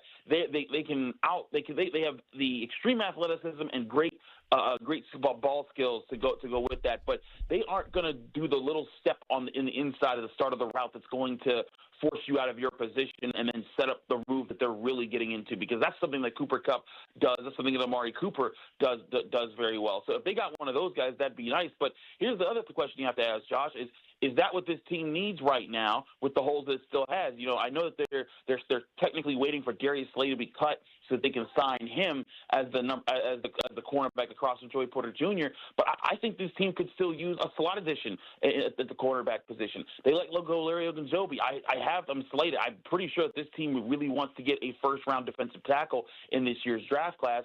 But I think they need to go get another veteran, and I thought that they could go get a Tershawn Wharton or a Milton Williams.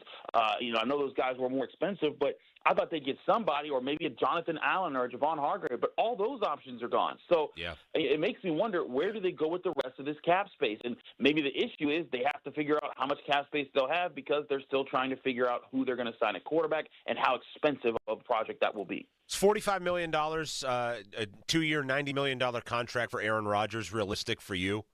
If you're playing GM? No, absolutely. What's that number have to look like? Not. It needs to be below 30. Like I'm not playing. I'm not. Listen, I know there's some people out there that think that Aaron Rodgers might still have it, or I don't know. I'm sorry. That the Jets, when he got there, the Jets were a franchise that were on the mend. They had a defense that was coming up. They were forming things on offense. They were putting things together. They were a quarterback away from being a real threat to the Buffalo Bills in the AFC East, and maybe being one of those franchises that could turn the corner and be a threat in the AFC in general. Now they've been torn asunder by Aaron Rodgers in just 1 year of him playing there, because remember the first year he was there, he didn't even play. And so my thing is that Aaron Rodgers, with the way that went down and the things I still see out of him, I'm sorry. I'm going Russell Wilson if it's between those two guys. Aaron Rodgers just, to me, I have big questions as far as how he handled things and how he doesn't take responsibility for when he makes mistakes that are obviously his mistakes. It makes me wonder, like, how long would it take before in the season when he throws an interception and he says, well, we have to run the right routes. We have to get the right depth. When it's like, when guys did run the right route or depth, the right depth, you just made a bad pass and you can't own up to it. And that's something that he's done a lot in his career, and it's caused divisions, and it's caused issues, and it's caused complaining, and then it causes, when there's discord, there's guys that don't want to play as hard, and then there's problems. So you don't need that, and you don't need him on Pat McAfee every day. And I know that the Steelers are looking at him, but I'm with the contingent of people that think that this would be a misstep by the Steelers if they were to sign Aaron Rodgers, unless he came for extremely cheap. And when I mean extremely cheap, I mean no more than what they offered Justin Fields. $15 million. And I know that's unrealistic, which is why I would just never go with Aaron Rodgers. If this was 8 years ago, 5 years ago, sign me up because he's still got it. At this stage, absolutely not. I'd stick with Russell Wilson before I go with Aaron Rodgers. Wow, it's obviously, I think it's a great point, and I'm certainly not on the Rodgers train. It feels like it's kind of boiled down, and maybe you have a different thought on this, Chris, but it seems like either the Giants are going to get Wilson or Rodgers, or the Steelers are going to get Wilson or Rodgers. I mean, do you see another path in there for the Steelers other than Wilson or Rodgers at this point? I mean, it seems like these are the two they're locked into right now, just because of who else has been signed. Right. Maybe Joe Milton supposedly wants to be traded. Is on the trade market. Maybe they get him, but I see Joe Milton as a backup that you maybe rotate to if your starter just is completely terrible, like goes Kirk Cousins on you. And so that's where I feel like they're the two options, and I feel like what's happening right now is the Steelers know what they want to pay both of these guys, but it's up to Aaron Rodgers right now to be like, hey, I'm going to choose this team over this team for whatever reason. I would not be shocked if it's a situation where the Giants are offering significantly more money than the Steelers, but he knows that the Steelers have made the playoffs 4 times in the last 5 years, and he's like, and they have DK Metcalf and George Pickens. Maybe I can do something there, but you know what? Maybe I just want to stay in New York and make a lot more money by playing for the Giants. And it's not that the Steelers are cheap. It's just they realize you need to spread your this is not the franchise quarterback move. This is not signing Joe Burrow. This is not signing Josh Allen or Lamar Jackson or anybody like that. You are signing a bridge quarterback, which is why they wouldn't overpay Justin Fields, because no one that they were going to sign this year in free agency at quarterback was going to be the ultimate answer and make it so that they don't have to draft a quarterback next year. That is still the goal. So in my opinion, the whole point of this offseason was to set the Steelers up so that they can be as flexible as possible next year, move up in the draft, get your quarterback that you think can be in that draft class, and then but also setting your roster up to be ready to basically house that quarterback, so that when like when Ben Roethlisberger came to the Steelers, when he got to the Steelers in 2004, they had a really good offensive line. They had a run game. They had weapons. They had all those things on the line, and then they had a defense that just killed for you and stopped the run and made big plays. So when Ben Roethlisberger got to the Steelers as a rookie, all he had to do was play to the system and not have to step too far outside of himself to make plays. And that worked, and that's worked for a lot of people that are young quarterbacks as far as bringing them in and having them fit that system. And I think that's what the Steelers are trying to set up right now for the next franchise quarterback. So instead of overpaying for a mid-tier quarterback that's not going to win you a whole lot, pay a moderate amount that doesn't bankrupt you, so you can go and get other free agents that solidify other spots, and then you can make sure that you have a better core moving forward instead of just having a mid-tier quarterback that you overpay for. Chris, obviously Saquon Barkley had a phenomenal year. Derrick Henry is a great running back. I cannot get on board with the Steelers drafting a running back in the first round. And to me, it really doesn't matter who that guy is in this class. I'm curious to get your thoughts on that. Is there a worthwhile running back do you feel like could be taken by the Steelers? And do you feel like that's at all a possibility for them with their pick in the first round to go running back? Yeah, I have a hard time seeing them picking a first-round running back. Maybe Ashton Jeanty if he falls that far, but I still don't think that that's the priority. I think that if Ashton Jeanty fell to 21st in the draft, which I doubt would happen, but if he did, and the Steelers were there, and they knew that a team really, really, really wanted Ashton Jeanty, and they said, you know what, Kenneth Grant and Derek Harmon are still available. What if we trade back and we try to get one of those guys, and then we pick up an extra day 2 pick or something like that? I could see something like that happen, but I don't think they're drafting a first-round running back. But the good thing here, Josh, is there's going to be running backs available in the 4th and 5th round that could be future starters in the NFL, like legitimately, not on a hope and a prayer, but like Damian Martinez out of Miami. He's projected to be a 4th-round running back. That guy runs hard. He has good vision. He has good burst. He has good athleticism. There's Caleb Johnson out of Iowa. There's Jaden Blue. There's Base Hill Tootin. There's a whole bunch of options out here in this draft class. Devin Neal out of Kansas. There's plenty of running backs that really like, and that there are legitimate options to come in, be a number 2 running back for a year or two behind Jaylen Warren, and then maybe just get yourself ready so that you can eventually be the number 1 running back. And I think that would fit what Arthur Smith is trying to do. You need running backs that are quick enough to get and work in the outside zone runs a lot better. I think that's what the Steelers need to focus on, is getting a running back like that. But you can get a running back like that, in this year's 3rd round, in this year's 4th round, and maybe even in this year's 5th round pick. So I would not be jumping out in the 1st round. No, this is a deep running back class. You mentioned defensive line in the 1st round. I know you're real big on them maybe going D-line with that 1st-round pick. Among the guys that could be in that area, who do you like the most as a fit for the Steelers among the defensive line group? I like Kenneth Grant out of Michigan. He's just been my guy since I started watching tape. He has really good athleticism. He'll show that more at Michigan's Pro Day. But he's huge. He's a mammoth. He will crush the run game for you. He is still developing his pass rush skills, but even the skills that he has right now, they're pretty doggone good. I've seen him run down running backs who are in full stride out in space. He's a heck of an athlete. I think if the Steelers got him or Derek Harmon out of Oregon, you'd be pretty happy with the results there. I know Walter Nolan out of Ole Miss is some people's favorites. I'm a little lower on Walter Nolan, just as he's a 1st-round pick. But if I was to get one of the top 4 guys, and Mason Graham's going to go in the top 10, the other Michigan defensive tackle, I would go with Grant, and then I would go with Harmon. And then if I was still pressed, I maybe would go with Walter Nolan after that, because I think he's the 4th defensive tackle as far as how I have them ranked. But yeah, I think the big thing is the Steelers need a mauler in that middle of the defensive line. It was a big thing that the Eagles had, was they had a rotation of defensive front guys who could just destroy the Chiefs' offensive line, and the Steelers need to have that. And I think that if you can have a young guy come in like a Kenneth Grant, and you put him in there with Cam Hayward, with Keanu Benton, and then I still think they could try to sign like a vet somewhere.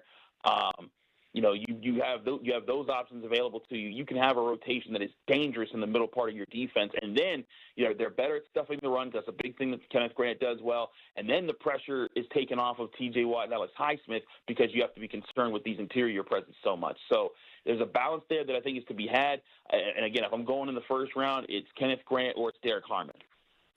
Chris, appreciate your input as always. By the way, did you have a good time in Indy at the Combine? I know you and I were talking about that event. Did you get into any cocktail, shrimp cocktail or anything like that? I was going to say cocktails, but I'm sure you got into some cocktails. Any shrimp cocktail out there? I know that's the big thing in Indy.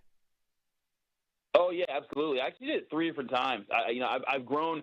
3 shrimp cocktails? I got to do it when I first. Yes, sir. Yes, sir. Because you're there all week, man. So I'm a test. It's like when I first get there, I got to test myself. I got to say, all right, do I still got it? Do I still got the juice? And then you eat it, and you're like, I still got it, because it just burns up your whole face. And then there was just another time where I was getting lunch, and someone got one, and they ordered 2, and I was like, all right, why not? And then I went to St. Elmo's with Alan Saunders and a few other guys at the end of the week, and when you're at St. Elmo's, it's just like tradition to get it there, so I got it there too. So yes, I had 3 shrimp cocktails, but also I think, Josh, what people forget is a main reason why people get those. St. Elmo's will bring them into like the NFL draft, like the Radio Row lobby, and they'll start passing them out early in the morning, because they are a great hangover cure. Because when that horseradish hits your sinuses, it's gonna hurt. But all of a sudden, you're like, all right, I am awake. I am no longer hungover. I'm good to go. So if you're one of those people that you stay out late at night, it is a helpful cure in the temporary situation. An important reminder on St. Patrick's Day weekend: shrimp cocktail is how you cure the hangover. Chris, appreciate it. Congrats again on the new promotion with the Steelers beat coming your way. I look forward to reading more of your coverage, and thanks for joining us as always, my friend. Absolutely. Thank you, Josh. All right, that is Chris Carter from the Post-Gazette. I have never been to Indianapolis, and I've never had the shrimp cocktail. I've had shrimp cocktail, but I've never had the Indianapolis shrimp cocktail with the St. Elmo's and the horseradish, and it like burns your face off. You've never been to Indianapolis at all? No, I've flown over Indy. I've seen it from above. Never been to Indy. Worthwhile? You've been there, right? You went to Big Ten championship game there? Is that right?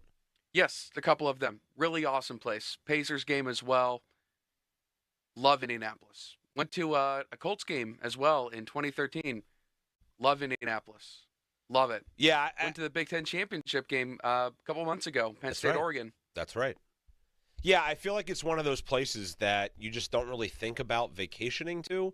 Like, you need a reason to go there, sporting event, work or something like that. I'm just never like, I'm going to go on a quick little vacation to Indianapolis. But I've heard it's a really good time. Indy 500 as well. Yeah, that's a lot of fun. You got to get to one of them things. Yeah, I've never been to like a professional motorsport race before either. Highly suggest you get that one. Never done a NASCAR, never done IndyCar, never done that before. Thanks to Chris for joining us on the Fan Hotline. It's presented by Sullivan Super Service, Pittsburgh trusted plumbing and HVAC provider for over 50 years. Let's get your thoughts. Again, let's dive back into this Aaron Rodgers mess. I think it's time that we call it what it is. It's a mess. The Steelers are essentially left, it appears, with two reasonable options, if you want to call them that. Either Aaron Rodgers or Russell Wilson, but Russell Wilson may go to the Giants, leaving the Steelers with only Aaron Rodgers. And who knows? Aaron Rodgers could say, screw it all, and retire.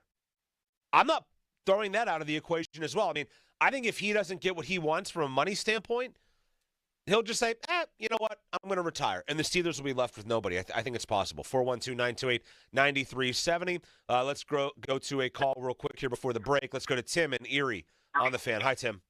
Hi, thanks for letting me be on the call. So I don't want either one of them. Just give me Joe Flacco. This is a purgatory year. I mean, seriously. Like, let's get Harmon. Let's get a running back. Let's build up in the draft and just go 8-9, 9-8, whatever, and try to build ourselves for Sellers or Manning or Nussmeier or whatever. That's what we're doing. I mean, it really doesn't matter who we're getting this year. Just don't spend the money. Roll over the cap money to next year if you could do it, and just use it for something else and build up your trenches and just go from there. What else can we do here? Because we're not a Super Bowl contender. It's just like, let's just build a team. I know we're clock is ticking with TJ and Cam and that, but you know what? I mean, Wilson and Rodgers aren't going to fill that void, and you're going to bring in. I just think those guys from Mr. Happiness and Wilson and Rodgers, Mr. Passive Aggressive. I just think that's just it's just not good for the locker room. Joe Flacco, if anything, will just be Joe Flacco, and he'll give you some good and some bad, and he'll give you a veteran, and that's it. So yeah. Look, Tim, thanks for the call. Appreciate it. We got to run to a break, but I mean, look, I get the opinion that this is not a Super Bowl winning team. So why invest in it as if it is? Why try to be better when all you're really going to do is get a worse draft pick at the end of the day for when you truly try to reset things and bring in your franchise quarterback? I think it's a fair point to be made. 412-928-9370. We'll take your calls on the other side of the break. I'm Josh Roundtree. This is Sports Radio 93.7 The Fan. Now, Fan Headlines, powered by Bowser Genesis of Monroeville. Just under 9 minutes to go. Robert Morris holds a 60-55 lead over Youngstown State in the Horizon League Tournament Championship. Winner of that game heads to the NCAA Tournament. Penguins in the second period currently lead the Vegas Golden Knights 2-1. Sidney Crosby with both goals. 49ers reportedly set to bring in former Pitt Panther Jason Pinnock on a one-year deal. He was previously with the New York Giants. Fan headlines are powered by Bowser Genesis of Monroeville. For more, go to 937thefan.com. Sports Radio 93.7 The Fan. Loney and Muller think they know football until they talk to Aditi Kikawala every Wednesday at 4:15. You see Aditi each week reporting on the sidelines. Tune in as she tells us what she saw and talks about everything going on across the league. Aditi is brought to you by Tri-State Office Furniture, Cedarbrook Golf Course, and Hampton Beer Outlet. Did you know your skin is the largest organ of your body? Huh? That's why you should shower with Old Spice Super Hydration Body Wash instead of plain old bar soap. Love your skin by super hydrating it with vitamin B3 and glorious notes of vanilla and shea. Did you know that my super hydrated skin is the second largest organ of my body? The first is my heart. Old Spice. Men have skin too. Old Spice Super Hydration Body Wash. 24/7 renewing moisture. With daily use. Oh, could this vintage store be any cuter? Right? And the best part? They accept Discover. Accept Discover? In a little place like this? I don't think so, Jennifer. Oh, yeah, huh? Discover's accepted where I like to shop. Come on, baby, get with the times. Right, so we shouldn't get the parachute pants? These are making a comeback. I think. Discover is accepted at 99% of places that take credit cards nationwide. Based on the February 2024 Nielsen report. When you get the Planet Fitness Black Card, you can bring a friend anytime you work out. And now through March 13th, get your first month free when you join. You heard that right. Conquer the stair climber with your partner in climb. Enjoy a post-workout recovery session in the hydro massage. And do it all again with access to any of our 2,700 convenient locations. So, you coming? Get your first month free and all the perks with the PF Black Card for just $1 down, $24.99 a month. Cancel anytime. Deal ends March 13th. See Club for details. Celebrate Ashley's 80th anniversary by getting a great night's sleep. Buy a Beauty Rest Black mattress and get a free adjustable base, putting the luxury of custom comfort and function at your fingertips. Plus, enjoy even more flexibility with 80-month special financing on in-store purchases made with your Ashley Advantage Synchrony credit card. Don't miss the Ashley 80th anniversary sale going on now. Shop in-store and online. Subject to credit approval. Minimum monthly payments required. See store for details. Jackson Hewitt wants you to save money on tax prep. We're saving money by having our intern rap in this commercial. Don't stress, Jackson Hewitt's got expert tax prep, $149 or less. Yo, some tax guys lie about price. They got hidden fees, that ain't nice. Ain't nice. Don't ignore MC Kevin's rhyme, because this deal's for a limited time. $149. For tax prep that's $149 or less, hurry into Jackson Hewitt today. No cap. Limited time offer for new clients on federal returns. Participating locations only. Terms at jacksonhewitt.com/149. The latest advancement for thinning hair and hair loss is now at New Image Hair Clinic. It's called Laser Hair Therapy, and you can try it for free. Simply call today at 800-514-HAIR or visit newimagehairclinic.com to schedule your free evaluation. In as little as 1 hour, they can help determine the possible reasons for your hair loss and if the laser hair therapy is for you. Call now, and KDKA listeners can receive 2 weeks of laser treatments for free. Certain restrictions apply, so call 800-514-HAIR 4247 or go to newimagehairclinic.com. Folds of Honor has been meeting sacrifice with hope since 2019 in Western PA. It's their honor to empower people through education and the opportunities it creates. Their scholarship application process is officially open from February 1st until March 31st. Apply today at foldsofhonor.org/scholarships. Please consider a donation to help provide scholarships at westernpa.foldsofhonor.org. Spitzer Toyota of Monroeville is a proud supporter of Folds of Honor. This is certified elder law attorney Julian Gray. Did you know that if you are a caregiver for a family member at home, that you may be entitled to payment from the government for your services? You are sacrificing a lot to provide care to a loved one, and every month that goes by, you could be missing out on valuable cash benefits for your services. For a no-obligation consultation with one of our certified elder law attorneys, visit grayelderlaw.com. That's grayelderlaw.com. This is Kevin Moret from Mentality. Men, you're being robbed of your potential. Research shows a shocking 1% annual decline in testosterone levels. That's why building muscle feels impossible and your confidence is at an all-time low. But here's the truth. You're not alone in this uphill battle. Mentality's physician-directed, FDA-approved treatment doesn't just level the playing field, it restores your body's powerful balance. Our patients experience a documented 30% increase in their testosterone levels. Stop struggling and turn this around. Defy the odds and reclaim your masculine edge at mentalityhealth.com/radio. Suddenly it's spring. Discover everything for your home at the 43rd Annual Pittsburgh Home and Garden Show, now through Sunday Convention Center downtown. Shop the region's most trusted marketplace. Stroll through the fully furnished open concept model ranch home by Buckhorn Showcase. This weekend only, see HGTV celebrity and Pittsburgh native Steve Ford from the hit show Restored by the Fords. Visit pghhome.com for details. Don't miss the largest home event in America with acres of products and services in one place at one time. The Pittsburgh Home and Garden Show, now through Sunday Convention Center downtown. Downy Rinse and Refresh. Break up with stinky clothes. Rinse it out. Every now and then I get a little bit tired of the stinks that just will never come out. Pour down in the rinse change. Every now and then I rinse it out. One wash and it delivers. One wash, it smells so clean. Downy Rinse and Refresh, it's a dream. Downy Rinse and Refresh. Fights odor in just one wash. Guaranteed. Shopping with your parents can be embarrassing. Why would they sell jeans with holes in them? I'm going to speak to the manager. Mom! That hoodie is giving. You should get it. YOLO. Thanks to the Chase mobile app, your kid can shop independently while you keep an eye on their spending. So you can go from... We can be twinsies. ...to... How was shopping? Saw you stayed on budget.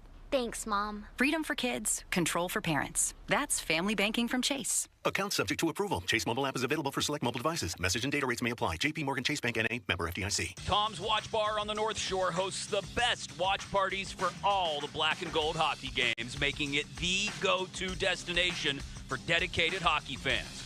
Enjoy 360-degree viewing, surround sound, premium food and drinks, including their famous prime rib dip. Enjoy game day vibes that match being at the game at Tom's Watch Bar on the North Shore, the ultimate game day experience for all hockey fans and all sports fans. Get ready to score big during the 3-point savings event at Spitzer Toyota Monroeville. Panda, ready to tell them how?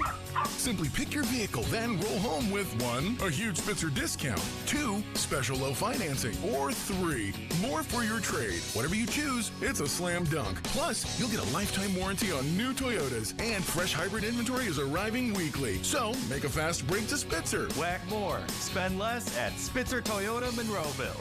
Our world revolves around you. Live from the ShoreKeyMitsubishi.com studios, North Huntington and North Hills.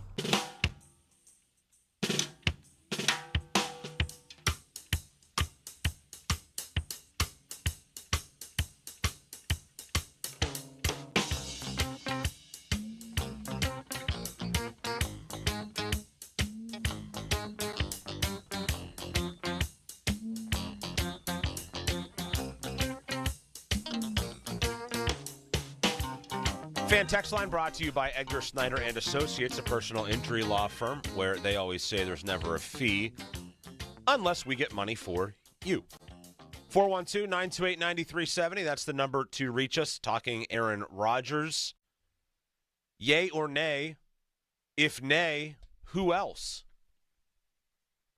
Wilson, we've had two people tonight legitimately suggest both Joe Flacco and Ben Roethlisberger. Two different people. One suggested Joe Flacco. The other suggested Ben Roethlisberger. We're going to, I guess, party like it's 2008 with Big Ben. And the Big Ben one's wild because he hasn't played in years and years. Flacco, at least, has seen an NFL field. I'm still waiting on the Colin Kaepernick article to come out because it will. It's going to happen eventually. Oh, the Steelers don't have a quarterback. You know who would be a great match for Mike Tomlin? Colin Kaepernick. That's going to come from somebody. Somebody dumb will write that story. That Colin Kaepernick, 8 years now removed from playing in the NFL, is in the best shape of his life and should get a look for the Pittsburgh Steelers. That article will come out. I guarantee you. Has he even played any kind of competitive football? No. Right? Not like he's playing in... Like, why didn't the guy go play in the CFL? Exactly. That or like the UFL or whatever spring leagues are going on. Right. Like, go show that you're still a dominant player. Instead of sitting around and exercising all the time, go prove it elsewhere and make them come get you. Like, I get it. Like, what happened to Kaepernick was not a good situation.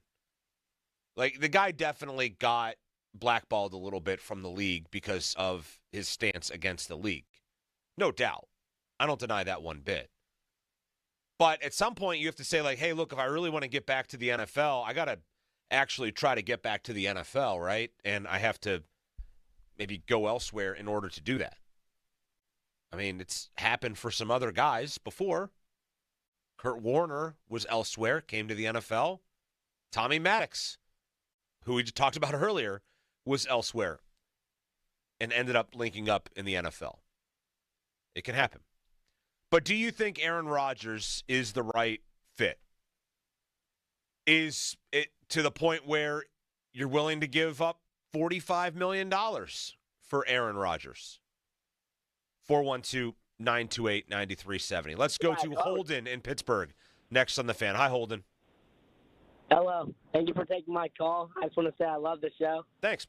And I just wanted to say I think the Steelers should take a break from the quarterback situation for a moment and look at Arthur Smith and try to work around the players that they just drafted, like DK Metcalf, who's more of a unique player. And I say they look for a more unique coach with more unique plays, and they can work around DK Metcalf and George Pickens, and then they can move on to the quarterback situation. Yeah, look, Holden, thanks for the call, man. Appreciate it. I don't – like, they're not going to move on now from Arthur Smith. They're just not. You don't fire an assistant on March 11th. You don't fire a coordinator March 11th unless they've, done something crazy. They have made their bed here with Arthur Smith, and for better or worse, he's going to be the guy next year. Beyond that, I don't know. I'm not exactly sure what the contract length is for Arthur Smith, but as we have come to find out, the Steelers, and particularly Art Rooney, not exactly fans of paying coaches to not work. So Smith's going to be here. But that doesn't mean that you can't investigate some ways to get better. And this is honestly my biggest gripe, I think, with this team this offseason. It's that they have been now for the last couple of years sort of confined to this conservative play-calling box. That happened with Matt Canada. It happens now with Arthur Smith. And we haven't seen a lot of dynamic development for them. Down the field, passing game. Houston fires Bobby Slowick. I think they're idiots for doing that. And Miami scoops him up and makes him their passing game coordinator. Why didn't the Steelers do that? Why didn't the Steelers go get a guy to overhaul their passing game? I'd feel a lot better about the Steelers' situation in the quarterback spot right now if they had done that. Now, I think what would have been best for them, ultimately, would be to have gotten Fields under contract for a 2-year deal, bring in a guy like Bobby Slowick to run your passing game coordinator, let Arthur Smith coordinate the offense, but his focus more on the run game. And Arthur Smith can still call plays, but it's a collaborative effort. Instead of, let's turn around and hand it off on 2nd and 10 to a 260-pound running back who's going to run into the back of an offensive lineman and gain 2 yards. Because that's what they were last year. And I don't really know. I mean, yeah, they got rid of the running back. But are they going to change who they are because they got rid of the running back? I don't think so. I look at the Rodgers situation. We've talked a lot about it tonight. But I look at the Rodgers situation, and I kind of laugh in a sense. Because I just don't. Somebody just tweeted me and said, why is nobody mentioning Carson Wentz? All right, so we got Big Ben. We got Joe Flacco. And now we got Carson Wentz thrown into the mix as well. No, that's not going to do it for me. If you're going to go that route, fine, but it has to be under the guise of, hey, look, this guy's coming in for a year, and we're pretty much, we're not going to say the word tanking, but if you're bringing in Carson Wentz, that's probably what should be on the table for you. You start looking at other guys available for the Steelers.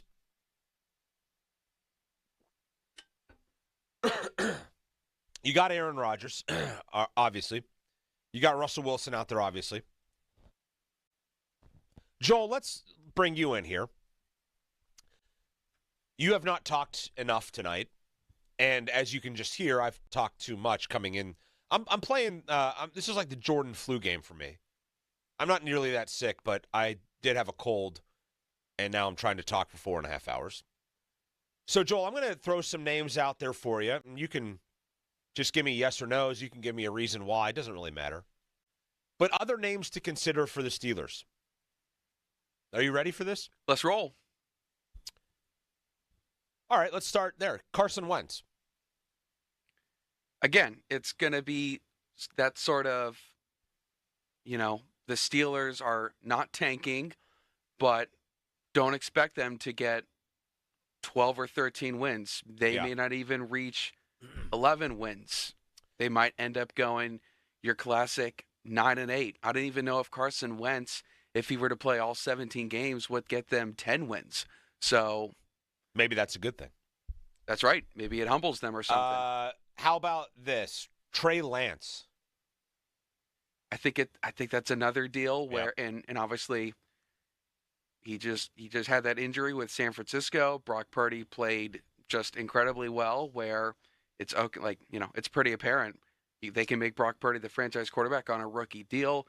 I would take a chance on Trey Lance for. Let's look at it this way. Let's say, because I think I know where you're at here. Like a lot of these guys, it's going to be if you're looking to lose, these are probably the guys to go get, right? Pretty much.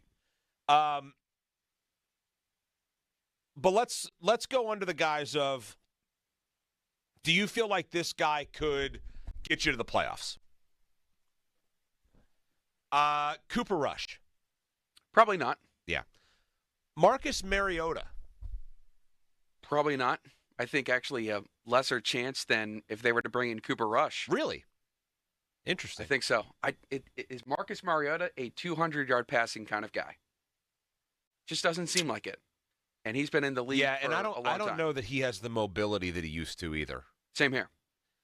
Joe Flacco. They're not going to win. They're not winning 10 games with Joe Flacco. If he were a few years younger, maybe there's a chance. Maybe that old Cowboy still has a little bit in him. I guess this old Cowboy's got a little bit left in him.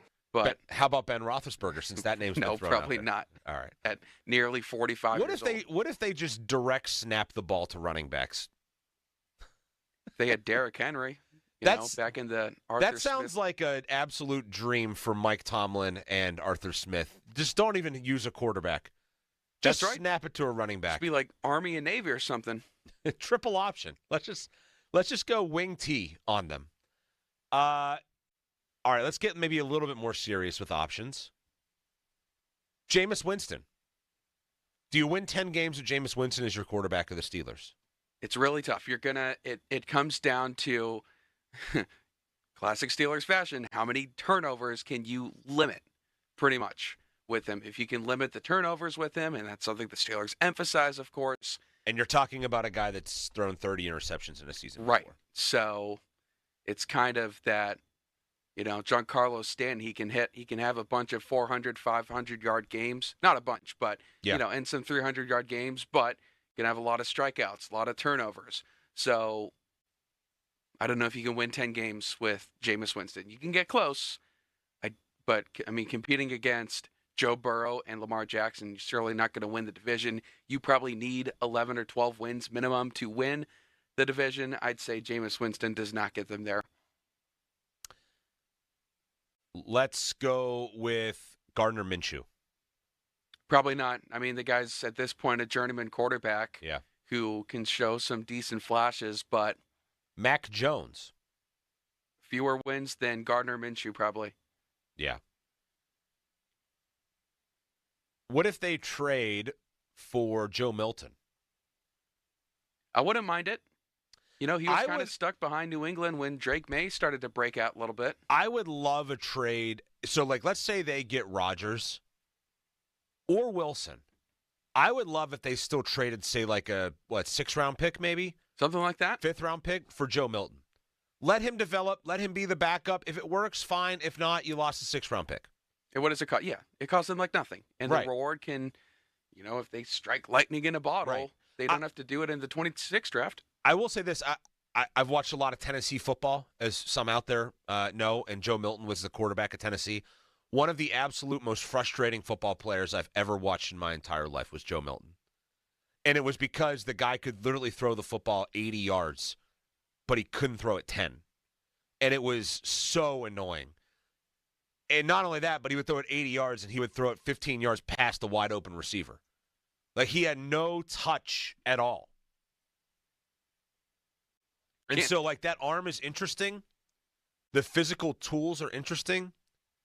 But he kind of gives me, I'm trying to think of, a freakishly athletic quarterback that could never really figure out anything beyond being freak. Oh my gosh, who was the Jamarcus Russell? Okay. Jamarcus Russell could sit on his knees and throw a football 60 yards. Freak. But there was just something there that he just couldn't play quarterback in the NFL, and that's kind of I kind of wonder if that's there's just a lack of touch, that soft touch that you need at times. Milton doesn't seem to have that. Everything is just 100 miles an hour. And guys like Rodgers and Favre and so on have done that over the years, throwing the ball really, really hard. But they've also been able to, to finesse it at times as well.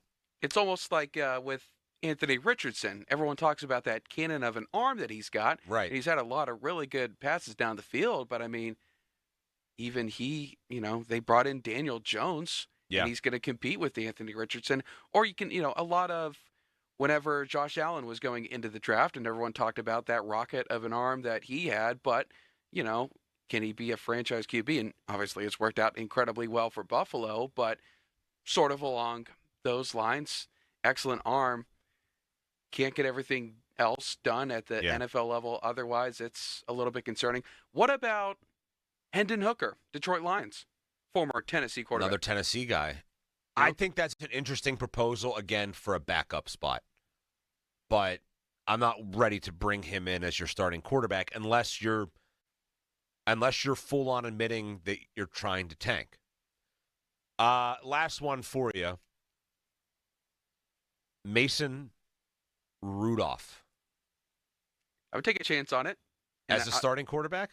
I would say so. If it doesn't work out, then it doesn't work out. Ideally, you sign him to a 1-year deal or maybe a 2-year deal where you can opt out after one season and reassess. I'm starting to truly wonder here if Mason is not going to be the fallback option for them.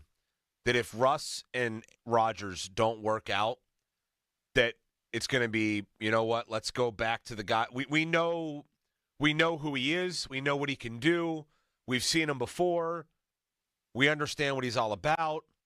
We know that we're probably not winning the Super Bowl with him, but we're probably also not going to win only 5 games with him.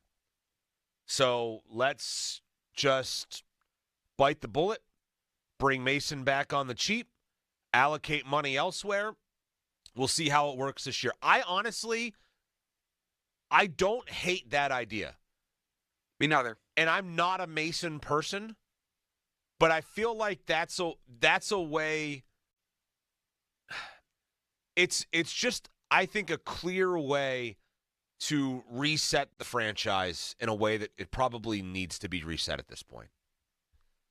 Of all those guys that we listed, Carson Wentz, Trey Lance, Drew Lock, Cooper Rush, Mariota, Flacco, Winston, Minshew, Jones, Rudolph, Hooker, Milton.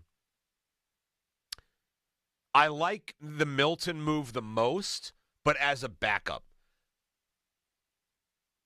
Maybe you bring in Mason and Milton.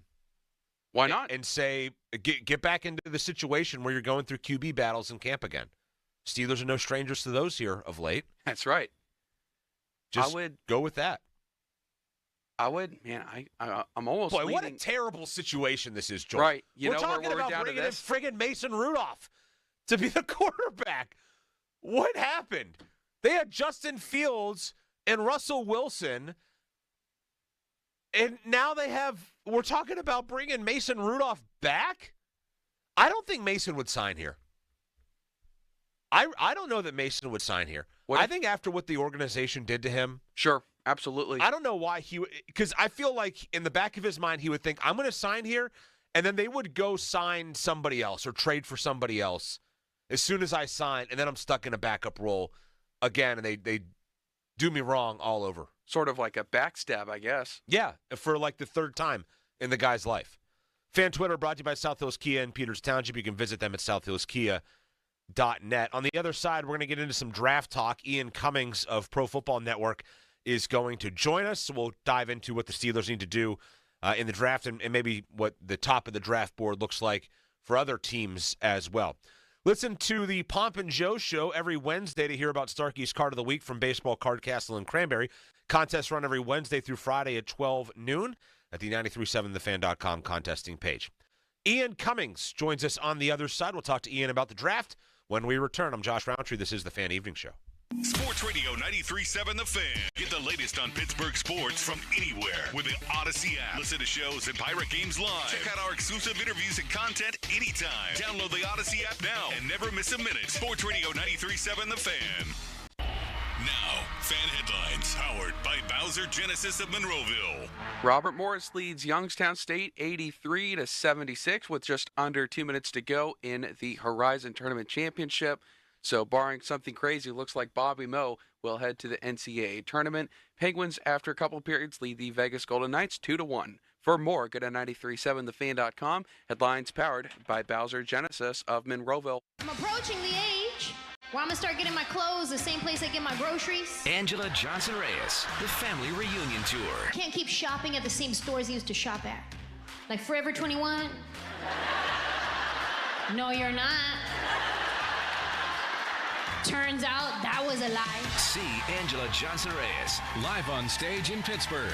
The Event Center at Rivers Casino, Friday, April 25th. Get tickets now at riverscasino.com. All right, everybody, it's here. The March to Spring Training and Opening Day is officially upon us. Hey, I'm Rob Bradford from Baseball Isn't Boring, and we'll have you covered every single day with instant reactions to late-breaking signings, determining which players are, yes, truly in the best shape of their lives, and behind-the-scenes stories from all the excitement and intrigue that spring training brings. Follow Baseball Isn't Boring in the free Odyssey app or wherever you get your podcasts.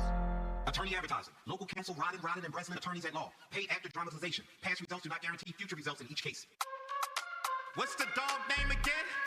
His name is Top Dog. Tell the dog to go bite him. Tell the dog to go sick him. He got me hurt. It was all his fault.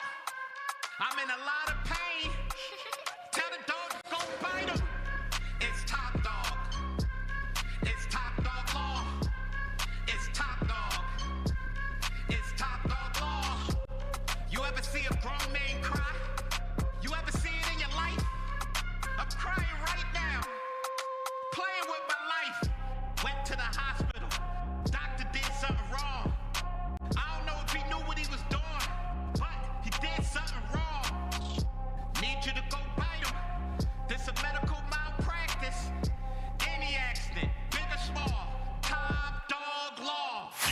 Hometown building partner since 1956. 84 Lumber. Visit 84lumber.com. HD1 Pittsburgh, an Odyssey sports station. Live from the ShoreKeyMitsubishi.com studios, North Huntington and North Hills. Always live and free on the Odyssey app.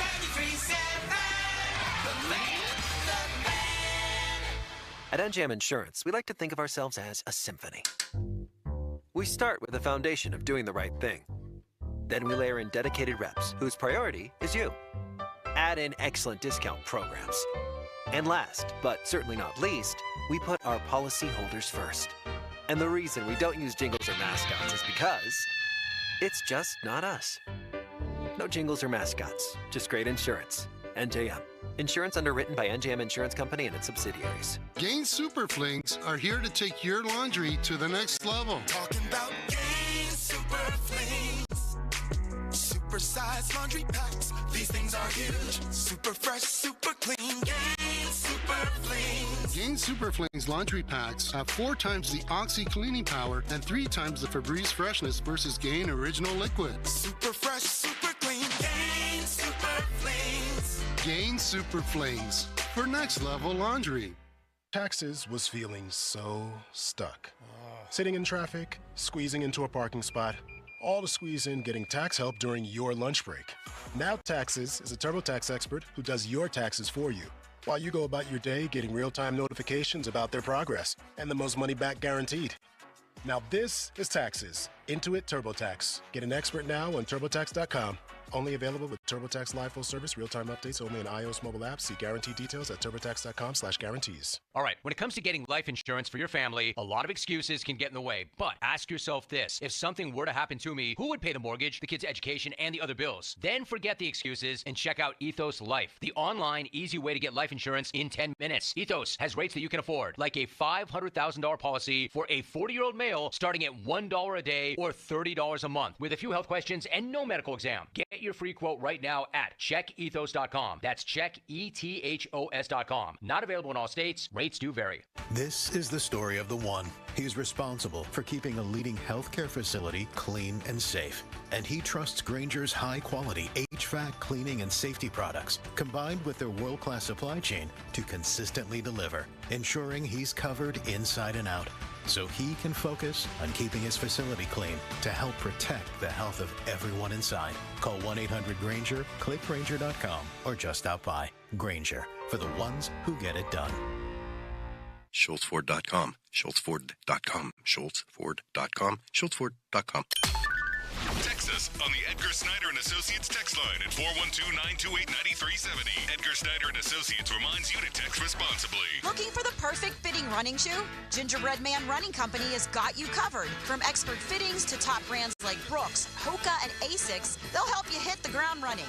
Visit them in Shadyside, Greensburg, or Indiana and get ready to crush your next mile. Injured? This is attorney Ed Shenderovich of Shenderovich and Fishman. Our fee is only 25%, and we guarantee we'll win your case or you pay nothing. So call us at 888-98-TWINS. We've got your back, not your wallet. Now Taxes is using Credit Karma, where a TurboTax expert can do your taxes for you. They'll get your refund so you can do more with it right in Credit Karma. Now this is Taxes. Intuit Credit Karma with TurboTax. See guarantee details at TurboTax.com/guarantees. Experts only available with TurboTax Live. Now, fan headlines powered by Bowser Genesis of Monroeville. Bobby Bo takes down Youngstown State, so they are headed to the NCAA tournament after winning tonight's game in the Horizon Tournament Championship. More headlines, 937thefan.com. Ian Cummings joins the show next. The Fan is covered by Top Dog Law. Top Dog get you top dollar. Go to TopDogLaw.com. That's TopDogLaw.com.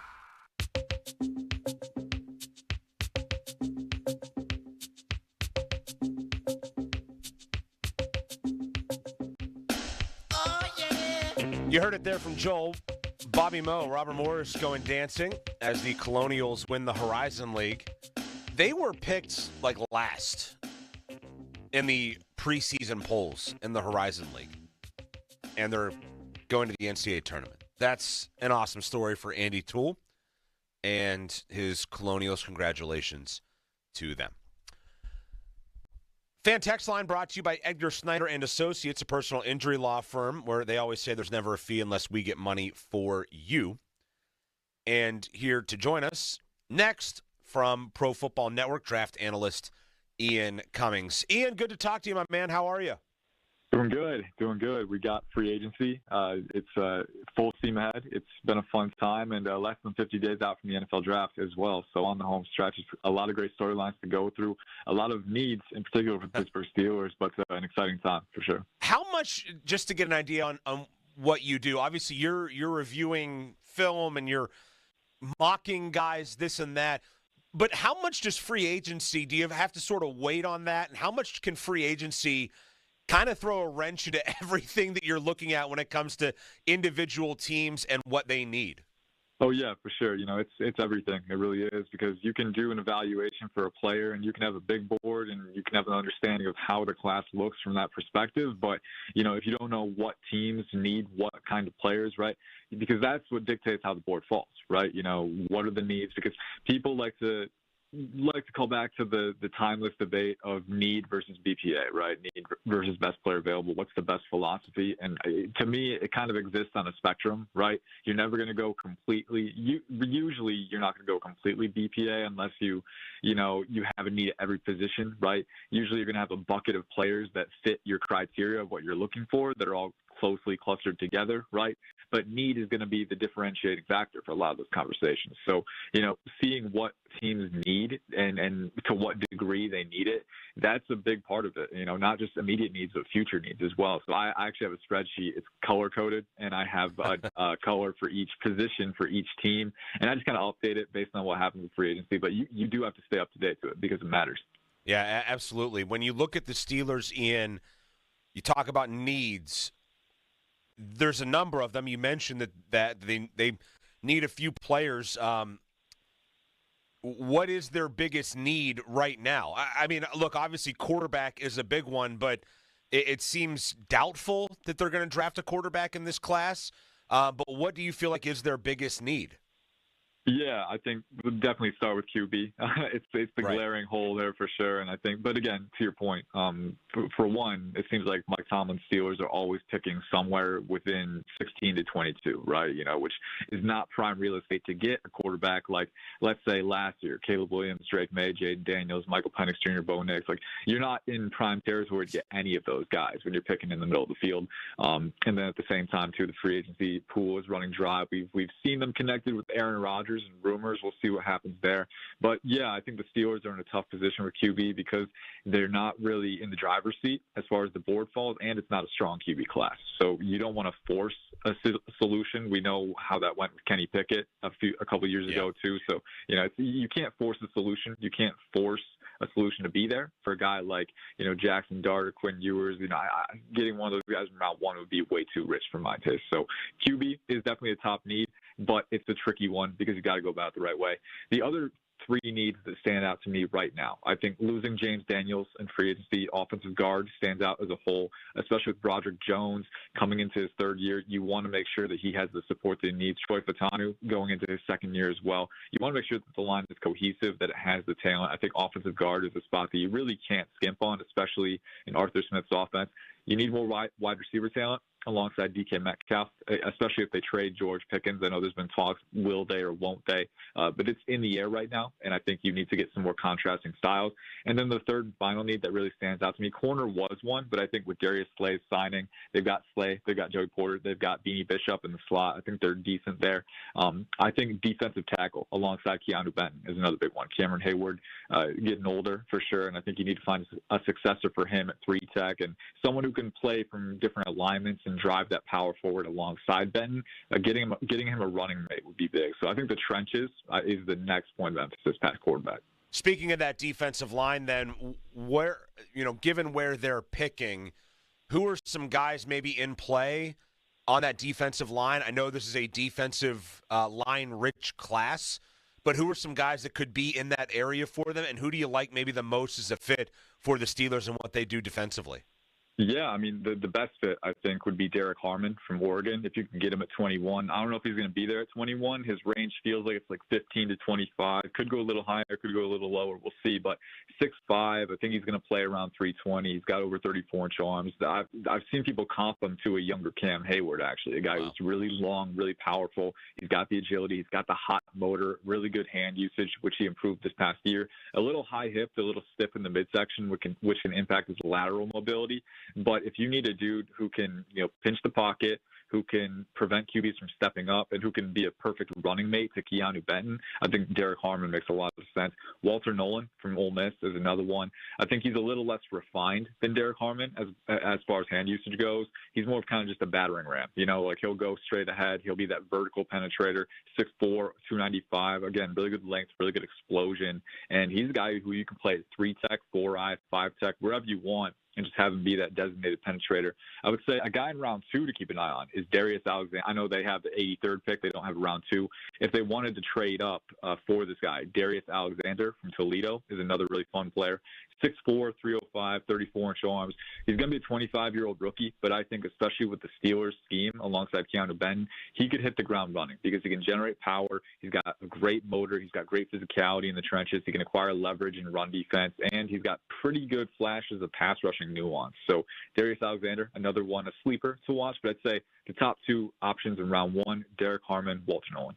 I love that. I know the defensive line is deep, and you mentioned a guy out of Toledo. Mike Tomlin loves him some MAC players, so that would fall in line for what the Steelers tend to draft at some point. They love their MAC guys. With the move, Ian, to get DK Metcalf, are the Steelers now maybe out of the market for a wide receiver in the first round, or could that still very much be in play for them, and particularly a guy like Emeka Egbuka from Ohio State, who was very, very frequently, it felt like, mocked to the Steelers in the draft. Has that changed at all now that they went out and got DK Metcalf? I think it means there's not as much pressure to get a guy right there at 21. Like, you can defer to options farther down the board because you have DK Metcalf. I think DK is a phenomenal player. I think, he's dealt with some health issues in recent years. Hasn't quite been at the peak that we saw a few years ago from him.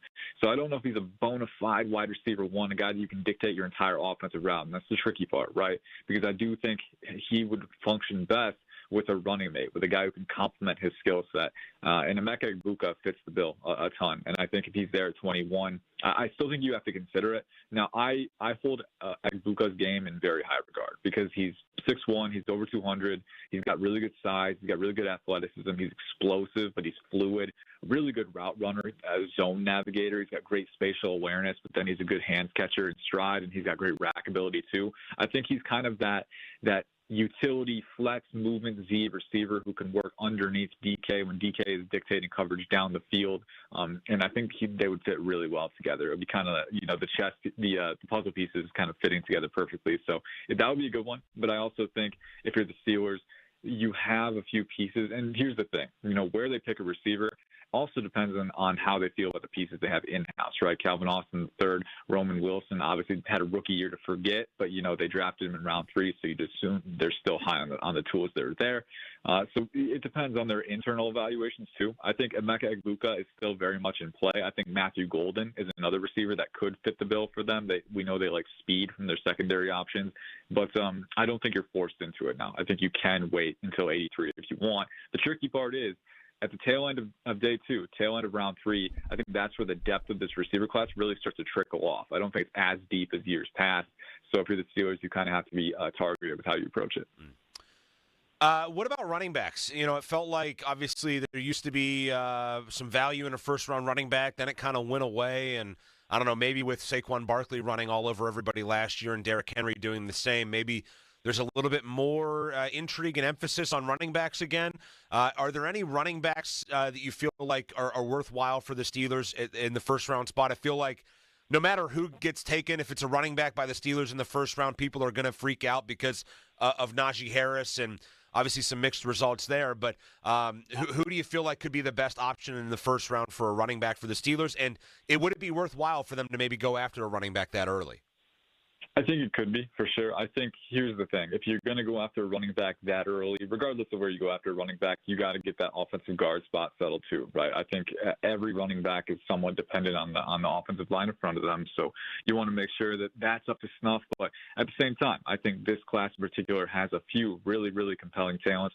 Obviously, Ashton Jeanty is the top name on the board. We hear about him all the time. And I don't know if he makes it to Pittsburgh. We've seen a lot of mocks with him going in the top 15, even the top 10. So I don't know if he makes it there. If he does, that's something you have to consider just because of how talented he is as an evasive talent. But I think another name to keep in mind is Amarian Hampton from North Carolina. I did his reevaluation just yesterday, and he actually graded as a first-round prospect for me.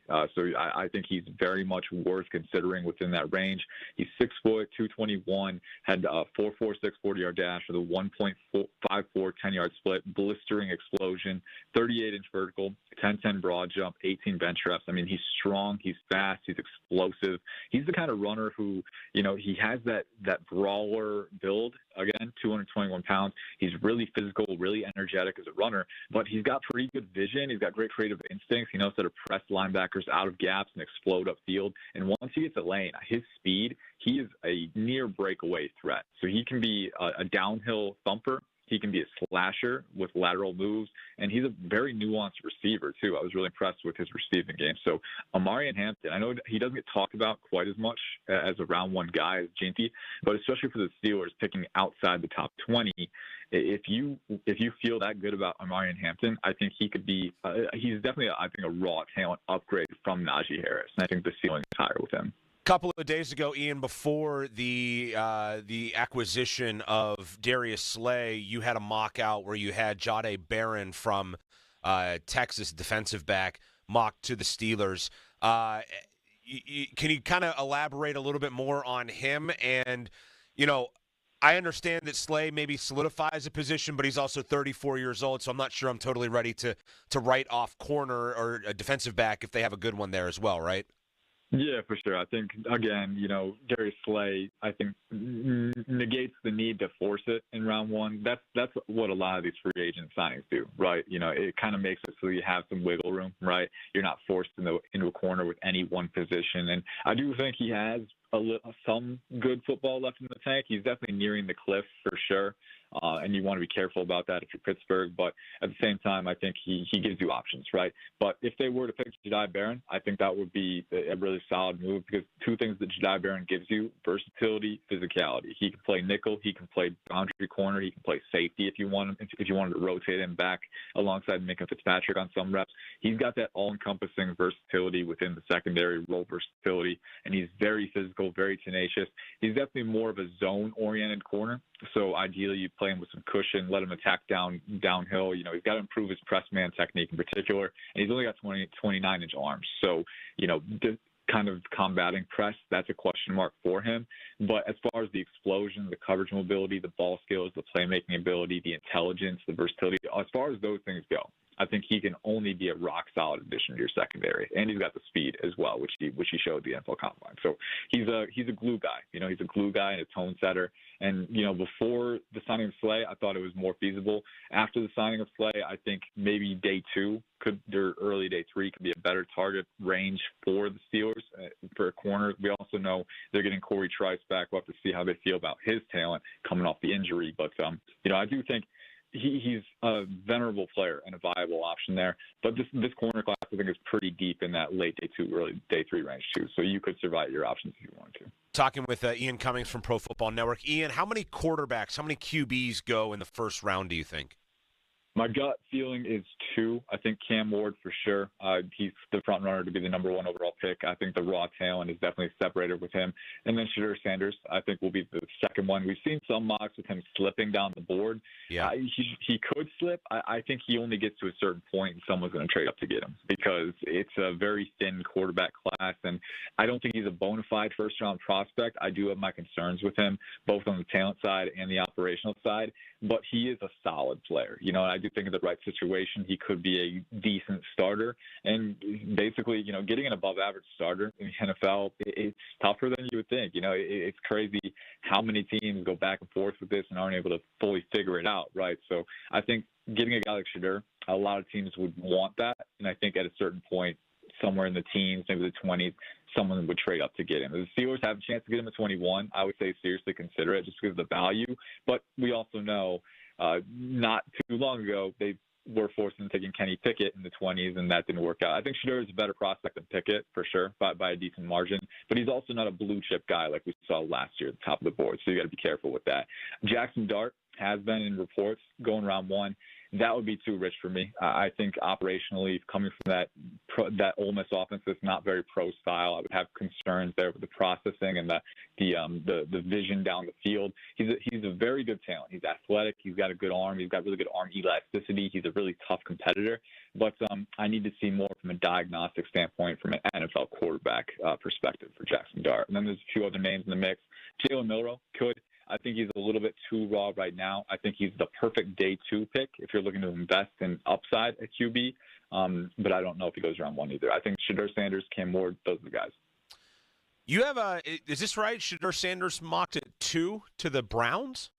Yep, that was my last mock. Right now, as a stand, and that was kind of taking into account the whole Myles Garrett situation. So I wrote it before Myles Garrett got re-signed, and I was thinking, if the Browns were going to win him over, they got to invest in QB, right? That's the first thing. So a lot of factors that go into each mock, and that's kind of the nature of the season, right? Things change so quickly with free agency, but I do think he could go that early, right? Deshaun Watson has not panned out for them. He's been one of the least efficient QBs in the league. I think if the Browns really are honest with themselves, they would seriously consider Shedeur Sanders.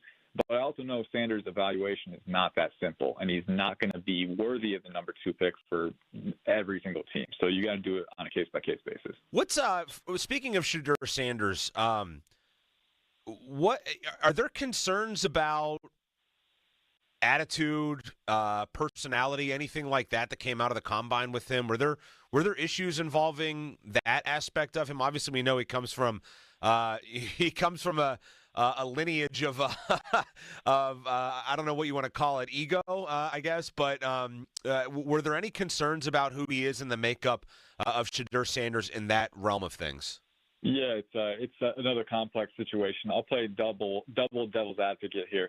First off, talking about the people will call him, some will call him brash, some will call him arrogant, and looking at Deion Sanders, the head coach of Colorado, especially when he came into Colorado, there was that clip of him, telling players who were there before they transferred out, like, hey, we're getting Louis Vuitton baggage, right? Like right. We're getting new stuff. So they're very confident. They're not shy about it, and I think.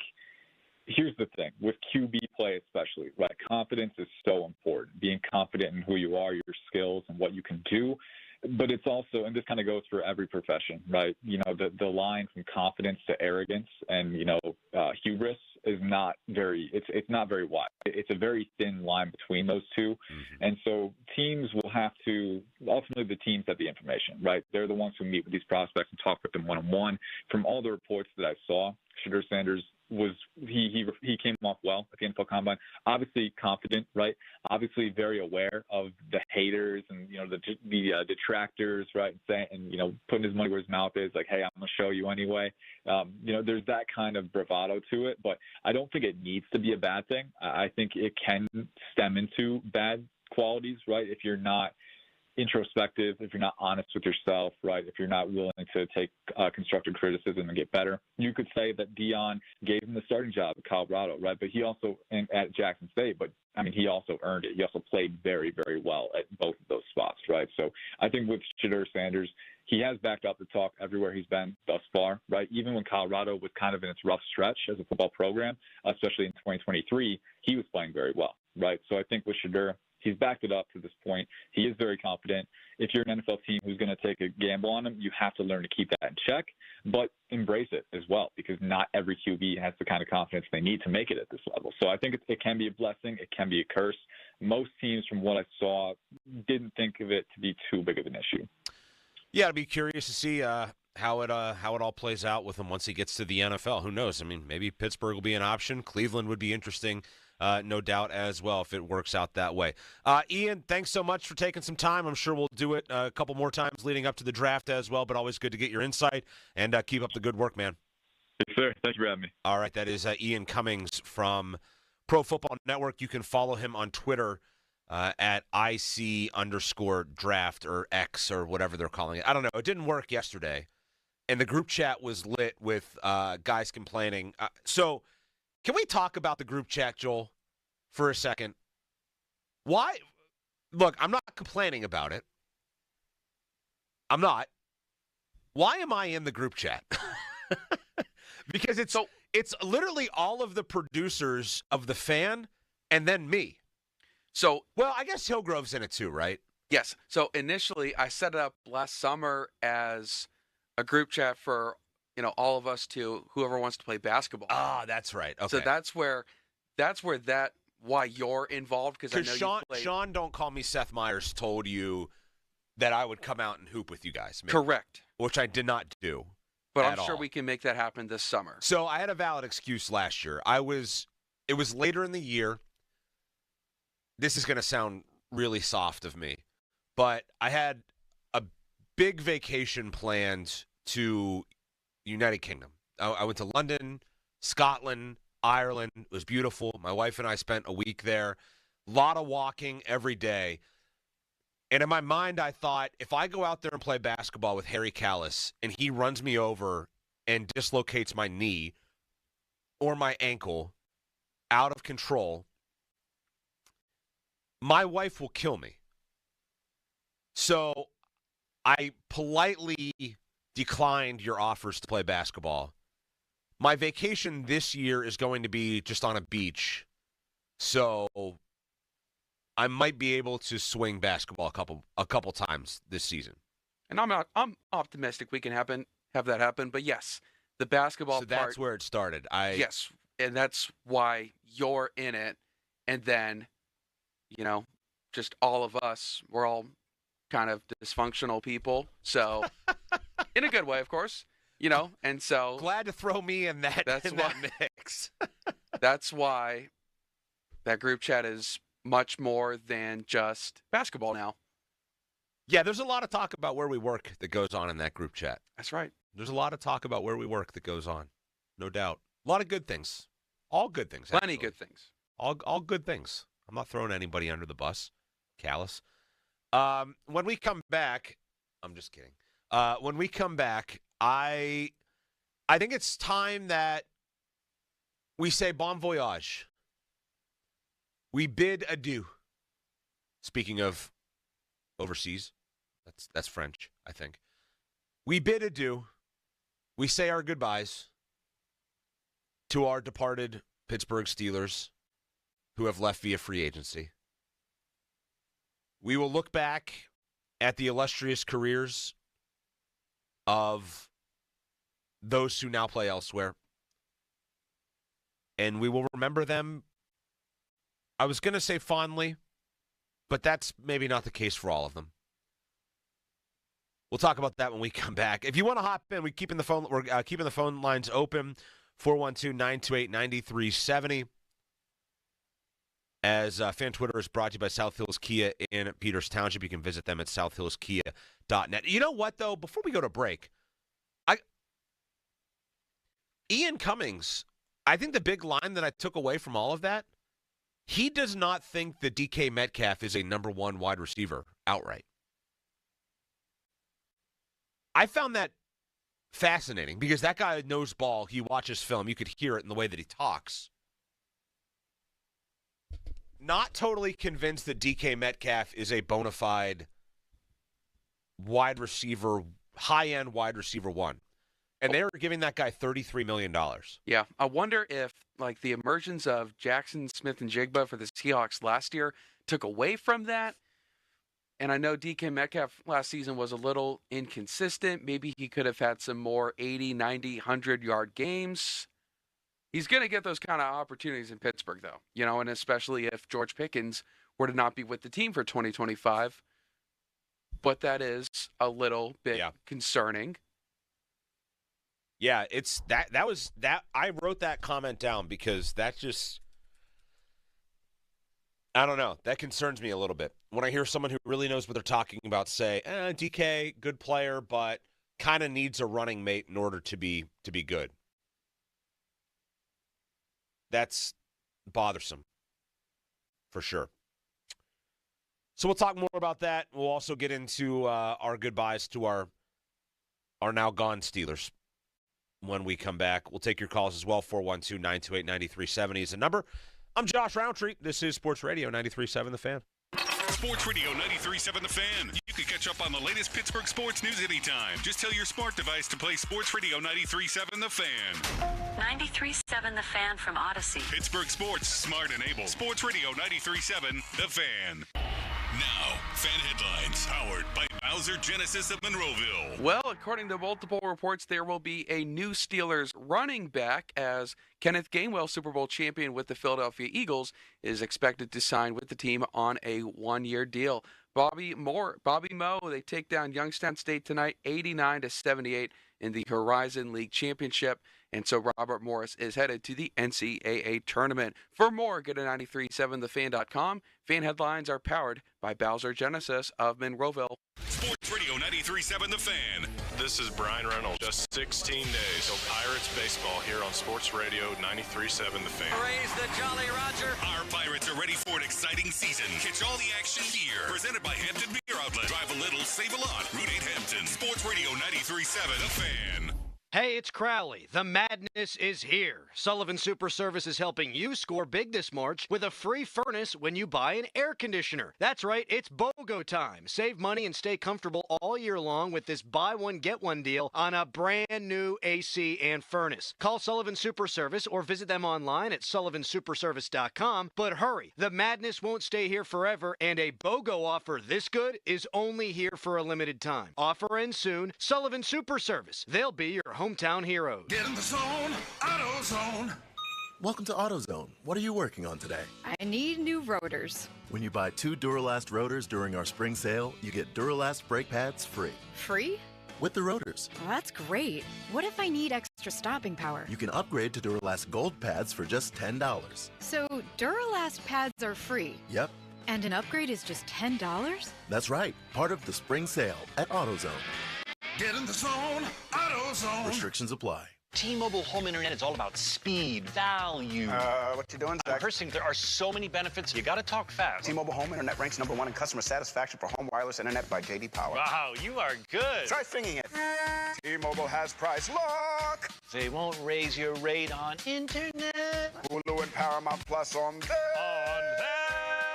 Get T-Mobile home internet all in for just $55 a month with autopay and any postpaid voice line. Additional terms apply for JD Power 2024 award information. Visit jdpower.com/awards. Thanks for calling Discover. This is Nia. Hi, Nia. It's Jennifer. Did you know that Discover automatically doubles all the cash back you've earned at the end of your first year? Yeah, I work here. Okay. I was just double checking. Get it? Because Discover automatically doubles all the cash back you've earned at the end of your first year? Oh, you get me, Nia. You could say that I double get you. I guess we've taken it too far. You earn, we match. Discover Cashback Match. See terms at discover.com/creditcard. When you get the Planet Fitness Black Card, you can bring a friend anytime you work out. And now through March 13th, get your first month free when you join. You heard that right. Conquer the stair climber with your partner in climb. Enjoy a post-workout recovery session in the hydro massage. And do it all again with access to any of our 2,700 convenient locations. So, you coming? Get your first month free and all the perks with the PF Black Card for just $1 down, $24.99 a month. Cancel anytime. Deal ends March 13th. See Club for details. Huntington is banking that just clicks. Like us risk-free checking. An account that's filled with features, but no monthly maintenance fee, no matter what. Because it's your money, right? So we think you should keep it. It's just one more way we're looking out for people every day. Is your bank looking out for you? Maybe it's time to switch. Visit your neighborhood Huntington branch or make the switch at huntington.com/yourmoney.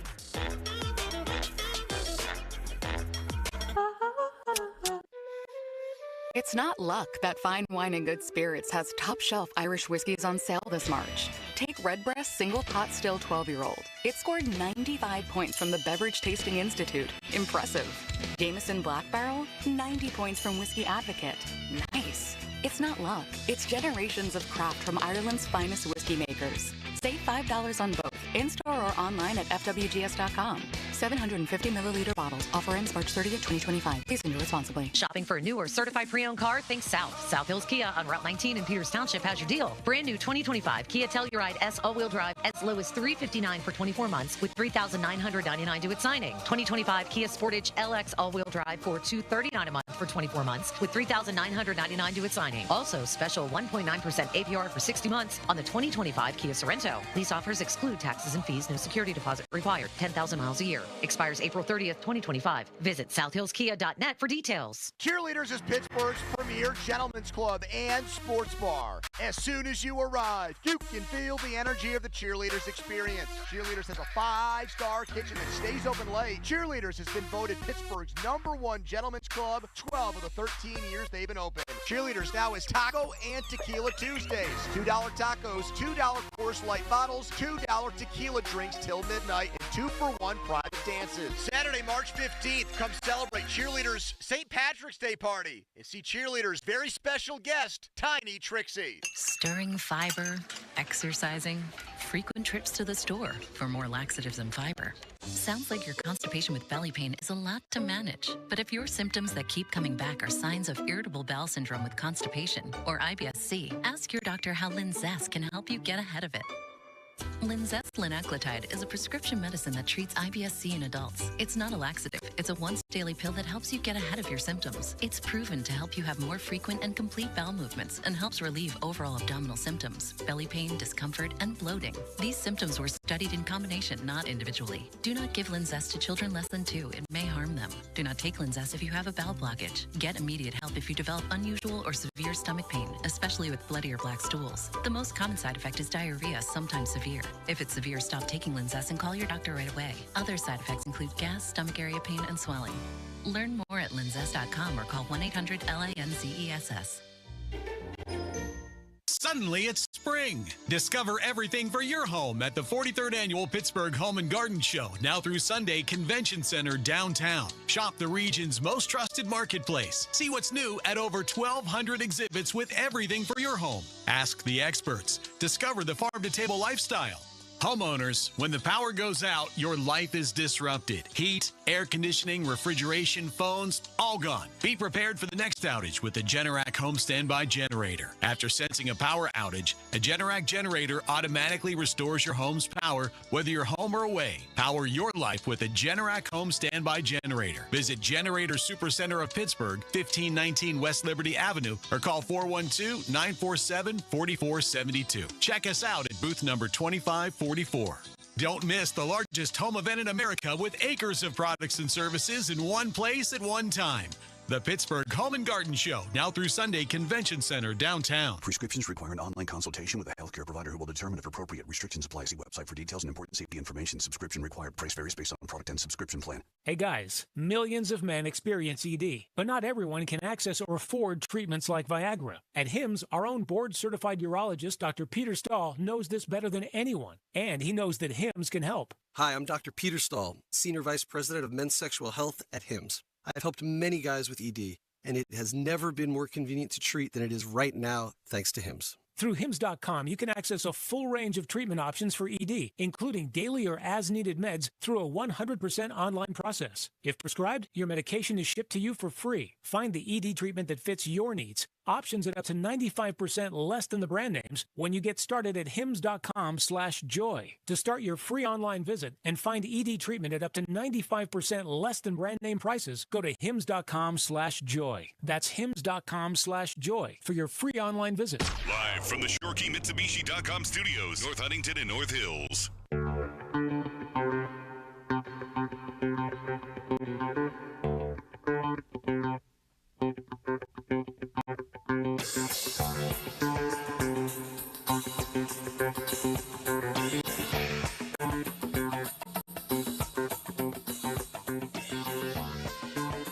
Do you want a great meal and provide one for someone in need at the same time? Join us for our Dine and Donate Week at various Western Pennsylvania restaurants between March 17th through 23rd. You can dine at participating restaurants, and a portion of the sales go from that day. A portion of the sales from that day will go toward our Giant Eagle Feed the Need Radiothon Meals donation. Register your restaurant now at 937thefan.com to become a part of this great week supporting the Greater Pittsburgh Community Food Bank. Sometimes I do these reads, and it sounds like I don't know how to read. I do, but sometimes it just sounds like I don't. You heard from Joel in the update a little. We should have, in this first day of free agency, come up with some sort of breaking news jingle. I was very optimistic. Not optimistic. I was hopeful that we would have some sort of serious breaking news tonight, like Aaron Rodgers is going to be a Pittsburgh Steeler, or Russell Wilson's coming back, or they are trading for Joe Milton, or something like that. But we're less than an hour away from the end of the show, and that has not happened. The Steelers signed someone, though. The Steelers have made a move. They've brought in their second former Philadelphia Eagle, and it is Kenneth Gainwell, running back. Not the running back, y'all, but a running back. Kenneth Gainwell, 25 years old, little guy. Kind of reminds me of Jaylen Warren. Not quite as bowling ball-ish, but 5'9", 200. Out of Memphis. Believe a collegiate teammate of Calvin Austin, if I'm not mistaken. Maybe for a brief period of time, a year or so. But played at Memphis. And ran for 290 yards last year, averaged 3.9 yards per carry. That's what Najee Harris averaged. He was kind of their relief guy, if you will, for Saquon Barkley, who did not need a whole lot of relief because the guy ran for 2 smackers on the ground. He did, Kenneth Gainwell, kind of torch the Steelers in the receiving game. He had a season-high 3 catches and a season-high 40 receiving yards against the Steelers when the Eagles beat them in December. He also ran it 7 times in that game, but only for 20 yards. Not a lot to write home about for Kenneth Gainwell this past season. You look at the playoffs, he didn't have more than 14 yards rushing in any playoff game. He caught just a couple of passes in the postseason, but definitely, I think, a depth option for them. And we heard earlier, believe it was Jeff, when he joined us, the one thing that they learned last year was that you really do need a committee of running backs. So if Gainwell is that third guy, okay. But if the plan here is Jaylen Warren and then Kenneth Gainwell, I think that there's a lot more that could be had at the running back position. His best game this year, 56 yards. That came against the Giants. He ran it, though, 13 times. He scored 1 touchdown this year, did Gainwell. That came against the Rams right around Thanksgiving. His only touchdown that he scored. I don't hate the move, but it's just sort of a, okay. It is a little bit concerning that in an offense where Saquon Barkley averaged how many yards per carry, Joel? Like 1 million. Yeah. That this guy only averaged 3.9, the worst of his career. That's a little concerning, right? You're running behind the same line as Saquon Barkley, and you're doing like half the production? I would say so. But I guess if he's a backup, then, you wouldn't exactly expect him to rush for 5 yards a carry, right? Yeah. 3 years before that, though, 4.3, 4.5, 4.3. Still relatively young, though, just coming into his 5th year right now. So don't hate the move. Little speedster, perhaps, out of their backfield at 5'9", 200. Kind of a similar back, though, I think, to Jaylen Warren in a lot of ways, at least from a build standpoint. Maybe a little shiftier in the open field, but I think he's a running back 3 guy, and then you still got to go get another back. And I'm not saying that you have to get a back to go be a certified RB1 like what they thought Najee Harris was going to be. But I do think that you have to go get a guy who, let's say Warren gets hurt, you can turn around and give him the ball 20 times, and you feel pretty good about it. As close to a bell cow running back in a running back by committee sort of. Yeah. I'm not using a first-round pick on a running back. I hate the idea. I think it's I'm telling you this right now. If Gene T fell to them, I would not take him in the first round. Can I play a little what-if game? Yeah. Let's say the Steelers trade back to 27, 28, or a little bit further, and he's still there. No. Let's say, okay. No. All right, so that thought Sorry is to completely. cut you off. Nope. All good. I don't want a running back in the first round. Maybe it's the scars of Najee Harris. And look, it's not like Harris was terrible, but I just feel like you can find running backs. First of all, I feel like your offensive line dictates your running game far more than your running back. I know Saquon Barkley's great. I know Derrick Henry's great. Both those guys have really good offensive lines in front of them as well. And, yeah, it can be a game changer for you, but there's too many other needs for them right now. I would rather see them go D-line because they got to get better in the run game on that end. I would rather see them go receiver, even though they got Metcalf, because I don't think Pickens is going to be here next year. And even if he is, I don't think he's going to be here in 26. They're not paying 2 guys $30 million to play receiver. It's not happening. I had all these people, because I put out that I would trade Pickens next. All these people say, you idiot, they're going to sign both. Really? There are actually people that think that they're going to sign George Pickens to a long-term deal for like $30 million a year? After they sign DK Metcalf for $30 million a year for 5 years? They're not doing that. But I'd rather see them go in a number of different directions. Honestly, I guess I would take running back over a QB just because I don't think that there's a good enough QB to take there. But my thought with a running back is if you're taking a running back in the first round, you need to be very close to a championship. Look at the Eagles. The Eagles had a roster that was close to a championship. They went out and got a running back. They got Saquon. They won a championship. The Ravens had a really good roster. They went out and got Derrick Henry.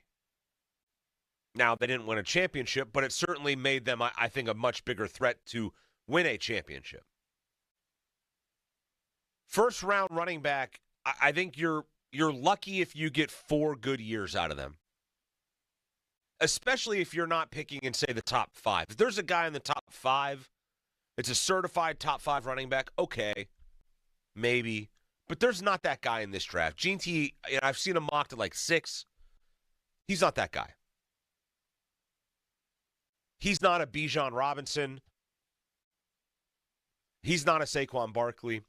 He's not what, say, Ezekiel Elliott was when he came out of the draft. That, to me, that's not where Gene T is. I also have concerns, too, that they're, the miles on those tires are heavy. There's not a lot of tread left on them. I get worried about that. The usage rate at Boise, that scares me. That's a lot of touches for a guy in a year. It kind of reminded me of how Paul Skeens at LSU would throw 130 pitches and that kind of stuff, 120 like it was no big deal.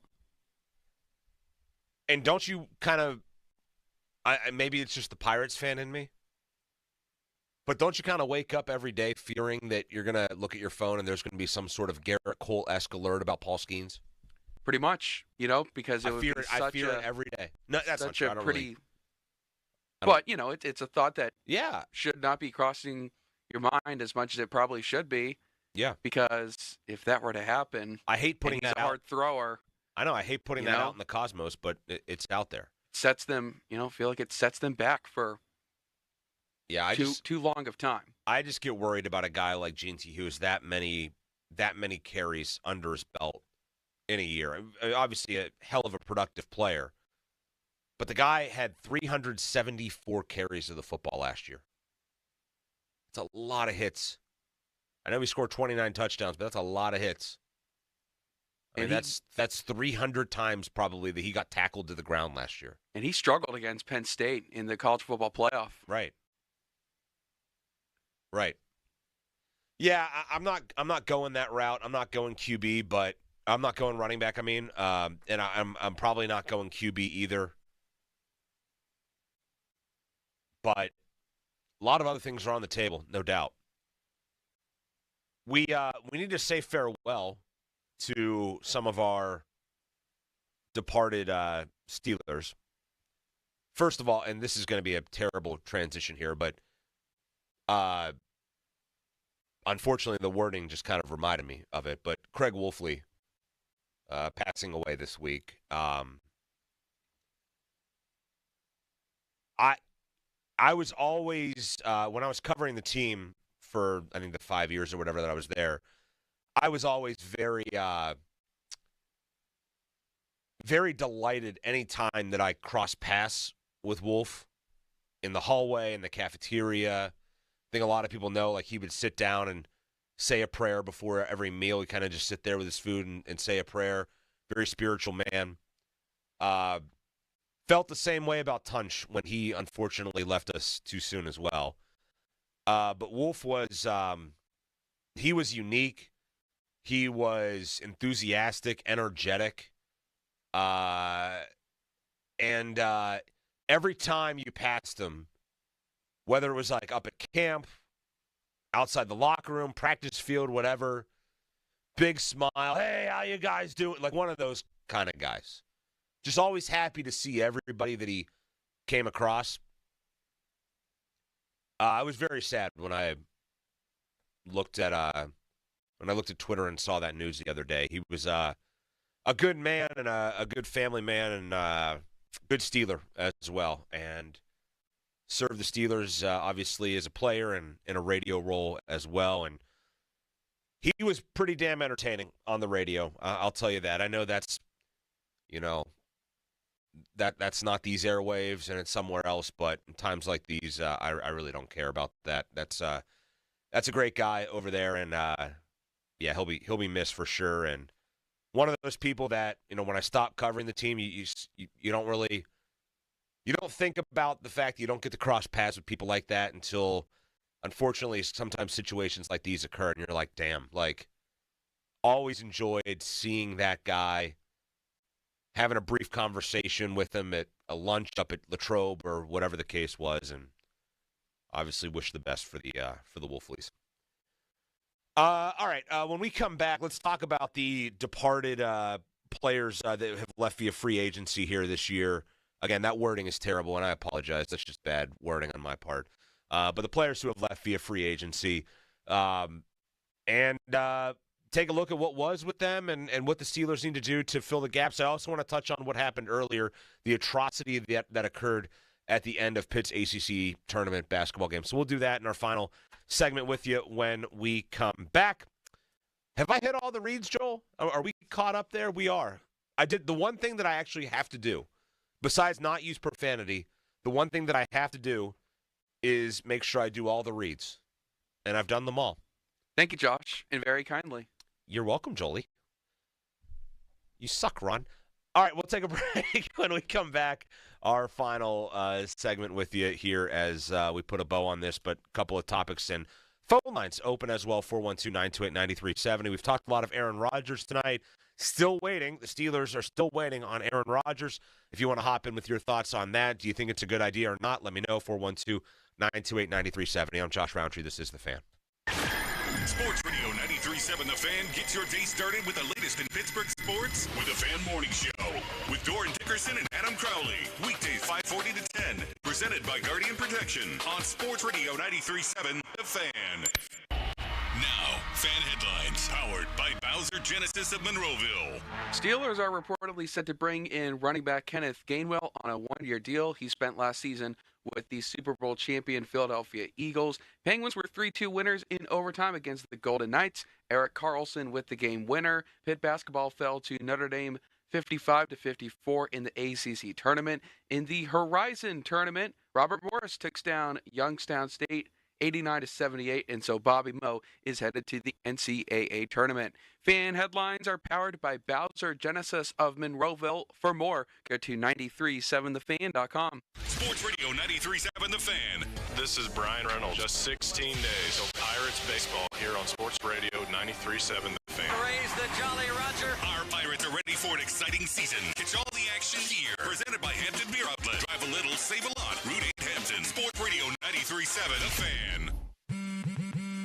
Spring forward with real unlimited data from Straight Talk this tax season and get a free Samsung Galaxy A16 5G or Moto G Power 5G 2024 with select plans. So you can stream games during Mad March hours, check the weather for April showers, and watch gardening videos about May flowers. Straight Talk, real unlimited data. Available at Walmart and straighttalk.com. Offer valid through 4/15/25. Taxes and fees apply. Requires purchase of single line gold unlimited plan or higher. For network management practices, visit straighttalk.com. This is certified elder law attorney Julian Gray. Did you know that if you are a caregiver for a family member at home, that you may be entitled to payment from the government for your services? You are sacrificing a lot to provide care to a loved one, and every month that goes by, you could be missing out on valuable cash benefits for your services. For a no-obligation consultation with one of our certified elder law attorneys, visit grayelderlaw.com. That's grayelderlaw.com. Just hearing the word IRS can make people break out in a cold sweat. No one wants to deal with the IRS, and now you don't have to. The good news is Legal Tax Defense has been successfully negotiating with the IRS for more than 15 years. It doesn't matter how much you owe, whether it's $5,000 or $5 million. You deserve the best in the business on your side, and that is Legal Tax Defense. Even if you're working with someone else and just want a second opinion, there is no cost or obligation to call. They can prevent levies, liens, wage garnishments, even file back tax returns. And the best news about Legal Tax Defense is they won't take your case unless they know they will reduce or eliminate your tax debt. Call Legal Tax Defense right now for a free no-risk consultation. 800-265-7681. 800-265-7681. You have nothing to lose but everything to gain. 800-265-7681. Your hometown building partner since 1956. 84 Lumber. Visit 84lumber.com. HD1 Pittsburgh, an Odyssey sports station. Live from the ShoreKeyMitsubishi.com studios, North Huntington and North Hills. Always live and free on the Odyssey app.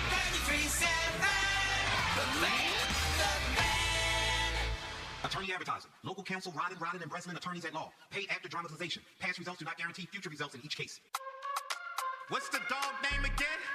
His name is Top Dog. Tell the dog to go bite him. Tell the dog to go sick him. He got me hurt. It was all his fault. I'm in a lot of pain. Tell the dog to go bite him. It's Top Dog. It's Top Dog Law.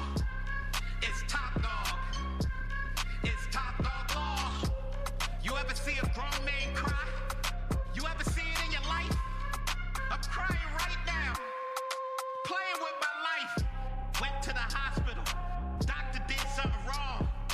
I don't know if he knew what he was doing, but he did something wrong. Need you to go bite him. This a medical malpractice.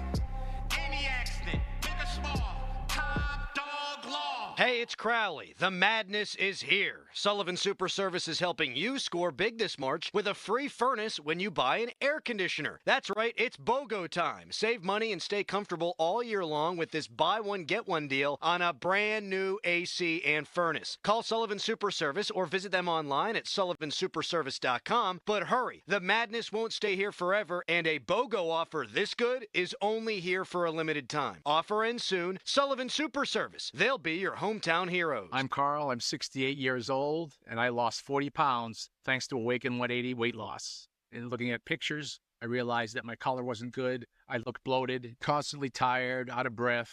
It got to the point where I decided it was time to pick up the phone and call Awaken 180. The combination of the diet and the coaching really pushed me over the top. My self-confidence soared. I'm walking, I'm working out. Instead of 68, I feel like I'm 28. I just had my annual physical, and my doctor looked at my blood pressure and he said, "What did you do? What happened?" And I explained that I'm on the Awaken 180 program. I've never felt so good in my life. And as somebody that sometimes likes to take the shortcut, I didn't have to do that with this program. Awaken 180 is my solution for weight loss.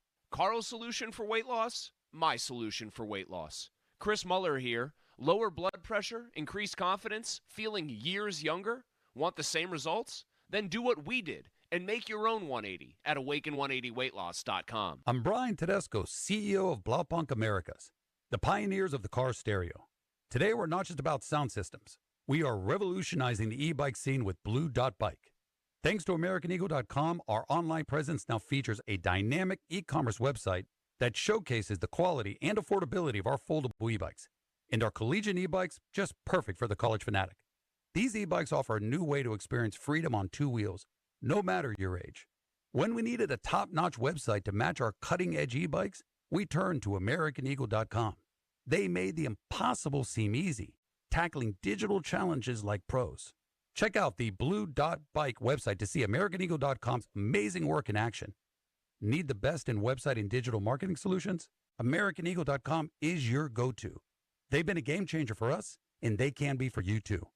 Visit AmericanEagle.com or call 877-WEB-NOW-1. That's 877-WEB-NOW-1. Breakthrough T1D, formerly JDRF, announces the 33rd Annual Promise Gala in support of the local Type 1 Diabetes T1D community. The annual event is happening Saturday, April 26th at the Westin downtown. The Promise Gala will offer an exciting night of entertainment and fundraising supporting T1D research. This year's gala will honor Jim Rooney on behalf of the Rooney family.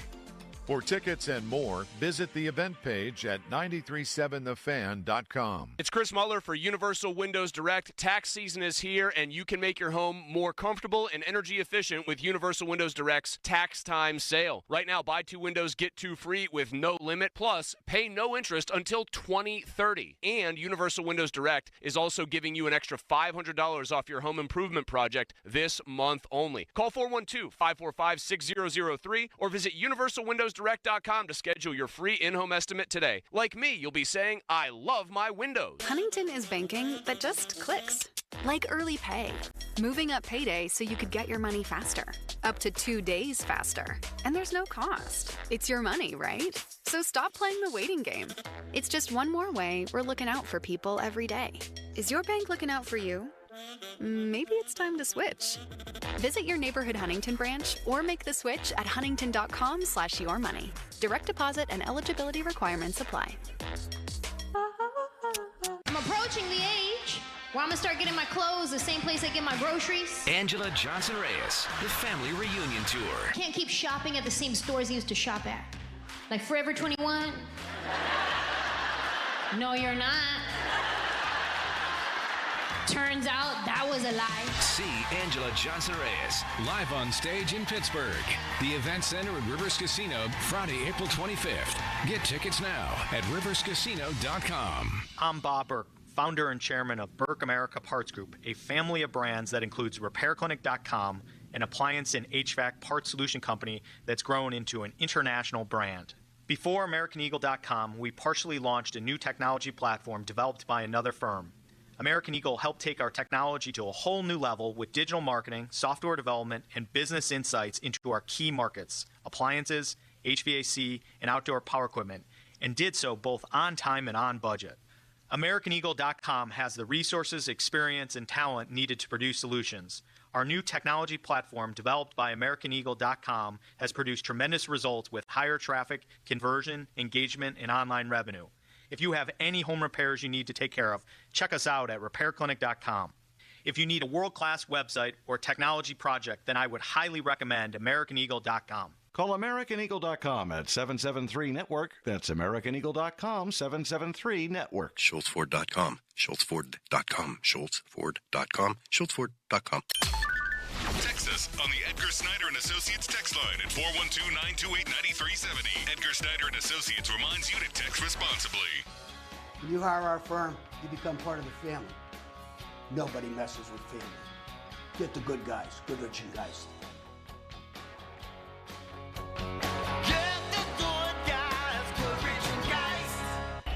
Now, fan headlines powered by Bowser Genesis of Monroeville. All right, Joel Nelson for fan headlines. Earlier today, Pitt basketball fell to Notre Dame 55-54 in the ACC tournament. Penguins beat the Golden Knights 3-2 in overtime. Eric Carlson with the game winner. Robert Morris took down Youngstown State 89-78. They win the Horizon League, and Bobby Moe is headed to the NCAA tournament. And the Steelers, according to multiple reports, are set to bring in Super Bowl running back Kenneth Gainwell on a one-year deal. For more, go to 937thefan.com. Right now, it's more Josh Roundtree. The Fan is covered by Top Dog Law. Top Dog get you top dollar. Go to topdoglaw.com. That's topdoglaw.com.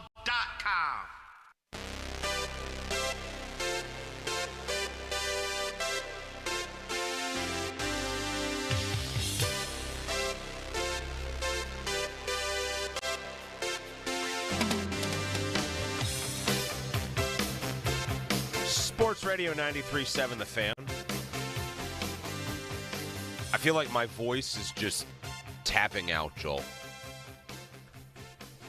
It's heard enough of itself. And it's got another 20 minutes here that it's got to persist. You've got this. Then I'm going to have a tea with some honey. And I'm going to get ready to talk again tomorrow, but not on these airwaves. I have a ACC Network broadcast tomorrow. Pitt lacrosse at home. Good weather for that game, too. Man. This week is just, it's perfect. Starkey hit me up earlier to golf on Friday. And here's what he said. He said 18 tomorrow. And I said, I can't tomorrow, I have to work. Or Friday. He said 18 tomorrow or Friday. I said, I can't tomorrow, I have to work. He said, you haven't addressed Friday yet. Immediately. That's so Joe. I said, I probably couldn't play until after 4. I have to work. He says, we could still get 18 in. I was like, I'll have to let you know. There were probably between 15 and 20 times last year where Joe texted me, want to play 18 today? And I said, I got to work. And he said, I quote, every single time, call in sick. Call in sick. Every time. The man is obsessed with the game. I don't know if obsessed, I'm not obsessed like that. But I do enjoy it. I heard in Joel's update about the night of, and day, I guess, of college basketball.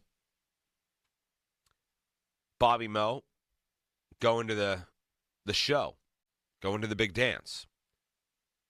That's a pretty good story for Pittsburgh sports in a year that has not exactly had a lot of pretty good stories. So congrats to Andy Toole and his guys. They did obviously a heck of a job there. Picked, I think it was last or close to last in that conference, and have found a way to get to the NCAA tournament. The other Pittsburgh-based basketball game today, not quite as happy of an ending. If you missed it, do we have the call of that play saved? In news, my news boss decided to just not work tonight, so no audio coming from my computer. That's been great to deal with. No one's fault, just technology. I was told that if I restarted my computer, that it would help, but I'm also in the middle of a radio show, so I can't really restart the computer when I need it in the middle of a radio show. Do we have it? The second by Davis with a half second left is around no good. Here comes Lowe. He gets it down there, but I think he shot it late. And Notre Dame will escape. He missed that on purpose. With a 1-point win. The disappointment in Bill Hillgrove's voice there is A, because, well, they lost, but B, because they got completely and totally screwed at the end. And just got to call it as I see it. I would imagine that the official that made the call would probably, after getting a second look at it, say, probably shouldn't have made that call. Yeah, foul on Zach Austin with 0.5 seconds to go. Two guys just going up for a ball at the rim, and they grazed forearms with one another. Certainly no forcible contact that prevented a scoring opportunity. And after an entire game in which they let the players play, and it was quite physical, far, far more physical than that, it gets determined on that. You can't make that call at any point in the game. It's not a foul, A.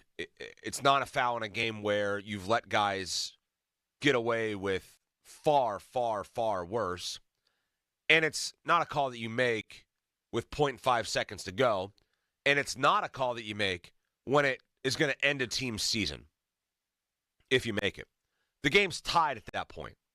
You let that game go. You let it be decided in overtime. You don't call a foul with 0.5 seconds left. I think generally Jeff Capel took a higher road, but that's as bad of a way to lose, to have your season come to a close, most likely, than that you'll find. And it ends a season of Pitt basketball that's a little disappointing, for sure. It's a little bit of a head-scratcher, how they obviously started so well, and then it ends like that in the first round of the ACC tournament. Pitt goes 17-15, 8-12 in the ACC. They did definitely struggle away from the Peterson Event Center. They were 4-11 in games outside of the Pete, 3-9 on the road, 1-2 on neutral courts. And it just, to me, and a lot of like the post-game media availabilities, things like that, I think it was Capel and Ishmael Leggett and Jalen Lowe.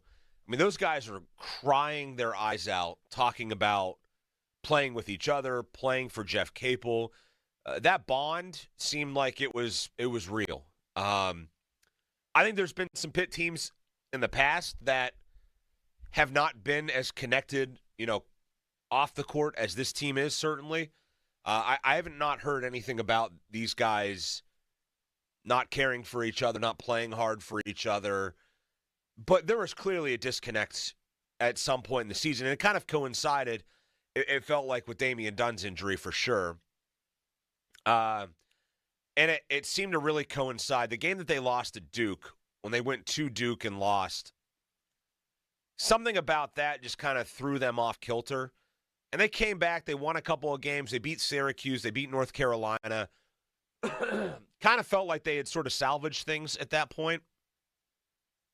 And then they have to go to Wake, and they lose by 2 there. And that seemed to just derail them again. It was like, all right, we got some momentum. We're going to Wake. This was it was the first Saturday of February. Felt like a game that if they win, it probably springboards them towards the NCAA tournament. They lose by 2, lose to Virginia, lose to UNC, lose to SMU.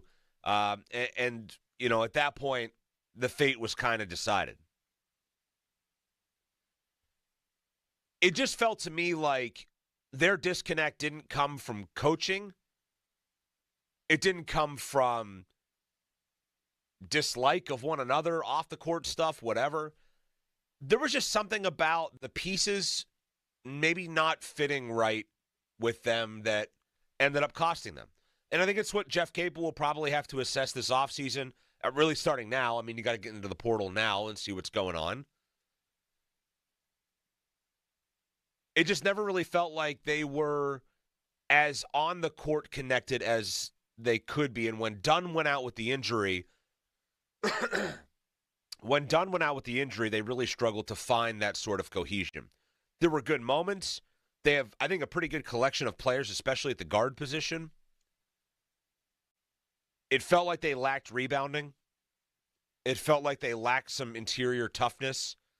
Not that Cam Corhan was a bad player for them. I thought, he did some good things. He scored 11 points a game. But your main big guy, you probably need more than 5 rebounds a game from. Ishmael Leggett grabbed more rebounds. And they really, you throw a couple of guys who are near 7 feet out there with the Diaz-Graham twins, and they really didn't rebound the basketball. Jorge averaged less than 1 rebound per game. Guillermo was better. He averaged about 5 boards a game. He did some good things for them throughout the course of the year. Jorge shot it great from 3 earlier in the season. Guillermo was shooting it really well early in the season, kind of tailed off for sure towards the end. But I thought the pieces generally were there. They just didn't fit. It's kind of hard to explain. And obviously, look, that's the job of your head coach. You gotta figure out a way to get those pieces right, and I think Jeff Capel knows that. That's probably why this is so baffling to him, is because they just couldn't really seem to figure out how to get those pieces to fit perfectly. And that's a tough spot to be. I will say this, and look, I know people are hot, people are upset, people are whatever about the way that this season turned so quickly and all that. I do think now, and I talked a little bit about this earlier with Jeff Hathorn when he was on with me, I feel like the way that we look at college basketball in particular has to change. Because what we are looking at now is every single year, and even as the year is going, you have to operate like it's free agency. You have to operate like you are consistently trying to recruit your own players, to buy your own players back. And I don't know if that's really what got into this Pitt team. I don't think so. But from year to year, it does. From year to year, you have to remake your roster, repay your roster, reconfigure your roster. And look, for a program like Duke that's going to bring in the very, very elite prospects like Cooper Flagg, I think generally you can stem that tide a little bit better. But for the non-blue blood programs, it's a lot more difficult. And you're going to have years like a couple of years ago where you're really, really good. And then you might lose a guy like a Blake Hinson, and you kind of struggle with the on-court chemistry part of it because you're piecemealing this thing. You're patchworking this thing together year in and year out. These college coaches are paid very, very well, but this is becoming a less and less enviable coaching job. Not Pitt, just in general. It's hard right now to have to consistently try to remake your roster and keep guys happy when there's so much money on the line for them. It's not like you have multi-year contracts, which I think there needs to be here.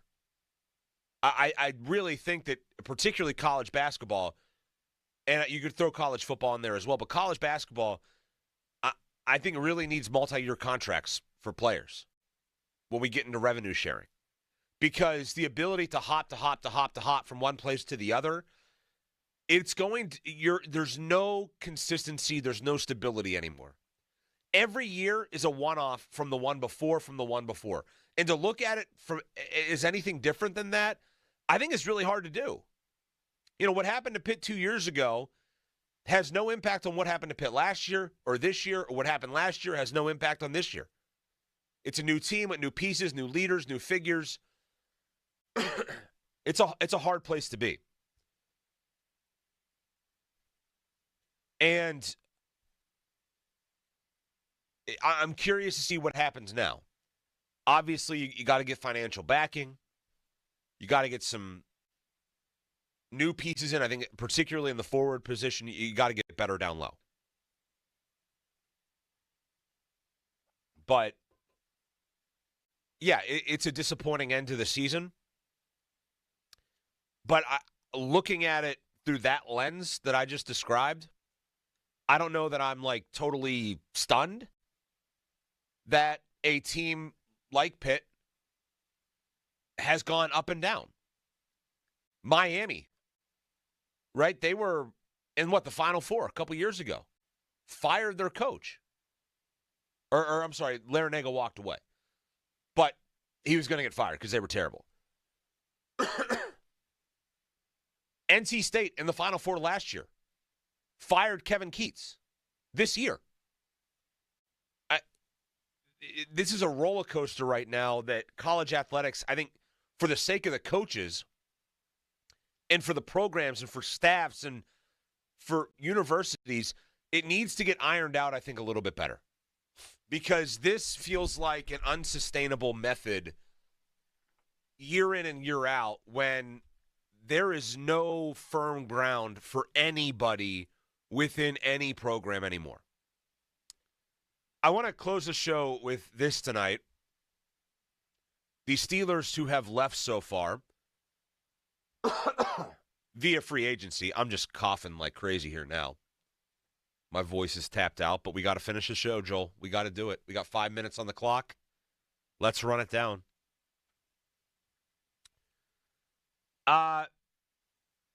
Justin Fields goes to the Jets. Really kind of disappointed in Justin Fields' time here. Not his fault either. I wanted to see more of Justin Fields last year. I wanted to see the Fields package thrown out there more. Really didn't get it until, one series in the Ravens game where they were like, all right, let's hit the panic button in that playoff game and go to him. Najee Harris, gone, goes to L.A. I actually think that's a pretty good fit.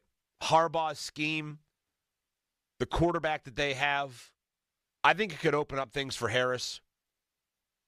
But ultimately, like we talked about earlier, he used a first-round pick on a running back, and his longest rush in his career was 37 yards.